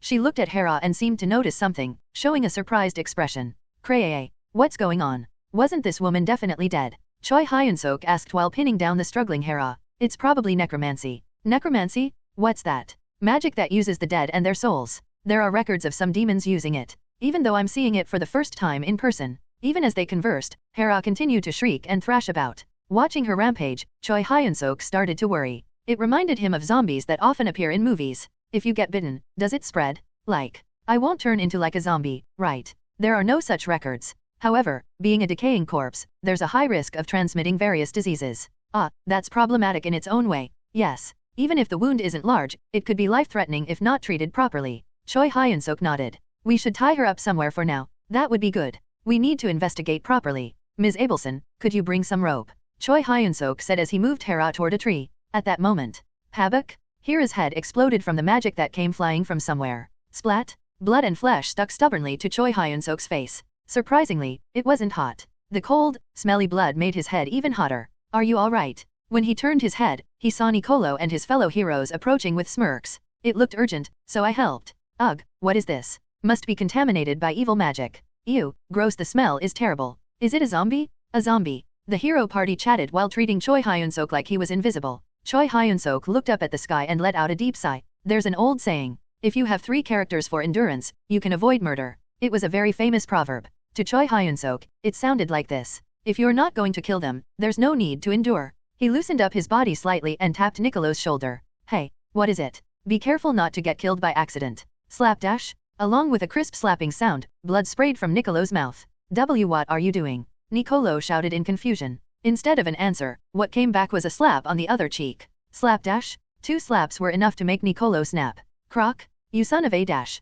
Italian curses burst out immediately. Choi Hyun-seok didn't know Italian, but it was conveniently translated into Korean swear words in his mind. As a reward for the cursing, he delivered another slap to the face. Slapdash? After 3 slaps, Nicolo's face started to swell up. As if he wouldn't stay still anymore, he drew his sword. This is self-defense. The sword was swung quickly. The speed was decent but too linear. Choi Hyun-seok lightly twisted his body to avoid it and delivered another slap. Slapdash? Cock. This time, there was more force behind the swinging palm. Nicolo spat blood and stepped back. I don't know what this is about, but I warned you clearly. Nicolo spoke with a growl. Choi Hyun-seok just stood there with an expressionless face. The smelly blood and flesh that had splattered on his face created an eerie atmosphere. Begging for your life won't help. Magical power started surging from Nicolo's body. Seeing this, his companions clicked their tongues. Tisk, looks like we'll have to clean up a corpse. Why did he have to pick a fight? Oh no, Mr. Choi Hyun-seok. Only Sangmin was worried about Choi Hyun-seok, but even he had to bow his head under his companions' disapproving glances. Hot. Finally ready, Nicolo kicked the ground with a battle cry, while Choi Hyun-seok was thinking what amazing technique could require such a long preparation time. I hope it's something incredible. Despite these thoughts, he maintained his focus on analyzing the enemy's technique. Advanced Hero Swordsmanship. Form 3, Brave Slaying Strike. Nicolo's body created an illusion as if it was stretching, and instantly, 6 consecutive strikes followed. There it is. Brave Slaying Strike. Did you see that? It looked like 6 attacks just now. It's increased since last time. Brave Slaying Strike was a fighting technique that basically consisted of 3 consecutive strikes. The number of strikes could increase later depending on the user's proficiency. Nicolo hadn't learned Brave Slaying Strike very long ago. The fact that he had already reached 6 consecutive strikes meant his talent is quite remarkable. Most enemies would have fallen, spraying blood, unable to block this attack. However, unfortunately, this opponent wasn't just any ordinary enemy. Whoosh, swoosh dash, whisk. The 6 sword strikes meaninglessly cut through the air, and a crisp slapping sound followed. Slapdash? Nicolo, having been slapped, forgot even the pain and showed a bewildered expression.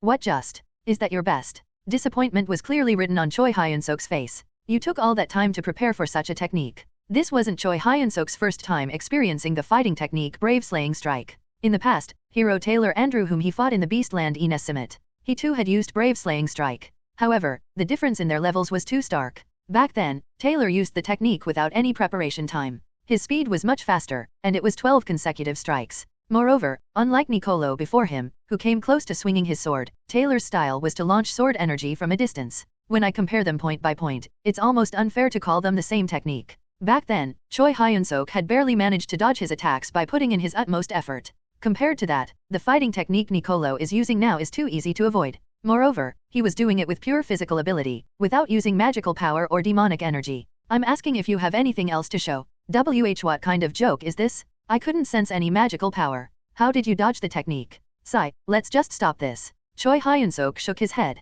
Then he began to seriously slap Nicolo's cheeks. If you have nothing to show, you'll have to get hit. Slap, slap, slapdash. The consecutive sounds of slapping. Nicolo's face instantly became covered in blood. He kept staggering, looking like he could barely stand properly. Nicolo. Ellis, stop. Damn it, I'll kill you. Nicolo was the party's leader. He was the strongest among them. With Nicolo getting beaten like a dog, there was no way anyone else would be a match if they stepped in. The more rational companions tried to stop her, but Ellis had no intention of stopping. Die. Ellis raised her staff. A considerable amount of magical power started gathering at the tip of her staff. Choi Hyun-seok watched with interested eyes. Oh, she's a mage then. 5 seconds later. Seemingly ready, Ellis shouted with a confident expression. Intermediate hero magic, lightning chain. A blue beam of light flew in. Choi Hyun-seok concentrated on examining the magic. The speed is quite good. It's faster than the sword that the swordsman wielded earlier. The casting speed of Ellis's magic was faster than the sword wielded by Nicolo, the party leader. Although it required a longer preparation time, this speed was quite understandable.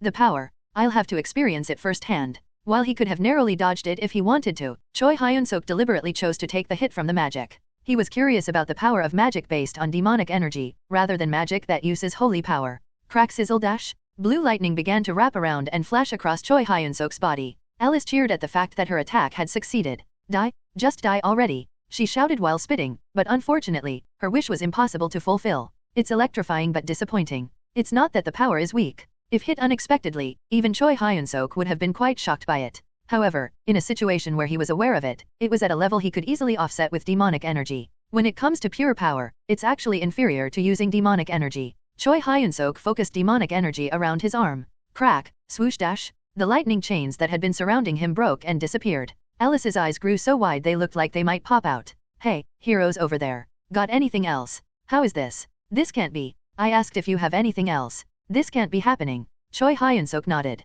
Right. If you don't, then you'll have to take some hits. Choi Hyun-seok started delivering slaps again. This time, both Nicolo and Ellis were hit. Slap dash.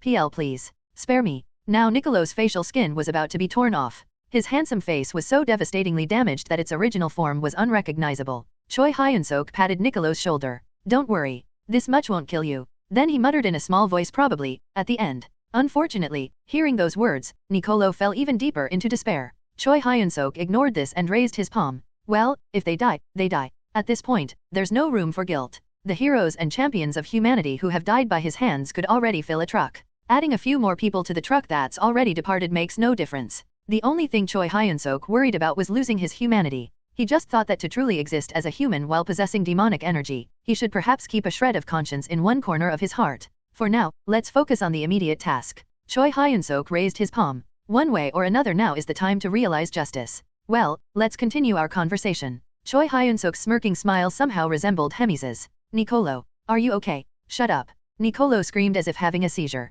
His eyes, buried in his swollen face, were gleaming strangely. He hadn't received proper treatment yet because Ellis, who was in charge of healing at the party, had fainted. That bastard. Nicolo muttered through clenched teeth. In his mind, the battle, with Choi Hyun-seok kept replaying over and over. How can someone become that strong? It was the first time in his life he'd felt such powerlessness. No matter what he did, he couldn't even touch the hair of Choi Hyun-seok. He wasn't even moving that fast. Choi Hyun-seok hadn't overwhelmed him with superior specs. Rather, except for a few moments, he barely used any magical power at all. He fought with pure physical ability, and even then, it seemed like he wasn't trying his hardest, just going through the motions. Yet there was nothing Nicolo could do. Because Choi Hyun-seok avoided his attacks before they could land as if he already knew they were coming. Does he have a skill that reads opponents' movements? Or maybe an ability to see the future? Nicolo thinks. He must have some special ability. It doesn't make sense otherwise. What kind of ability is it? Of course, it's all Nicolo's misunderstanding. Choi Hyun-seok has no ability to see the future or read opponents' movements. The reason Nicolo couldn't touch him was simply because his skills were lacking. There was no other reason. Nicolo grew by safely moving with his party and hunting appropriate monsters. Choi Hyun-seok grew by fighting numerous strong opponents in extreme situations. The difference in their combat abilities was bound to be overwhelming. Even if Choi Hyun-seok and Nicolo's combat power were equal, even if Choi Hyun-seok's combat power was lower, the result wouldn't have been much different. Nicolo never realized this fact until the end. Nicolo, what do we do now? Yakubu asked. What else? We complete the quest. You want to continue the quest even in this situation. What else should we do? Run away with our tails between our legs like dogs? Nicolo's voice rose. Yakubu bit his lip and took a step back. Anyway, they're not interested in us. Honestly, we were the ones who started trouble this time. Nicolo wasn't that stupid of a person. At least he could understand cause and effect and knew his place. We'll apologize cleanly and focus on the quest. Once Ellis wakes up, she can heal the wounds quickly. Will that champ leave us alone? Sang-min answered Yakubu's question. Mr. Choi Hyun-seok will definitely accept our apology. Really? He's been famous for his generous personality? If we admit our fault first, he definitely won't harm us. I hope so. Despite Sang-min's words, Yakubu's stern face wouldn't soften. He seemed out of his mind. That grinning face while slapping his cheek was still vivid in his mind. Would someone like that really forgive them? At least Yakubu thought things wouldn't go that smoothly. Ah, what now? That night, Choi Hyun-seok's face twisted unpleasantly as he was enjoying his meal in the first floor hall.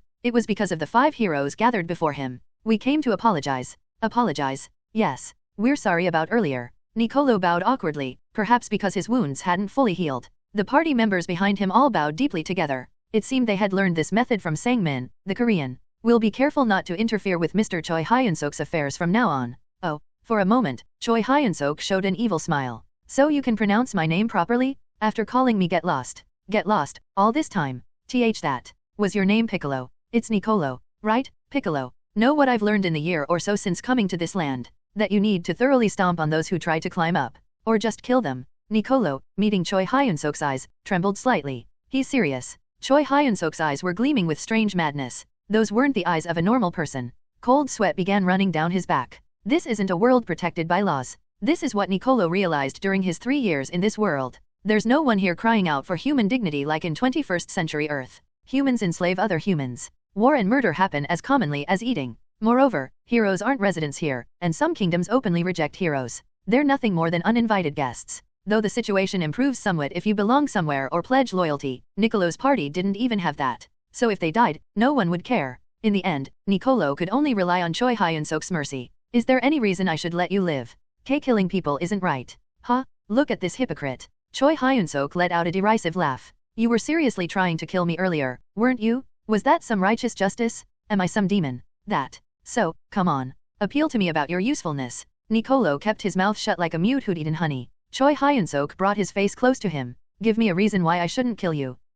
Hero Choi Hyun-seok was smiling sincerely. Choi Hyun-seok was waving his hand through empty air. No, he hadn't suddenly gone senile. He was looking for something in the hero shop. Oh, there it is. Choi Hyun-seok smiled brightly, seemingly having found what he wanted. He turned to look at Nicolo. Your hero shop has been upgraded to intermediate level, right? Yes. My companions all have intermediate shops, and I've opened an advanced shop. Choi Hyun-seok looked surprised at the mention of an advanced shop. Already opened an advanced shop. Choi Hyun-seok was still at the intermediate level. It wasn't that he lacked the 2,000 points needed to open an advanced shop. He was holding off in case he needed the points for unexpected situations. And he was saving them to buy inventory space later. The starting price for inventory is 5,000 points. They say even the smallest inventory sold in the advanced shop costs 5,000 points. Including upgrade costs, it would require a total of 7,000 points. Anyway, looks like that guy has accumulated quite a few points. According to Nicolo, he had completed about 50 hero quests, so he must have gathered quite a few points. You opened the advanced shop early. I pushed myself because the advanced hero swordsmanship is sold in the advanced shop. Choi Hyun-seok nodded glumly. To think that such garbage technique was sold in the advanced shop. He naturally began to doubt the usefulness of the hero shop. Maybe the garbage isn't the technique but that guy. Come to think of it, maybe the technique wasn't the problem. Even the best technique would become trash if the user was garbage. Well, since they've passed the intermediate level, it should be fine. The item he needed now is sold in the intermediate shop. So there was no reason it wouldn't be sold in the advanced shop. After all, the intermediate shop included all items sold in the basic shop. Now then, back to the main point. Choi Hyun-seok looked at Nicolo. There should be an item called Hero's Oath Certificate in the shop. Look for it. Hero's Oath Certificate. As the name suggested, it was an item created for making promises. I know it well since I've been through it with Rotark. Rotark, the second corps commander who was killed by Hemis. He had tried to turn Choi Hyun-seok into a test subject using the Demon's Oath Certificate. Fortunately, thanks to Hemis's help, it was instead used as a tool to bind Rotark. Anyway, the important thing was that contract items like the Demon's Oath Certificate existed. Choi Hyun-seok thought the hero shop would sell similar items, and he was right. I found it. After a moment, Nicolo found the Hero's Oath Certificate in the shop. Buy it. Pardon. I said buy it. But this costs 500 points. Suddenly, Choi Hyun-seok's face twisted menacingly. Buy it. Nicolo opened his status window with a pitiful expression. His expression darkened even more as he checked how many hero points he had left. I only have 600 points left. His hero points were already depleted from upgrading the shop and buying techniques. If he bought the item Choi Hyun-seok mentioned, only 100 points would remain. Still haven't bought it. Choi Hyun-seok raised his palm. I bought it. Nicolo instinctively shrank back and purchased the Hero's Oath Certificate. Only then did Choi Hyun-seok smile contentedly. He craned his neck to look behind. The lady over there needs to buy one too. Alice, the only woman in the hero party, was singled out. She rolled her eyes around and carefully opened her mouth. Why should I? You attacked me too. Nicolo wasn't the only one who attacked Choi Hyun-seok. Alice had also attacked him with magic. Naturally, he intended to hold her responsible as well. You don't have to buy it if you don't want to. Really? For a moment, Alice's expression brightened. However, it turned gloomy again at Choi Hyun-seok's following words. If you don't want to buy it, you'll have to die.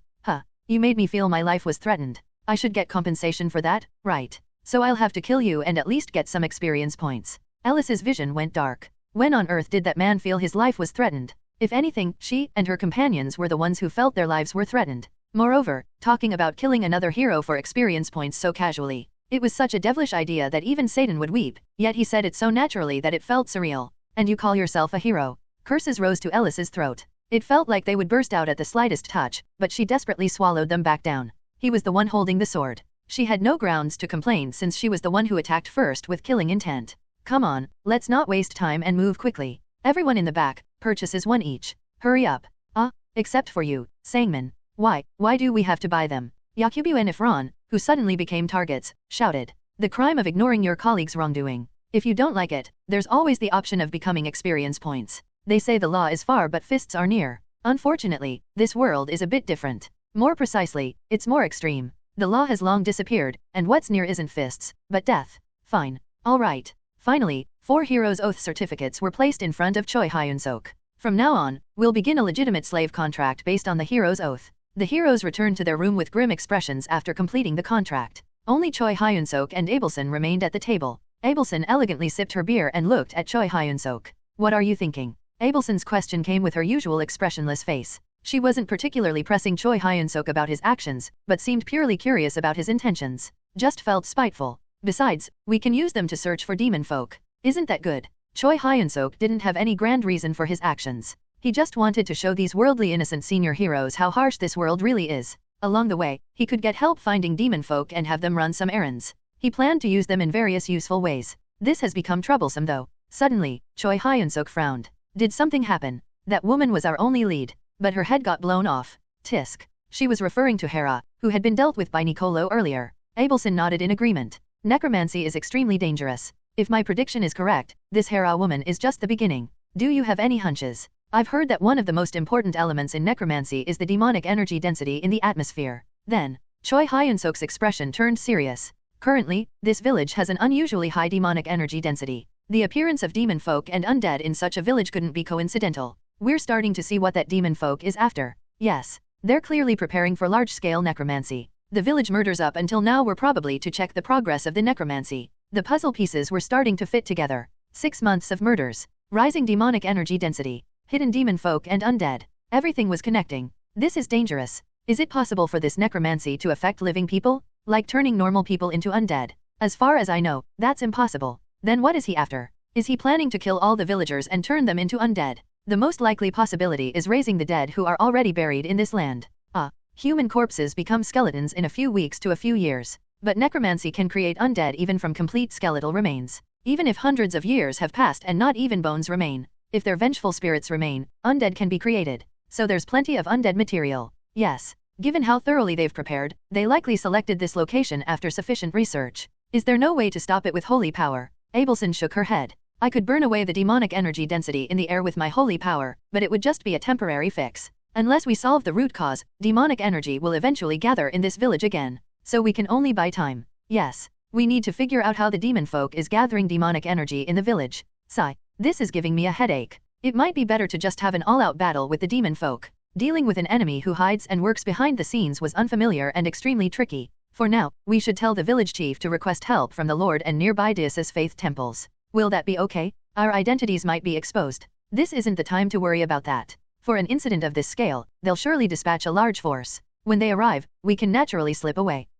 Understood. It wasn't the time to be picky. After all, I couldn't kill 2,000 innocent people just to gain some experience points. Let's proceed with that plan for now and call it a day. Yes. Then get some rest. It was already past midnight. Choi Hyun-seok and Abelson decided to return to their respective rooms. They needed to get proper rest since tomorrow would be even busier. The next day, Nicolo's hero party left for the forest at dawn. It was because of Choi Hyun-seok's orders. Search this direction. Choi Hyun-seok divided the search areas appropriately so that their search ranges wouldn't overlap. Thanks to that, Nicolo and his companions have been wandering the forest for 5 hours. Damn it! Why do we have to be treated like this? We signed the oath. We have no choice but to do what we're told. Except for Sang-min, 4 heroes signed the oath. They have no choice but to be absolutely loyal to Choi Hyun-seok. If they don't follow his orders, the magical power inside them will backflow. When magical power backflows, you die. Even if you're lucky enough to survive, you will never be able to use magic again. While it might be possible to calm the backflow if you're above a certain level, it was impossible for their level at least. Isn't there a way to break this? No. Either tear up the oath or wait until the term ends. Being a slave for a year. This is too much no matter how you look at it. The only fortunate thing was that the hero's oaths weren't permanent. They would be free after a year passes. Of course, they need to be alive until then to enjoy that freedom. Sangmin? You bat? Siding with that guy just because he's Korean too. Yakubu grabbed Sangmin's collar. You said it? That he would forgive us? That he wouldn't harm us? Is this the result? What a generous personality, my ass. He's just a psychopath. Another companion joined in pressuring Sangmin. Sangmin kept his head down and remained silent. Honestly, he felt wrong too. If you hadn't picked a fight in the first place, or at least hadn't tried to kill Choi Hyun-seok, none of this would have happened. They were the ones who picked the fight first. They were the ones who attacked first with the intention to kill. Still, didn't Choi Hyun-seok at least spare their lives? In this world of survival of the fittest, this was a sufficiently merciful treatment. That's what he thought, but he couldn't bring himself to say it out loud. Everyone, stop it. Nicolo, the party leader, stepped in to stop his companions. This isn't the time for us to fight among ourselves. But Nicolo, use your head and think. That man has somewhat of a good impression of Sangmin. What are you trying to achieve by harming Sangmin in this situation? Nicolo said irritably. Though his tone was aggressive, he wasn't wrong. Harming Sangmin here would only make the situation worse. Nothing would improve from it. Let's continue the search for now. We need to get in that man's good graces somehow. That's our only option. Right now, he needed to calm his companions and continue the search. However, the situation didn't flow as he wanted. Ellis stepped forward with a disgruntled expression. And then what? What happens next? In the end, we'll be discarded once we're no longer useful. He'll kill us for experience points. Nicolo's expression twisted. This isn't good. His position as the party leader is beginning to shake. Shing. Nicolo drew his sword. He glared at Ellis with cold eyes. Just do as you're told without talking back. Humph. What are you going to do with that sword? Are you going to cut me down? If necessary. Nicolo had no intention of dying in vain. He would survive somehow and regain his freedom. He would cut down anything that hindered his survival, even if it was a companion. You're crazy. Everyone's gone crazy? All because of that bastard Choi Hyun-seok. Ellis screamed hysterically. I'm leaving. Stop me if you can. Go ahead and try to kill me. Ellis turned around and started walking away with large strides. Ellis? No, don't stop me. My life is my own too. Ellis, who was trying to forge her own path, couldn't finish her sentence. Squelch dash? Something had pierced through Ellis's chest. She lowered her head to confirm what it was. Huh. Dark gray skin. A hand that wasn't human had penetrated her chest. Shit. In the gray hand was what appeared to be her own heart, still beating. Hello, everyone. As we wrap up this video, I want to share a quick note. I have a Patreon account. If you'd like to support me and enjoy on-demand audiobooks, you can become a Patreon member.